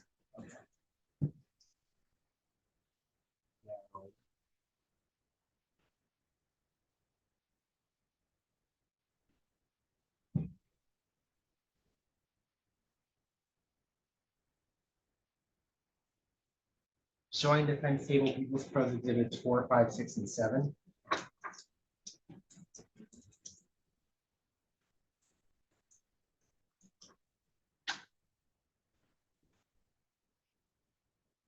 Your Honor, may I approach the witness?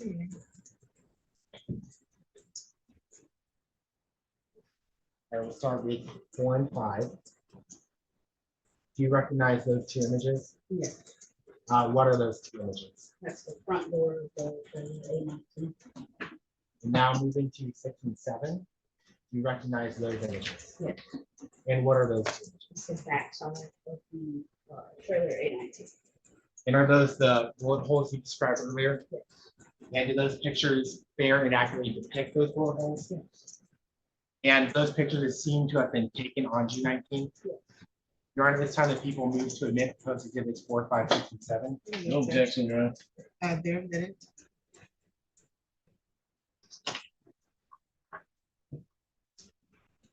Start by publishing exhibit 4.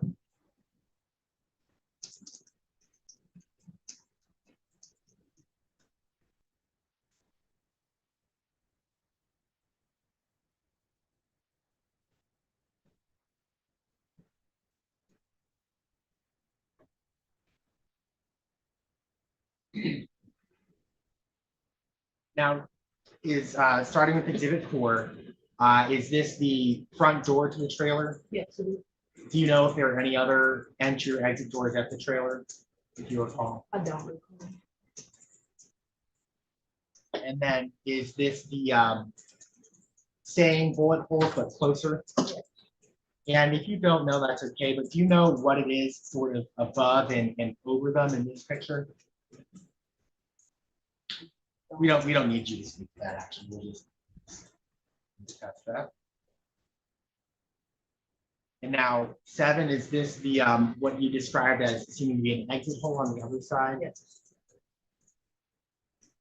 And then is that sort of a closer up view of that same hole? Yes. Okay. So 6 and 7 are showing the same bullet hole on the side of the house. Correct. And is that side, is that sort of across from the door? Where is that bullet hole relative to the door? If you recall. Parallel to the front door, so it's straight, back side of where the entry holes would be. Now, were you there with an officer named Bryce Vandervoorty? Yes, it is. And did the 2 of you at any point look for or find any cases? We looked, I didn't locate anything. Do you know if anyone else located anything? No. You don't know? Okay.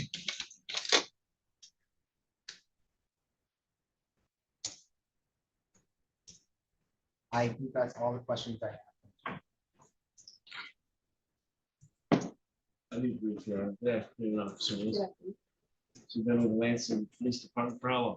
4.5 years. You went to the police academy after some? I did.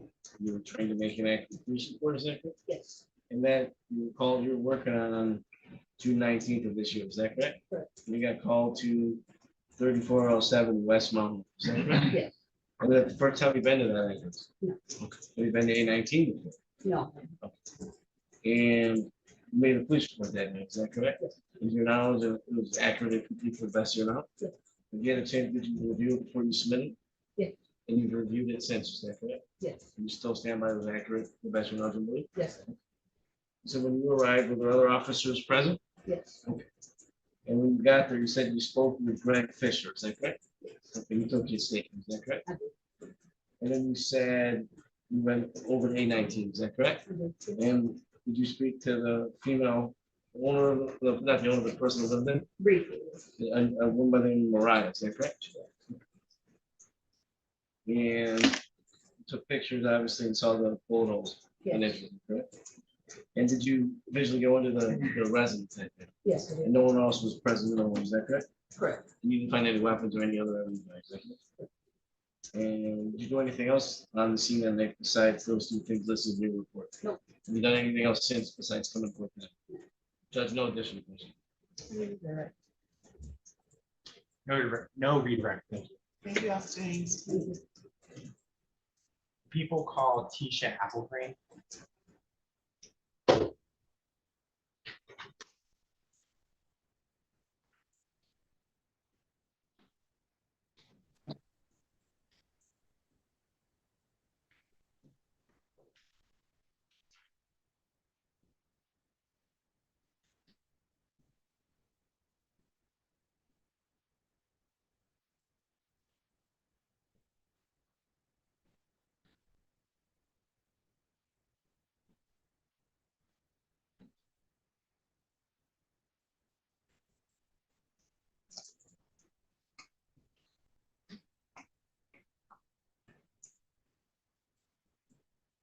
Right here.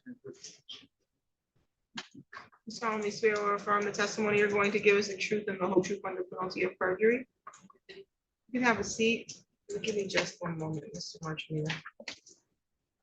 Attorney Sheehy, Yes, Your Honor, hello. were you all able to complete the joint pretrial statement? I did fill it out with the exception of the cutoff dates. Will that be filled in by the court? That's correct. Okay, so then nothing needs to be placed on the record? Okay, nope, nothing needs to be placed on the record. Mr. Torres, do you have any questions? No, Your Honor. Thank you. Okay, Ms. Sheehy, no problem. You can email that back. I'll review and sign it, and you're all set for today. Okay, thank you. Have a good day. Thank you, Your Honor. Thank you. You can proceed. Have you given, did we do the name and spell it for the record? Oh, state your first and last name is Bobo. My first name is Tisha, Tisha, Applegreen, Applegreen. Officer Applegreen, how are you employed? Can you speak up, please? For the Lansing Police Department, I'm a police officer. And how long have you been a police officer with the Lansing Police Department? Since January. So it's August now, that's what, 7-8 months? Yeah. Yeah, fine. And what is your specific role as a police officer?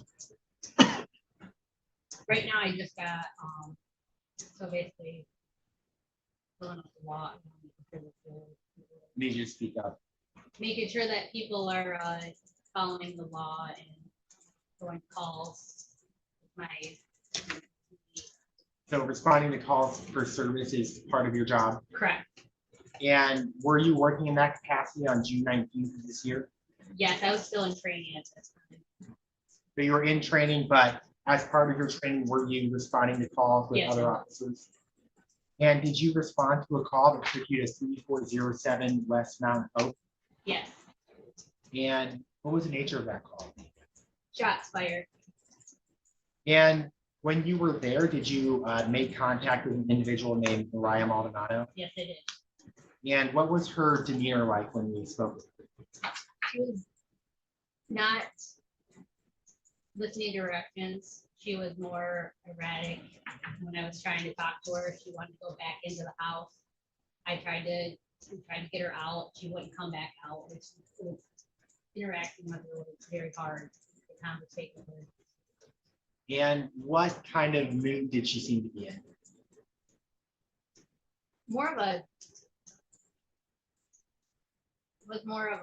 To me, it was more of a scared yet didn't know, like she was kind of in and out of her, I don't know how to put it, like her demeanor was more erratic in behavior wise, and she just wasn't focused. So it's hard for her to focus and understand what I was trying to say. And when you said she seemed scared, can you sort of expand on that? It was more like she just it was weird how she I would look at her as she didn't know where her thoughts were. So it was every time I tried to talk to her, she would go, I need to bake, I need to do this. And so when I was trying to explain to her that she needed to come out of the house, and she's like, it was just more of a. But she almost seemed kind of, sounds like she seemed kind of frantic. Is that a good Yes. word? Okay. So seemed scared, a little frantic. Yes. And how long after the call for service did you speak with her? As soon as we found out where it was located, we had her come out. And it was just like, I don't know exactly the time frame of when the call came out to when we met up with her. That was one of the last people for the call. And when you spoke with her, were you were you at the location where the shooting was reported to have happened? Yes, we were on the front porch. Okay. And did you personally observe any sort of bullet damage? On the door, I had asked her if those were fresh. I don't recall what she had said. But you did observe bullet damage on the door. Correct. And did she express any awareness of how the bullet stopped? She kept saying that she knew who it was, but when I asked her who it was, she would all of a sudden want to go and want to vape. So she would stated it, I don't know how many times, but she did say once that she knows who it is, and then she would totally ignore what the questions were. But did you eventually get her to tell you who it was? Me, no. Did you eventually, did someone eventually get her to see? Did someone eventually get her to say who it was? Yes. And not when I was around. So you were not around when she eventually said who it was? Correct.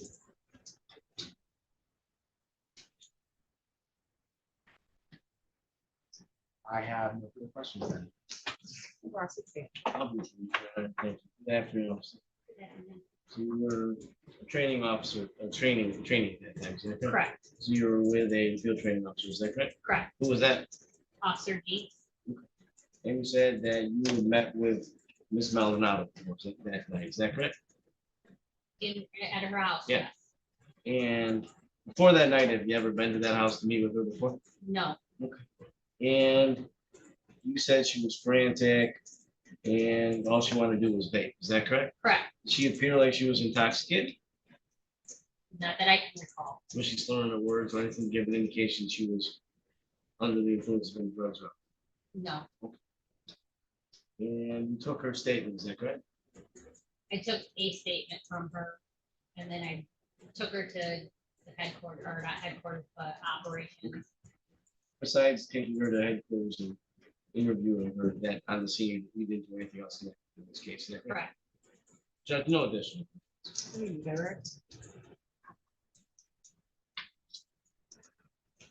you know if it was still on scene when she eventually identified the person who did it? I don't know. Do you recall if there was anything did you write a police report in this matter? Correct. Do you recall if there was anything in the police report about her identifying who did it? If you were to look at your police report, would that refresh your memory? Showing concealed carry.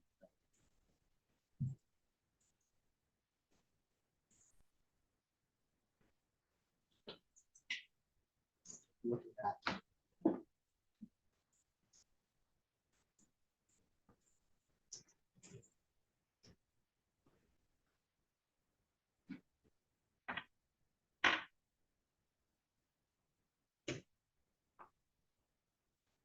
Would that refresh your memory? So did you put anything in your police report about her identifying the person who perpetrated the shooting? She stated it was homicide. Okay, and did she state that to you? Or Yes. okay. So did that refresh your memory as to her saying she said it to you? Yes. Okay. So just to make sure I'm understanding, when I was asking you earlier, you did not remember, and then you read that, and now you do remember her saying that? Yes. And did she tell you who Thomas Evans was to her? Correct. Thank you. No further questions. Thank you, Officer Green.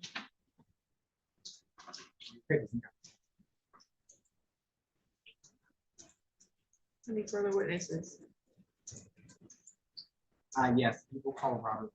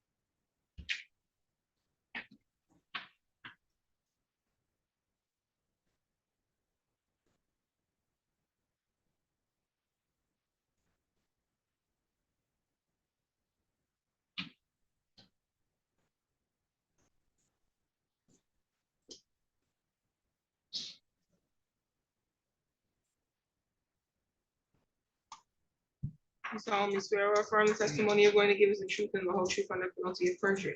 Yes, I do. You can have a seat. State your first and your last name and spell both. Robert Olson, Robert Olson. You can proceed. Now, Officer Olson, how are you employed? I work for the city of Lansing Police. Is officer the correct rank for you, or should I be saying something else? I am the rank of officer in crime scene investigation. Okay, perfect. Sometimes I'll say officer, but it's supposed to be sergeant or something else. So you indicated you're in the crime scene investigation unit? That's correct. And how long have you been in that unit? 2 years. What sort of responsibilities do you have in that unit? I respond to violent crimes, to investigate by photography, collecting evidence, and documenting. And you had to guess, how many crime scenes have you processed in the time of these 2 years? I would say at least 40. And of those 40, how many, if you had to just guess, were shootings? The vast majority of them. And were you summoned to process a crime scene on June 19th of this year? Yes, I was. And was that at 3407 West Mount Hope, lot A19? Yes, it was. And what sort of steps did you take to, I guess, process this crime scene?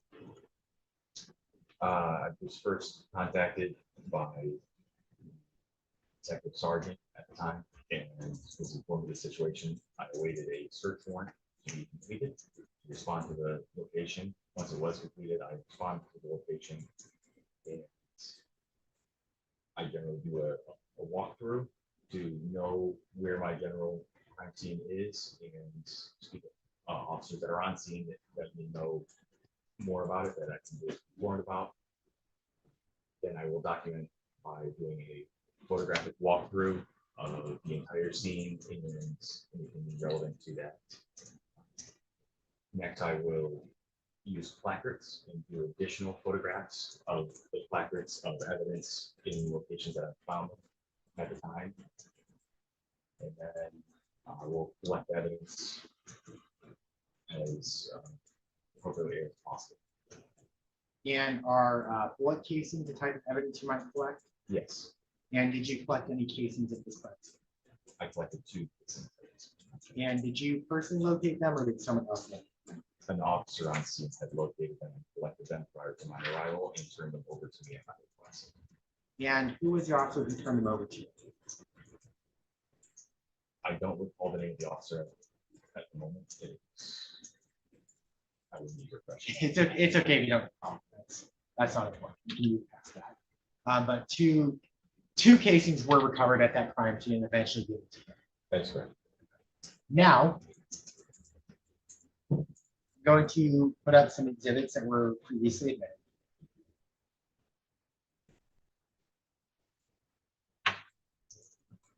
Let's start with People's 4.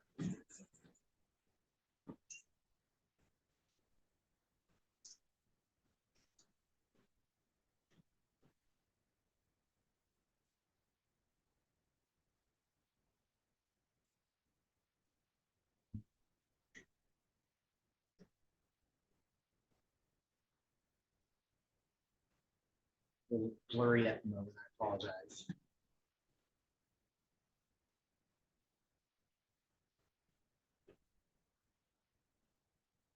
Generally, what is this image? This is an image that I had taken a photograph of the front door with the screen door closed, and then I used forensic measurement placards, stickers, to indicate each individual bullet strike. I labeled them X1, X2, and so on and so forth. And are those the only 2? Actually, move past that.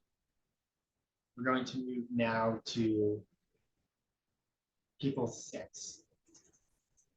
And People 6 here, what is this image here, People 6? This is the opposite side of that same building, on the south side of the building.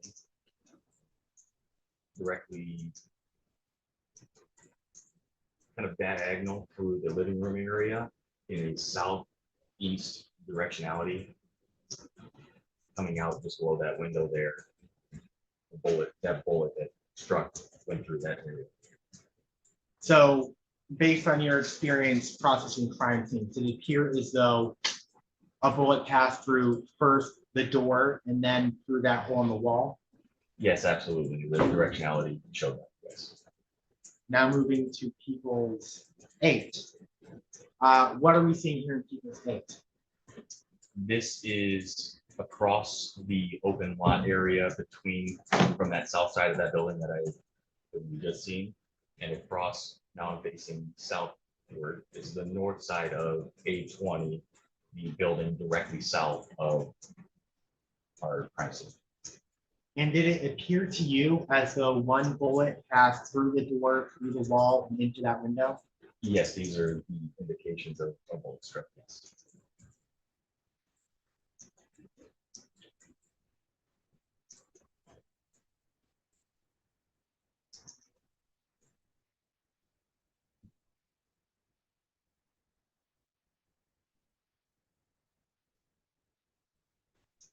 I have no further questions. Thank you. I'll be brief, Eric. Thank you. Good afternoon, Officer Olson. So you testified that you've been in your current position for 2 years, is that correct? That's correct. And you said you've done at least 40 scenes, is that crime scenes, is that correct? Yes. And the majority of them are those shootings, is that correct? Yes. And you got called to the scene after the incident, is that correct? That's correct. So you don't know what happened, is that correct? That's correct. And you said you were handed 2 bullet casings, is that correct? That's correct. You labeled them X1 and X2, is that correct? Not the bullet casings. The bullet strikes were labeled X1 and X2, is that correct? That's correct. The bullet strikes. And those pictures that we saw, you took those pictures, is that correct? Yes. And outside of collecting those bullets and taking the pictures, you didn't do anything else, is that correct? Could you repeat that question? Besides being at the scene and collecting the bullets and taking the photos? Did you do any other investigation on these kids that day or after? No, I just participated in evidence collection and documentation. And do you know if that was submitted to the NIDN?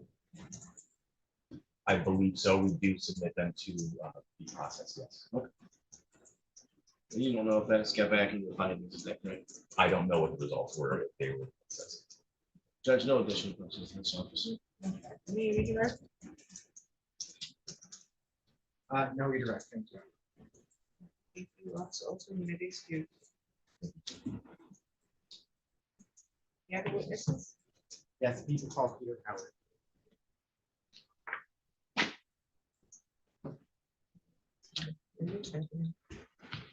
What are we doing?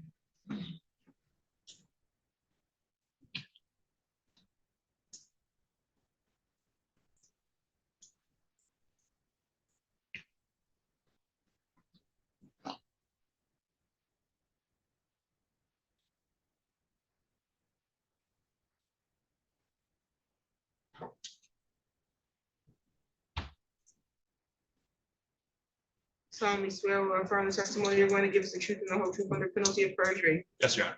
You can have a seat. State your first and last name and spell both. Peter Howard, PeterHoward. Officer Howard, how are you employed? As a police officer, police. And how long have you been so employed? Approximately 4 years. What is your role with Lansing Police Department? At the time of this incident, it was general patrol. And general patrol, what does that entail? Responding to calls for service. And were you working in that capacity on June 19th of 2026? I was. And on that date, did you respond to the call that took you to Sparrow Hospital? I did. And what was the nature of that call? A walking shooting. And when you were there, did you take a statement from someone named Tavares Brown? I did.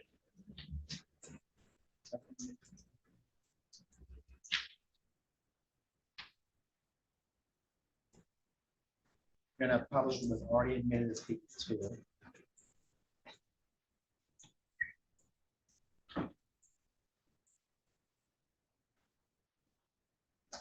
Now, people's two up on the monitor, is that the person that you spoke with at the hospital? Yes. Now, did there eventually come a time when you were given information regarding the identity of the person who might have perpetrated the shooting? A description. And was there a certain point in time when you were dispatched to 5919 South Waverly Road? Yes. And for what reason were you dispatched? I was priority backup, as other officers were dealing with the subject who was uncooperative.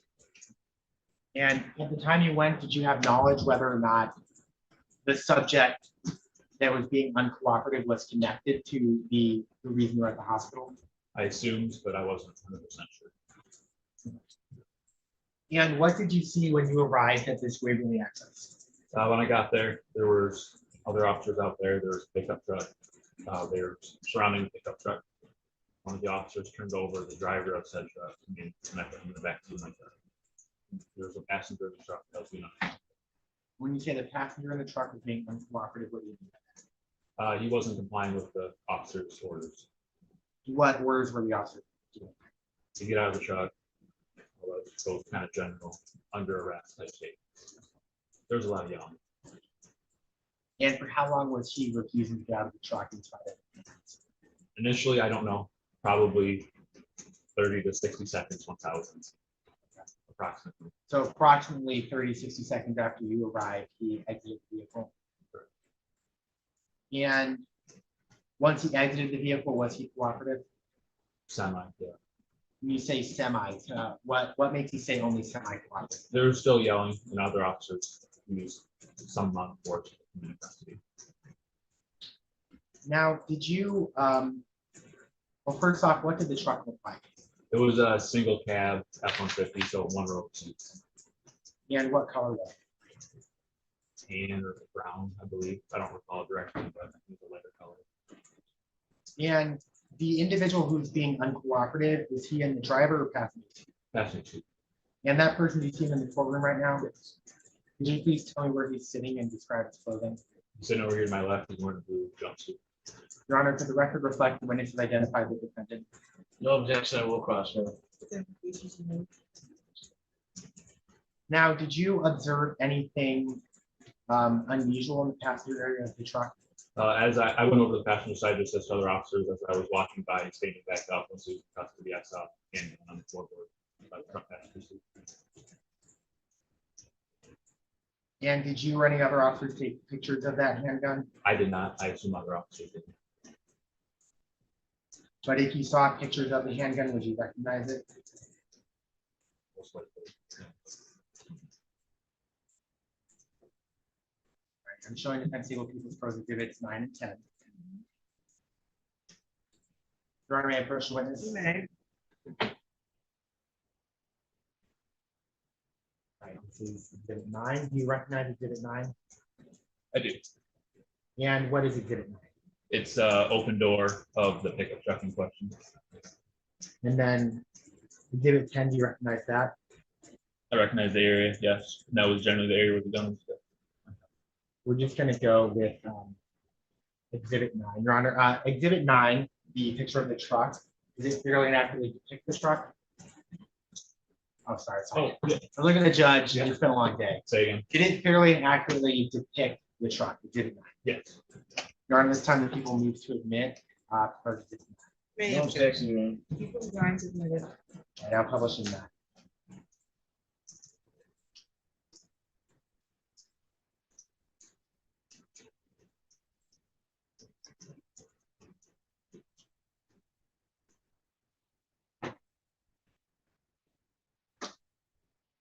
And the open door, is that where the defendant was seated? Yes.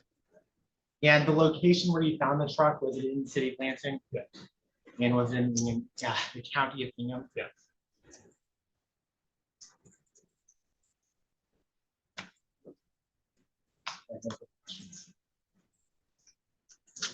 Thank you, Your Honor. Good afternoon, officer.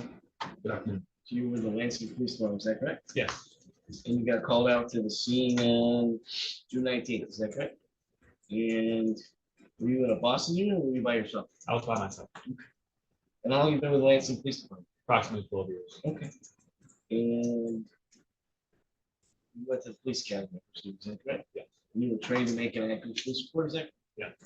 And you made a police report in this case, is that correct? Yes. And you had a chance to review that police report on the night of the event, is that correct? Yes. You've seen it afterwards, is that correct? Yes. Was it accurate and complete to the best of your knowledge? Yes.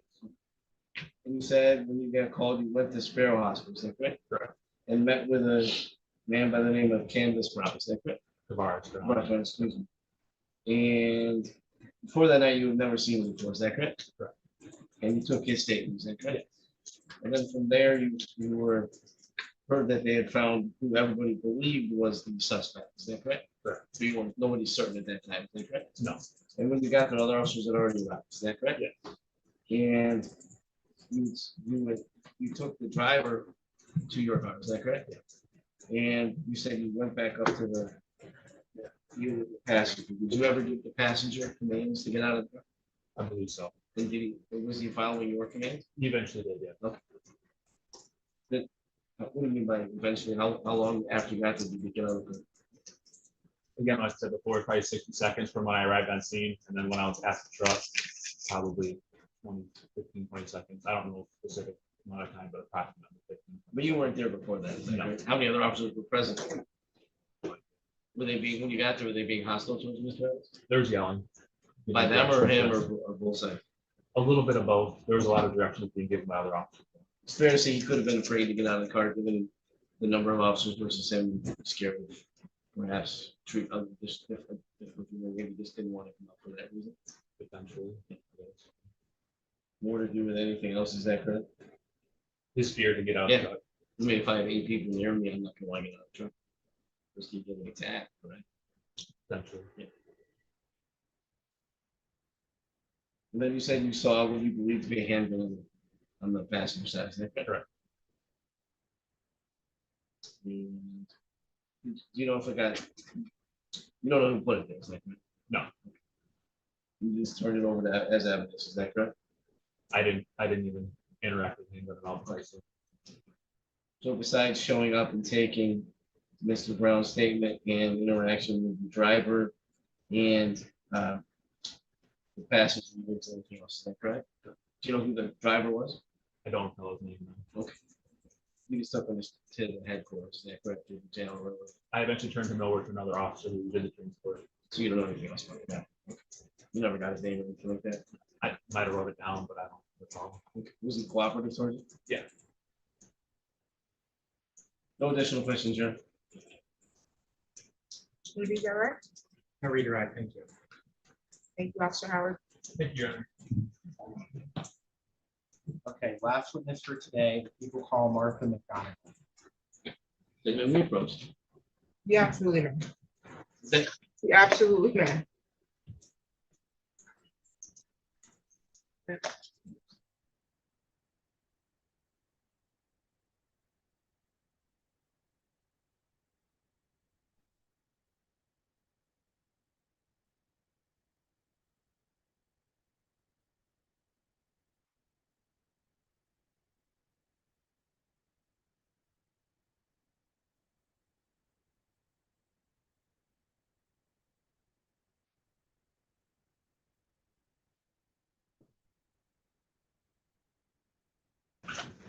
You can come.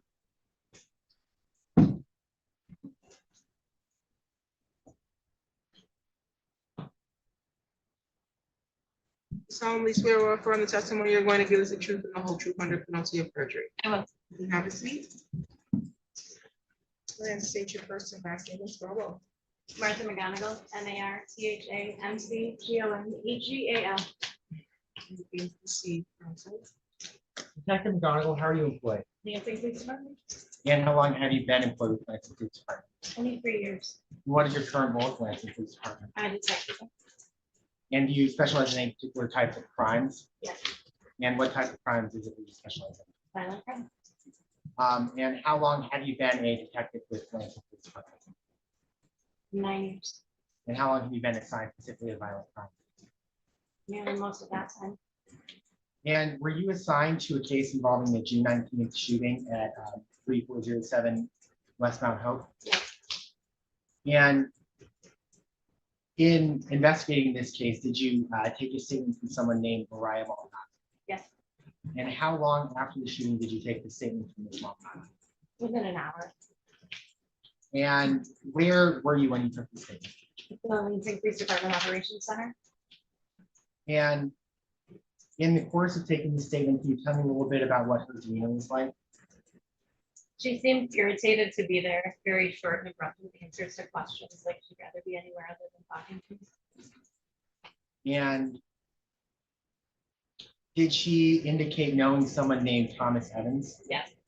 And what did she describe as her relationship to Thomas Evans? She said that she had previously been dating him. And did she provide any information suggesting that Mr. Evans had attempted to injure her at some point? Yeah. And how much time had elapsed, according to her, since that attempt at injury occurred? So through our conversation, she speaks of 2 instances. One took place mid-May and then the second was the same day, so mid-June. So regarding the mid-June incident, did she give an indication about how much time had passed between the incident and her speaking with you? I know that it occurred around 1 p.m. and I don't recall the exact time she and I began speaking, but it was within a short time. It was earlier that day. Correct. And did she eventually provide you a narrative of what happened? Yes. And could you please explain to the court what it is she told you about what happened? Objection, Your Honor. Is there any, I think this is all hearsay between the proper foundation. If he's arguing 27C, I don't necessarily think that this completely conforms with the domestic violence statute. She gave a pretty good rendition of what occurred. I don't know if there's any other additional testimony we need to establish violence. Do you want to respond? Well, as far as the hearsay objection, I do believe that we've comported with the requirements of 27C. What is, so you say you don't believe he laid enough foundation? Is that your argument, or? Where's the domestic violence component? It wasn't charged as domestic violence. It just has to be charged as domestic Yeah, but violence. there's no relevance to this evidence comporting to what the testimony has already been. I mean, whether you can establish a relationship or not, how does that help us aid whether there was an assault or intent to murder? Well, the existence of a domestic relationship makes the hearsay missing. Yeah, but the point is, how is this relevant to the alien? Because she's gonna describe Because it. there was a domestic, she's reporting the alleged victim or the witness is reporting an incident that involves a domestic situation, and that was evident that they were dating. Right. I don't necessarily know how it still relates to the elements, but anyway. Because it doesn't have to be that the charge was domestic violence. It has to be that the incident involved I get domestic that, but violence. And whatever she so, told the officer, how does that aid this trier of fact in determining the elements? Because she well, we can find described- out when she describes what happened during that. So it's admissible hearsay under 27C, so long as the foundation is properly laid. I think the foundation is laid. So your objections overruled, you can proceed. Okay, could you please walk us through her explanation of what happened? There were two different stories of events that took place according to Ms. Maldonado. She had initially stated that she was home by herself after having spent the evening out with family and drinking, at which point she states that Mr. Evans came over to the house. They had an argument. She retreated back to the bedroom. She heard him say that he was leaving, at which point she no longer heard other noise in her home, so she came out of the bedroom.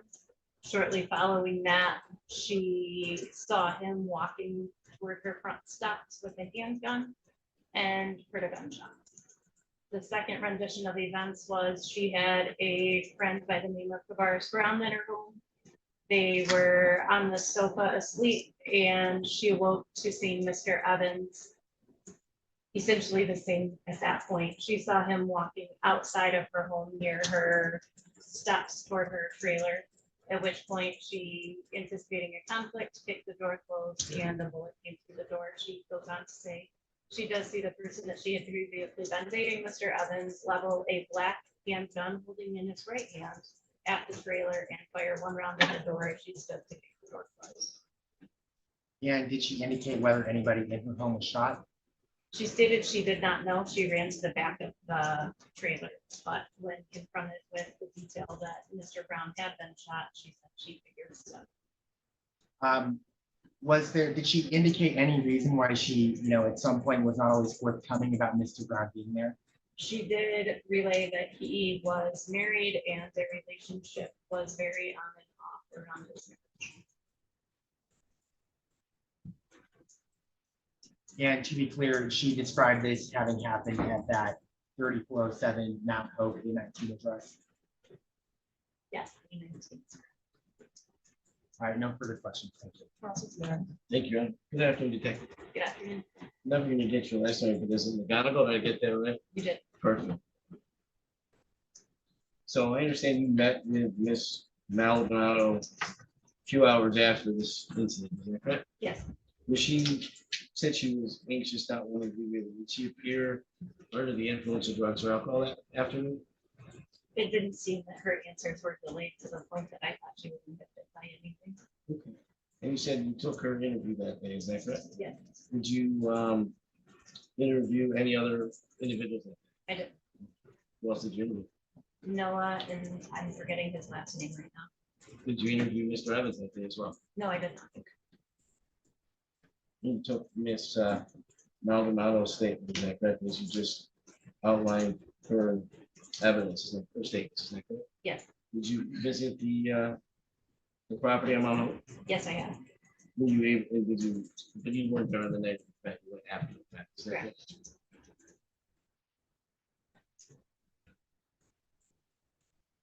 And before that day, have you met Miss Maldonado before? That's my knowledge.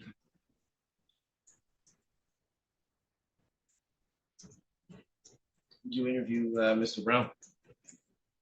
No, I did.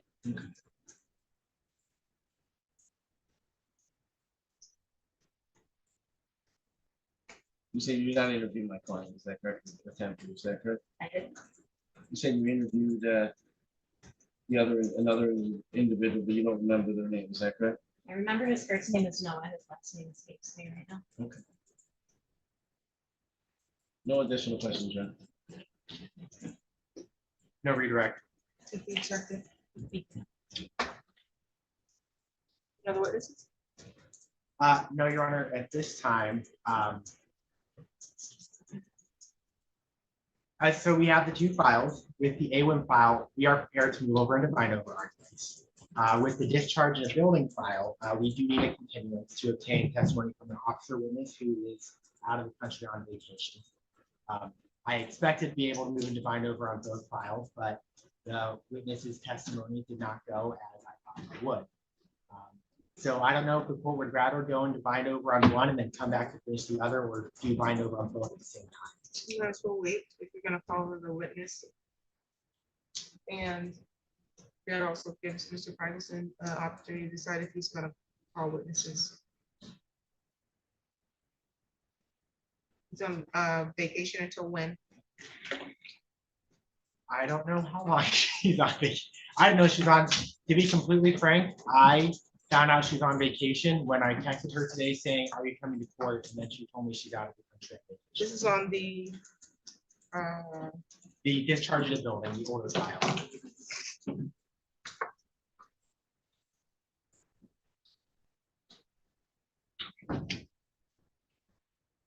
Steve, any house much of a recess, because I know I started a trial on the 24th of August, and it's gonna probably time you a few.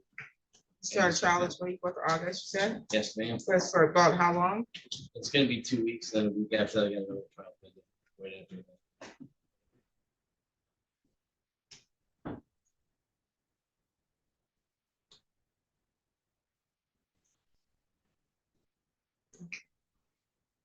What officer is it?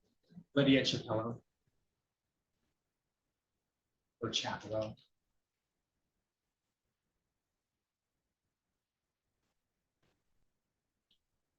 What's our next one? She's back. We can do the August 20th. August 20th works? I can make that work. You know? August 20th. I highly doubt she's a good enough time to be done that. August 20th at 9:30. August 20th at 9:30. Any additional matters for today? Nothing for people. Nothing for them. I said 9:30 on the 20th. 9:30, that's correct.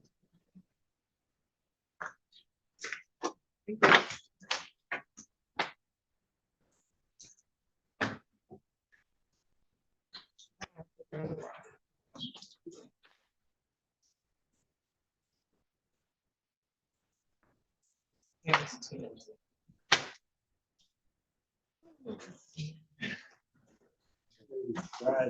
I hear that. Yes, sir. More sounds familiar. More. Much likely. Okay.